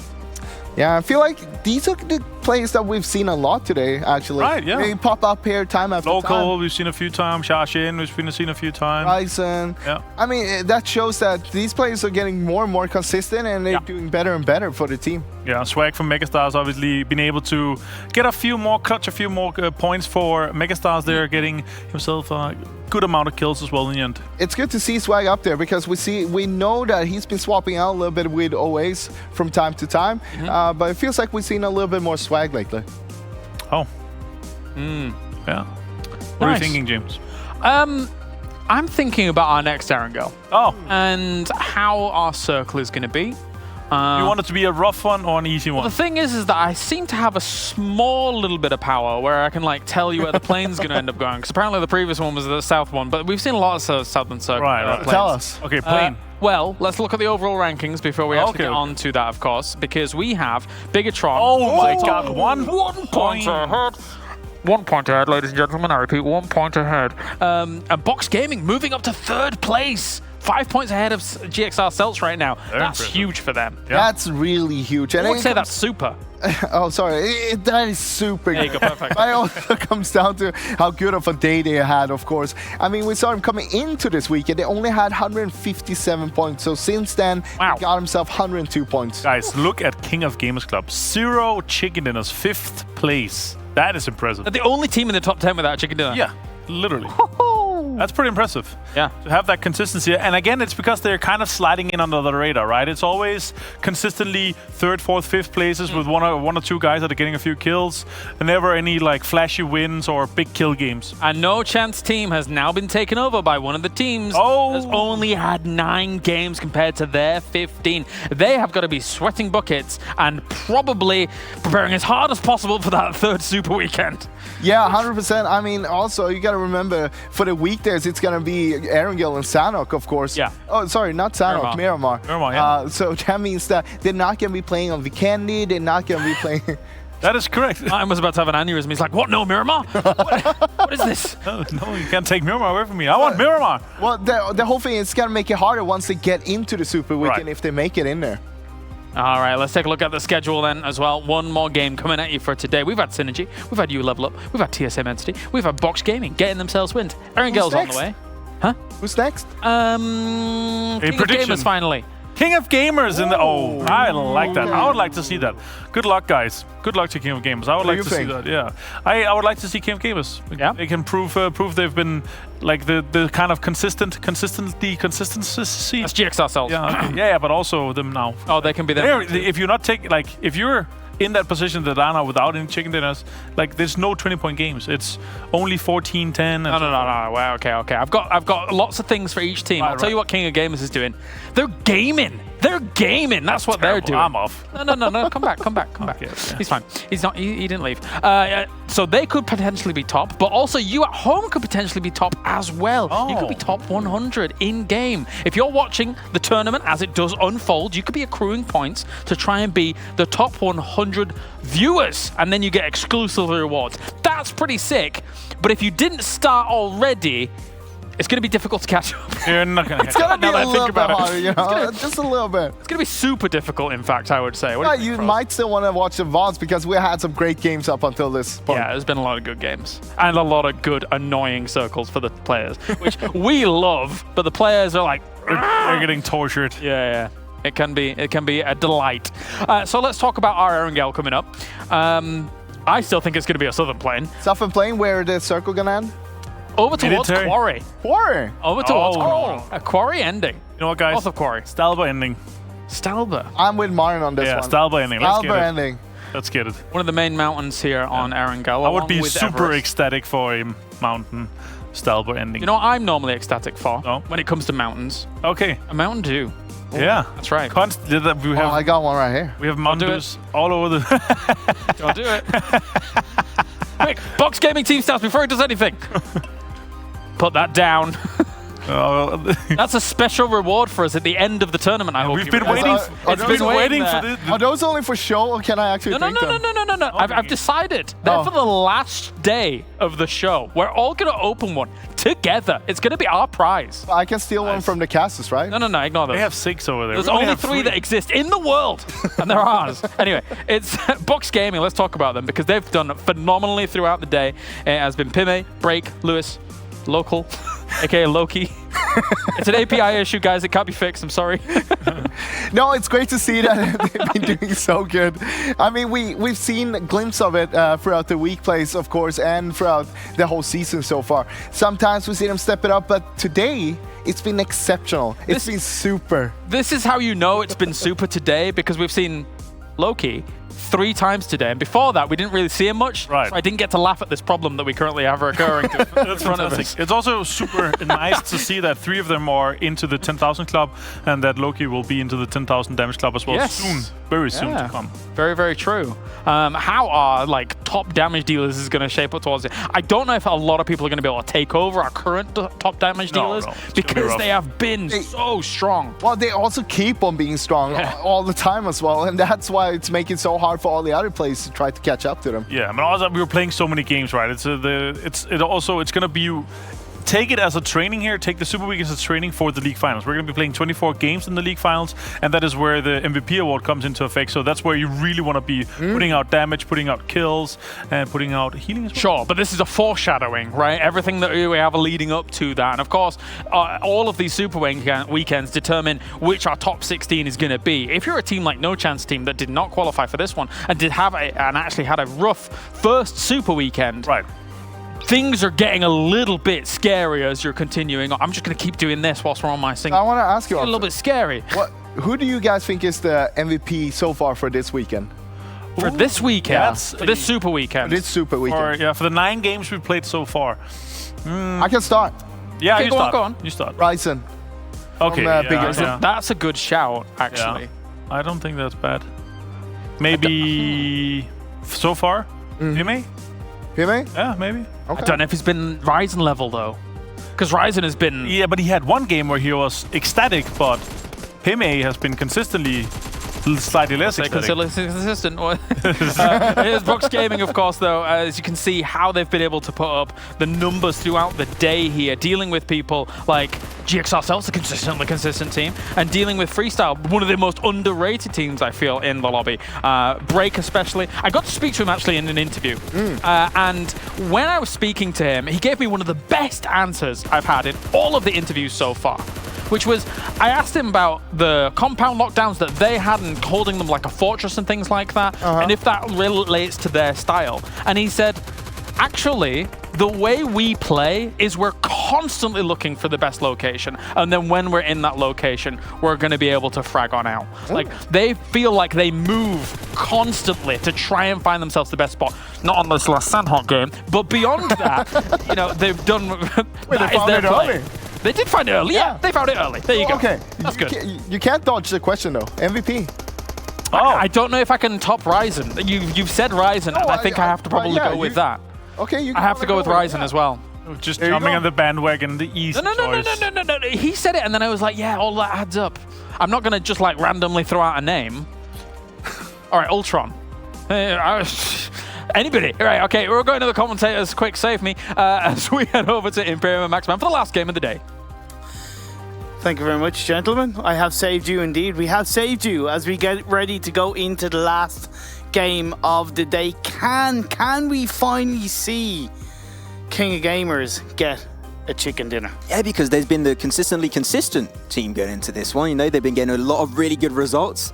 And currently with 0 chicken dinners, like from first position down to, I believe it's like 13th. Yeah. They all got a chicken dinner minimum. And they're currently standing in, 5th position with 0 chicken dinners. Yeah. That's huge for them. And I'm going to be a little bit harsh. I'm not going to regard them as a team that can claim the PMWL East trophy until they claim a chicken dinner. Because even though I'm all about consistency, you need to be able to get the job done, and getting that golden first place, getting that chicken dinner is a huge part of it. They're hoping to pull off a Galaxy Race themselves, basically, you know, being consistent, and then finally get himself that, you know, well-deserved chicken dinner to climb up in the overall standings. We'll have to wait and see, but ladies and gentlemen, here is your pilot here speaking. We're going to be going direction of Erangel. It will not. Oh yeah, it will actually be another Southern Plane Pass. How surprising is Southern Plane Path? I've never seen it before. Why say Southern Plane? What even is the Southern Plane Path? I'm not one to predict things, but I'm predicting an Eastern Circle. You're predicting an Eastern Circle? I am. Never seen before. Nobody's ever done that. Jesus Christ. It would be a miracle, Batman. We'll have to see. I mean, it might be interesting. I'm hoping we'll have a little bit of a different circle, because I think by the time being these teams and players are like, oh, another Eastern Circle, this is going to be a little bit surprising. At the end, all the teams are going to drop like in the dead center next to like prison. They're going to be all around it, and the circle's just going to be moving, and you're never going to have any kills until like phase 5 or 6. We'll have to wait and see. A team I also want to highlight that's been very consistent in the first 4 games. It's only one poor result. That's Megastars. Game 1, they only got 2 points, but game 2, they got 11. Game 3, they got 14. And the last game in Sanhok, they also got 14 points. So 3 out of 4 games, a team who has proven to be consistent, which has, of course, kept them in 6th place in the overall standing. So that's really nice to see. Okay, well there you have it. Imperium, you called it. It's going to be focused on the east. Not too far on the east, so it's fine. There's not going to be a lot of water involved, and we know it's not going to be military base to land then Megastars and also Team IND to rotate efficiently early on to avoid getting gatekeep. But talking about gatekeeps and talking about bridges in general, we had a little bit of a fight there, and I think that Hughes just picked up a kill on the member of Box Gaming. Yeah, it was a member of Box Gaming that dropped around the bridge area, maybe not expecting that. And he got taken out. Of course, Valdez and Box Gaming kind of slightly clashing with JCZ, taking a chunk of damage, but they will get away without any real trouble. But, you know, TSM will have a nice spot landing in George Paul, South George. Crates, they'll be able to loot up and then rotate in from the east. Reject Scarlet are going to make their way towards Verney, and Orange Rock going to go into Watertown, and they'll be able to make their way in. Of course, what is important about this phase one is that the river is in play. The river can indeed come into play, Imperium, but a few rotations will come out because there are a lot of teams they pack down south. They have to try and, you know, branch out to their main drop-in location. And though Schreider is going to be actually caught out in the open with T1, going to take a few fights towards the other members of T1, but they're going to come balling in as a potential 4-man squad to get rid of Schreider of Synergy. Synergy, they got themselves the first game of Erangel of the day, and we'll see if they can get the second. But so far, Schreider, this is not a very comfortable situation. I believe we're going to see the fight of You Level Up. Indeed, You Level Up versus that one member. Wow. Mr. Thompson, great spray from a distance onto Lewis, and he does indeed confirm the kill. Hey, look at me here, see, with the Tommy gun, yeah. Wait, what accent is you know, like okay, as we do lose, yeah, that was inevitable. Yeah. But the accent was, you know, the old Mafia, 50s, I think 50s Mafia or something like that, you know, like New York Mafia kind of thing. Okay, it makes me think of a meme like, what have they done to my boy? No, not everything I say is connected to a meme, I mean, you Max. are a meme, Imperium, at this point. Like, you're Watermelon Gang, like, who's Watermelon Gang? I'm Floor Gang, you know? Hashtag Floor Gang, out. So now, Avengers looking at me really weird on the other side of the desk. I'm getting judged really hard here, guys. Oh, I'm judging you, don't worry. I'm sure. Okay, so Reject, because TSM went to George, Reject have Yasnai all to themselves, which is great, but they won't want to, in my opinion, they won't want to hang around there as a full squad. Maybe send one member down south to one of the compounds outside past the fields of Yasnai, just to get a little bit of information, because as great as Yasnai is, it's kind of a little bit compacted in terms of you don't get a lot of information if you're deep inside the city. Yeah, indeed. That's something the Reject Scarlet, they like to get a little bit more central in the city, but branch out a little bit more because they know the TSM entity is not here. They can branch out, get a lot of information. Exactly. Talking about information, these teams can get a lot of information of how to potentially rotate on this phase one circle. Reason why? It's very easy to predict. It went a little bit high up north compared to the southern plain pass. That means that all of the northern side of the map is fair game. Fair. Teams that could easily rotate from, that could be TSM entity. I would even say Team Secret in Gatka so far. They can read the circle, say, okay, there's not a lot of teams up north. We can wrap it around up on the eastern side of George Pole. An easy entry point through shooting range on Severny. I think that fair. If we see Team Secret die early on, I'll be genuinely surprised because they have like one of the easiest available circle rotations available for them right now. It will all depend on the timing of their rotation. Now they are starting to move around the west of Everest, getting a little bit closer to TSM NT. I would actually recommend them going on the east of Everest because at least they'd be able to get towards that bridge and not be spotted by TSM initially. I don't think they are now, but at the end of the day, seems like they're heading in that direction. I think a few teams are trying to get themselves a nice little rotation early on. You level up a team that's going to rotate very late. Didn't work out for them on the first game. They got taken out very early, I believe, by that was Team IND. And if they know that another fight might break out over there, they might want to try and set up a little bit of a bridge camp early on. That'll be interesting. But they did move away from the bridge location, so interesting. You just talked about Reject Scarlet, about the fact that they can get a lot of information. Yep. They got players on every single area of that because they know that teams early on, they don't want to really breach into Yasnaya. Exactly. So a lot of information going their way.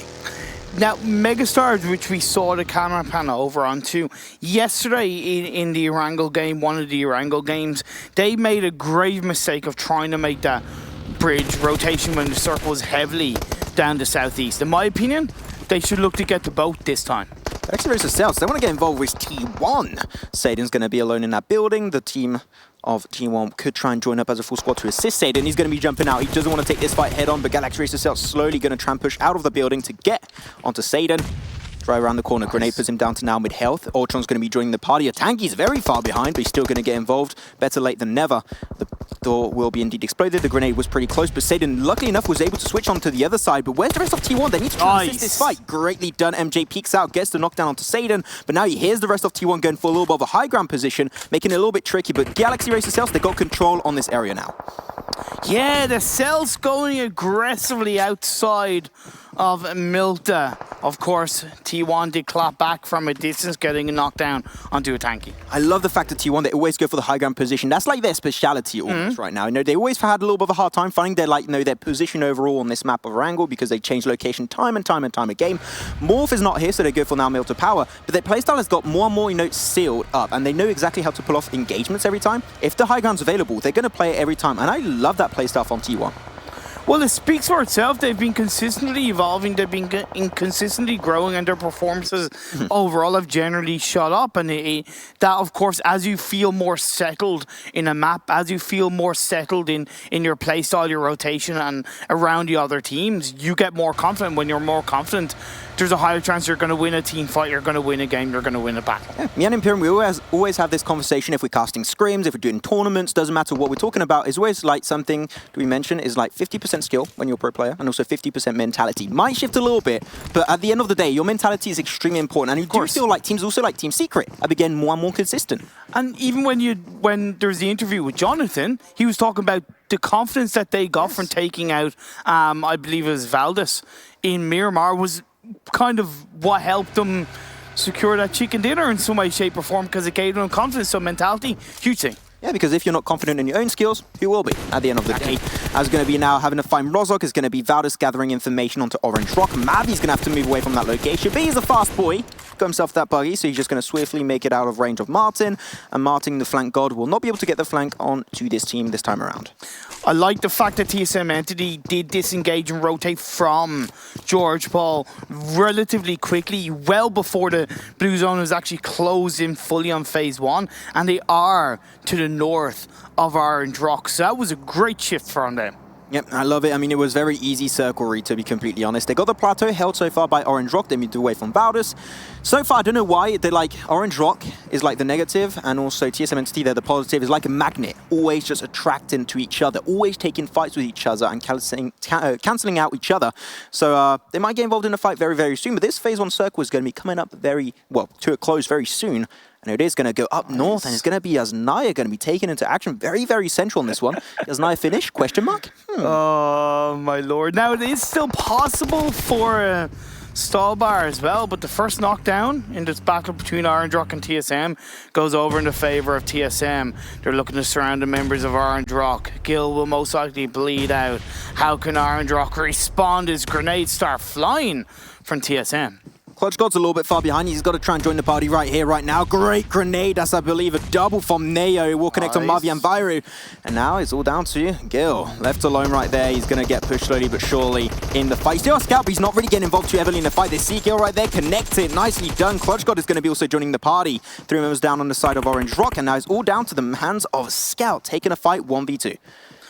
So in the first game, TSM won out against Orange Rock, but will it be the same again? Scout looking to cover himself behind a tree. The shots coming out by Jonathan, and it is going to be 2-0 to TSM in the Erangel battle against Orange Rock. Jonathan setting a benchmark against Orange Rock. Yeah, that first game of Erangel was only down to Jonathan. He had like 10-15 health remaining versus Scout in the 1v1, but this time around, they're feeling more confident, which is what we mentioned. They took the fight, greatly pushed multiple angles under fire, and they easily took down Orange Rock. And what's great for them is that they're still up as a full squad. Yeah, I mean, exactly. That is what is going to be very important for them for the long game. They pick up 4 easy points early on, and now they can easily rotate. They got also the plateau area between Rozok and Yasnaya that we mentioned time and time again, which is a position that in that area gives you the most information. Yeah, they have a strong bit of information on what's going across them towards the eastern side of them. Of course, Valdez is to the north, so they'll want to protect that area and not let them get too close, along with IND and RQ to the south of them. But so far, TSM looking pretty good. Freestyle in the fields of Yasnaya. risky play if it does shift away and teams know exactly where you are, they know your location, can make things a little bit tricky, but King of Game is a team that has a lot of experience playing into this nice Yasnaya Polyana area. They like to play there, they had some really good opportunities sometimes.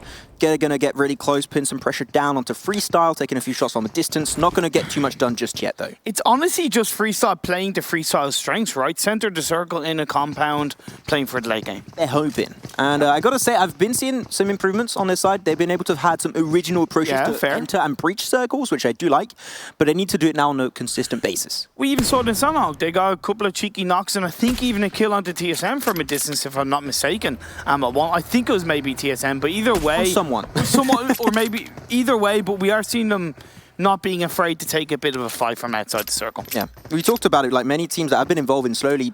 No Freestyle, they had one Super Weekend that they didn't play. They're slowly catching up, which you like to see. They're evolving, they're improving. And there you go, upgrades, people. Upgrades. Talking about upgrading, you level up. We need to mention them. Good transition. They've already overtaken, thank you very much, No Chance team. But just to talk about averages, which are so important when you're looking at consistency, their average points per game in the 9 games of Super Weekend that they played is roughly the same amount of average points as 8th and 7th place. So they're playing at that kind of performance. If they can qualify for next Super Weekend, we could see them rise the table even more. Yeah, and see if they can get to the big boy finals. Yep. Would be intriguing. RQ Athena had a little bit of a high ground there. The circle. Oh my god, we got to talk about the circle Imperium. It's Naya, Polyana, circle, ladies and gentlemen, coming straight up. Let's go. Don't rush in, teams. Don't think, okay, we have to get in there. If you are going to, stick to basically the edge of Yasnaya. Don't go inside the middle of it. So either north, south, east, or west. Team ID, they left their compound, they're slowly pushing behind RQ. They saw that circle shift, so they got to get themselves involved.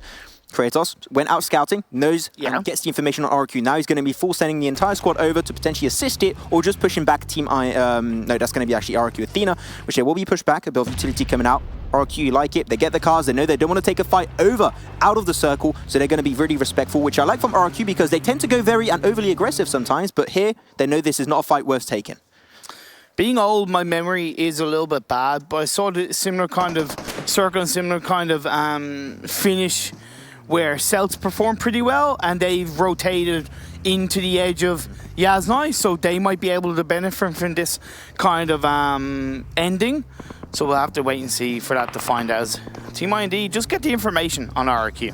Yeah, just still get information. They switched up position, but now RQ, they are currently in circle, which is not the case of Team ID. They will have to go downhill eventually later on in this game. We'll have to keep an eye out for it. But I want to mention what's also happening up north on the western side. Team Secret and You Level Up. The rotation that I mentioned earlier is really easy to rotate and to also to read the circle on the phase 1 that we had earlier. And they both went for the exact same rotation. It's the better and most passive way into the circle. And as I mentioned, perfect transition. Thanks so much, production crew.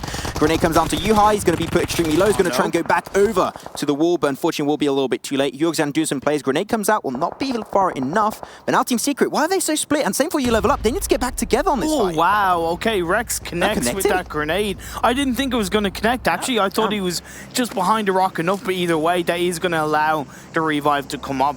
And we see You Level Up are going to be put down to 2 players. Yep. They get rid of Yuxian. See you later, Alligator.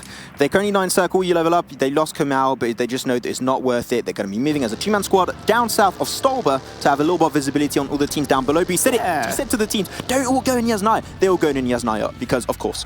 Most of them are, but well, actually, no, it is fairly split, and it's actually not too bad. Like, when you look at Megastars, like, they're kind of on the very, very northern tip of Yasnaya, so it's not too bad. But T1 are outside, BTR are outside, Synergy, Freestyle, RQ, IND, TSM, so it's really not too bad. It's even Stevens.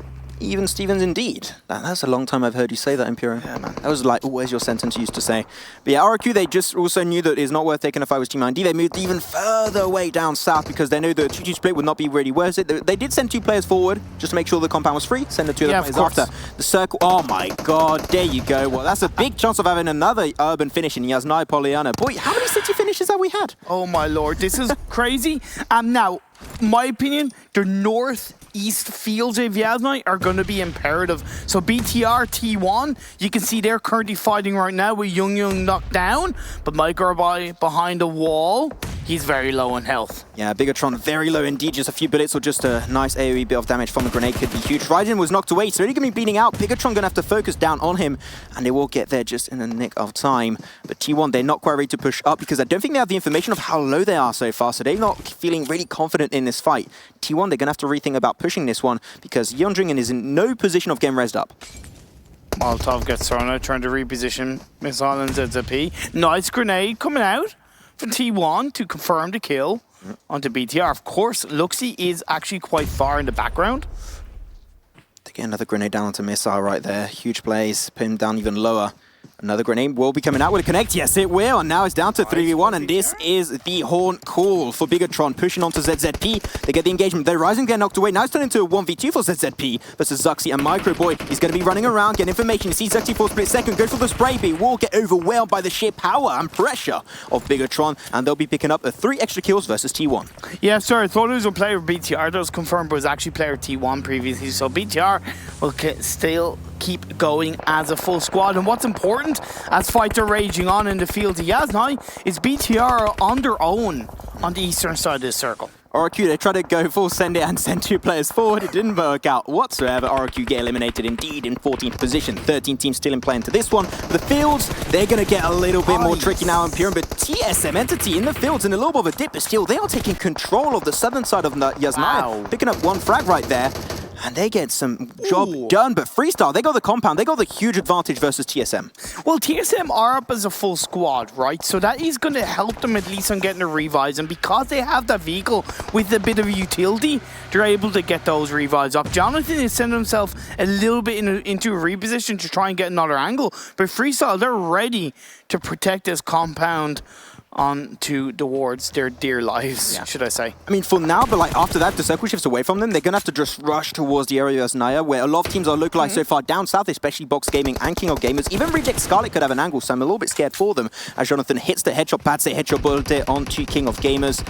Now I got a foe and fully like because their card's taking quite a lot of damage. I think already a few wheels were popped away, 1 car taken out. They need to try and keep the cars surviving as long as possible, because if you got to go for 4-man rotation with 1 car, they might die out because of that. And honestly, that's why that knockdown by Jonathan onto Boza was actually so important for TSM's focus, because now that's going to basically send a tiny bit of fear into King Gamers, going, look, there's no point in us peeking TSM because they have us spotted. I'm seeing Trance right now to be like, can someone end me, please? I'm not serving any purpose right now over here. But TSM, they know they can't move away, otherwise they're going to get backslapped by Freestar. They have to breach it. They have to get rid of this squad to just be able to go easily and swiftly into the circle. As Zegor's going to get an encounter with Malik, but Malik will be getting the upper hand in the engagement. They'll try and get the flush right away. But Neo's going to try and stop that from happening just now. Where the hell is Jonathan? I have no idea. He's standing in the fields, not drinking on the party. They need him right now. Jonathan, where are you? As Malik gets a nice knock onto Neo also, and they're going to go for the double flush. Jonathan, why did they not follow up with Jonathan right there? Okay, so you have one of the most dangerous close-range fraggers in the whole world on your team, and you don't send them in on that engagement. I hate to say it, but that was one of the worst IGL decisions I've seen in quite a while. I mean, yeah, like, Jonathan should have joined the party right there, but you know what? They can still potentially get a sneaky snake play and try and get himself a win at the end. We'll have to keep an eye out for it. But the circle did go for phase 5 down south of Yasnai Polyana on the eastern side. There's still like 50% fields, 50% city compound. The next shift on the next circle is going to be extremely impactful, Imperium. Yeah, and the circle shift did benefit Freestyle as well on a side note, even though they're not inside the circle. But of course, they've nobody really around them bar Synergy, as this battle in Yasnai is going to absolutely drive players together. Of course, the road is in play, right? That's where the utility smokes are going to have to be imperative for these teams to execute that reposition. Team Secret looking to throw out those smokes so they can move forward. City compounds are interesting, but extremely interesting and very dangerous when you go on Yasnai Polyana. Reason why? You have all of these cross-sections between all of the buildings. That road also up on the northern side. Team Secret, you level up. Also, Megastar's going to cross on over. It's so risky to move from building to building. A few squads will potentially go down during that time, as Synergy going to get very close to Bigetron. But then a dip. Grenades could be huge. As I say that, Luxy connects onto Zigsaw. Another grenade could seal the fate of Synergy, as Servy's going to be the only member standing. And as I said it, there you go. Grenade plays in a dip. The huge counter versus that that position. Yeah, BTR still up as a full squad on the southeast side of the circle. They're just going to be waiting for all the teams to take each other out and across. Now Galaxy Racer Celts have a couple of players knocked down, but the Revives are hopefully going to come out. King of Gamers have themselves spread out quite nicely across those three huge three-stack buildings. Those super buildings, Imperium, coming into this one. But like, definitely the amount of visibility given to King of Gamers from that position alone is huge. They know exactly where the teams are going to come out from. And once again, the cross sections, that might be their golden opportunity to pick up a few frags. But you level up getting closer with Megastars. They need to cross over. A smoke road could be their omen in this game. Team Sugar got themselves into a circle, choosing just to go in and go through building instead of trying to wrap around inside. I'm perfectly okay, but I want to know, are Box Gaming going to be okay if Team Secret get closer to them? I mean, it could be interesting. They got a 2-1 split so far. They got PMI just slowly just chilling out in his own corner of the compound. We'll have to see, but the circle's about to close up, but Bigetron getting closer and closer area. They're in like the field area down south of the circle where very few amount of teams are. He's still got Freestyle, he's still got Jonathan of TSM Entity. The circle Imperium is going to be coming up right now. And we'll see, is it going to be a full city finish or will it go away? Man, it's still another 50-50 split. What do you want from me? This is why you don't go to Yasnaya. It very rarely ends up in that area. Of course, it's still 50% inside those buildings. It's going to benefit the majority of King of Gamers, but you level up, get one player knocked down, leaving Winter on his own. Don't you level up have any more smokes? Like, if they don't, that's going to be game over whatsoever. We'll have to keep an eye out for that. Megastars, they do still have some smokes. That's a straight up fact, Imperium. They're going to be chucking a few to try and block out visibility of Valdez the Murder. But so far, it's not going to be any shots in their direction. They've still got 14 seconds, but that is nothing in the world of PUBG Mobile Imperium. They need to push on over right now to not get pressured by the blue zone while crossing over. We're in phase 6. We're at the 22.5-minute mark, and we still have 11 teams, 35 players, with the majority of them inside Yasnaya. On the southern tip of the city, you level up. They are the furthest team away, and you only have Winter left standing. Megastars pushing forward, actually utilizing a vehicle, which I always think is a little bit risky, but it's gotten them across the road. It's way fast. It's a little bit risky, but at the end of the day, if you cross on over, that's the most important thing. Freestyle get taken out. And why did Megastars cross the road to make it over to the circle? That is a fact, but they do make it over there while the first aid is still coming out from Winter of You Level Up, and that might just be the end of them. I think their fate is sealed at this point, Imperium. Paradox getting revived up. They're facing a potential load of pressure from Galaxy Racer Celts. And that's going to be the grenade to get the knockdown onto Vexy. But of course, You Level Up, still not out without putting up a fight, but MJ claps back, takes down You Level Up. 9 teams left, 28 players as Megastars gets looks to get the final blow onto the Celts. Paradox spraying through the smoke, trying to get onto MJ, but MJ was able to get the first aid through, up to 75% health, but Paradox comes out on top. That's the Celts, he gets the frag, leaving a tanky alone for Galaxy Racers. Rox gets confirmed by Valdez himself. Paradox going to try and heal up, he's solo right now, but Tanky's going to try and get over to MJ, going for the res. Will Paradox allow that to happen? He's right up top. Is he going to drop down to get the frag? I can't help but feel that it's not really worth getting the revive as the blue zone is closing in. But of course, he's going for a call. Can he make that count? But Paradox is going to go downstairs. Of course, the body advantage is slightly going over in the favor of Galaxy Racer Celts as MJ gets that med kit off. That was just enough time to go for the res and pop off also that first aid. Atanki's pushing alone right there. You maybe got to wait for your ally. It doesn't quite work out at the end. Paradox does get the knockdown. MJ is just running away. Why are they not playing as a squad? I'm surprised Celts are doing this move. It's so weird, but now they got to push also on top of Valdez. Great angle held up by Paradox of Megastars, gets the initial knockdown, making things a little bit easier, but then high ground is held by Martin. He will get rid of Megastars in 9th position. Yeah, Val just picking up kill after kill, knock after knock, as they keep themselves up as 2 players. That's going to be another team wiped to the floor. Celts down and out, 7 teams left, 18 players, as a circle did shift down south. One thing interesting, Jonathan is still alive for TSM Entity. Despite the weird move pushing onto Freestyle earlier, leaving Jonathan behind, that might actually be their omen. Fair. They might be able to get a nice sneaky snake finish into this one, Imperium. We'll have to wait and see, because the circle did go actually away from Yasnaya down south. But now Valdez, they got to move away, just same like Team Secret. All the teams are currently in City. They're all going to fight each other, making things even easier for Bigetron and TSM Entity. True, but Team Secret, they're still a full squad. They kind of have a bit more space compared to the likes of King of Gamers, Reject, Scarlet, and Valdez. And now they can just spread themselves thinly as a full squad as Webb gets a knockdown on the Boza. Yeah, King of Gamers, they're going to be holding on to that high ground. Bigetron, they got that small little wall to work with, denying visibility away from King of Gamers. If King of Gamers still have grenades, that could be huge, as Braga's going to be jumping away. Valdez, Box Gaming, they're all going for that push respectively. The GCZ above the smoke gets the information onto Concept, does get the knockdown, but now Valdez, the blue zone's on top of them, is maybe a little bit too late, but look at that amount of smoke, just giving them a great coverage, and visibility getting denied away from the squads around them. They will make it over to the building of King of Gamers. I don't get why King of Gamers are choosing to play on top of the roof at this late stage of the game. You're out in the open. But Valdez gets the squad wipe on the Box Gaming. They will continue on still up as a 3-man squad, but BTR Microboy gets a knockdown onto Rex.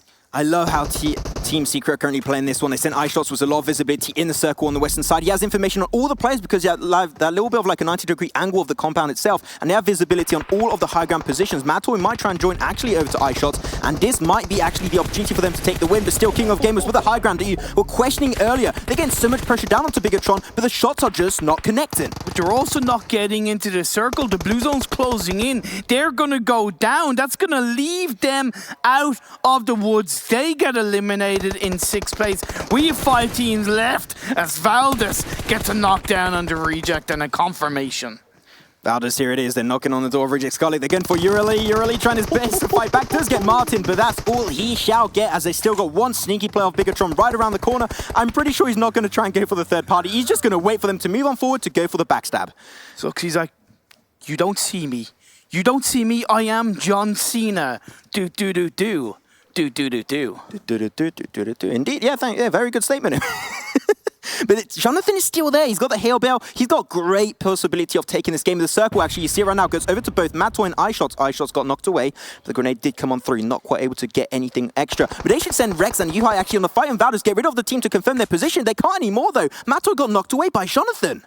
Jonathan, we know him as one of the best fraggers in the world. He is considered a one-man wrecking machine. He's gotten down 2 members of Team Secret, but Valdez gets another member of Team Secret, leaving Yuhai the last man standing. How was Martin allowed to get that kill? There's no way. Why would you just just go for the Bloom play, and that would have been perfectly fine.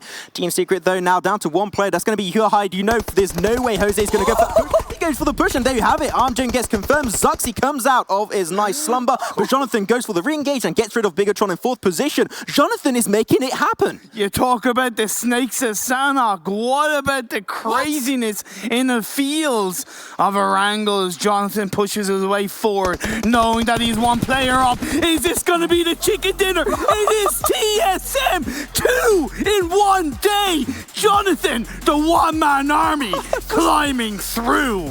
What was that? Jonathan, they went against Freestyle earlier. They kept him alive. Like, we mentioned it was maybe a little bit of a risky play. It was terrible, really. It was weird. It was for sure. But, man, they got the win. My microphone is going off me right now. That was an intense finish. TSM Jonathan taking the game for his team as they secure their 3rd chicken dinner in PMWL. Let's make no bones about it. Team Secret messed up big time at the end. They were up as a full squad. They had plenty of space, but they kind of played the edge and they got ticked off 1 by 1. There should have been an instant reaction the second Jonathan fired up from the side. They should have been way more reactive, but they paid the price.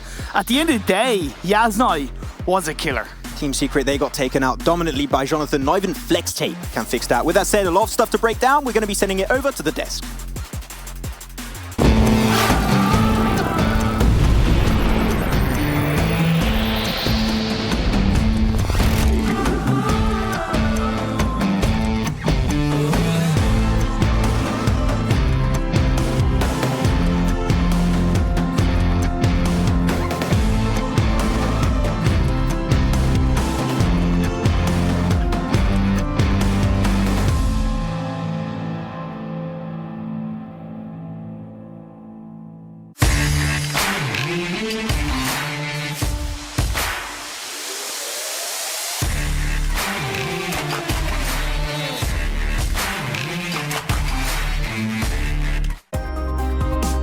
The PUBG Mobile World League is brought to you by the title sponsor, Qualcomm Snapdragon Elite Gaming, and the official beverage sponsor, Mountain Dew. Unbelievable scenes. TSM not only gets themselves their 2nd chicken dinner, but Jonathan, after 3 of TSM's players dive early on, manages to get himself the victory. And I'm going to tell you right now, it is criminal that with no other teams taking some field positions towards the mid of that game, because it was a damn good position, even though everybody's committing to Yasnaya. Frost, save me. I mean, it's easy for us to say because we see everything, right? We have the map stream, we see everything what's happening, and of course we saw it was super open on the field. Now Jonathan, though, being able to clutch that from, I think it was 13 teams alive when he was alive, and he also gets a few kills in the end, of course. That is so many points accrued just from Jonathan himself. Yeah, it turned out to be a amazing. fantastic decision and a really good play. Obviously, there's nobody else on the fields in the end there, and all of the teams that are focused so much on each other, there's no focus left for Jonathan. I mean, it comes down to, we had a few teams. We had Team IND, TSM Entity, and Freestyle on the field early on. They were fighting by the yellow houses. We saw that. But then, of course, that fight ended up with, I think it was Freestyle and TSM coming out alive, and then BTR took care of Freestyle afterwards. Yeah. And then it was Jonathan left alive, and he was just like, hey, I'll just chill on the side, you know?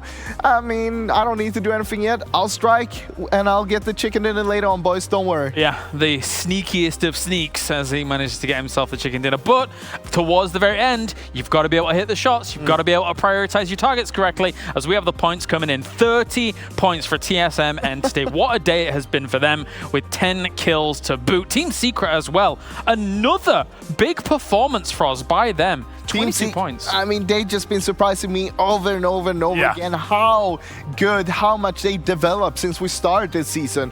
They went from being in the bottom almost all the time to now just being the top, consistently in the top, and no one can stop them from the look of it. They're going to be ending the Super Weekend so far with the 10 games to play today. On the top, actually, they've been playing so fantastic. Really nice to see from the Secret. 6 points for Megastars and Freestyle as well, and a little bit less points for the guys below. Yeah, 9th through 16th. Just a few coming in here and there. 5 kills for Freestyle, not too bad. They're trying to push themselves up a coast against No Chance team down towards the bottom of our pack here for the Super Weekend's points, the Super Points.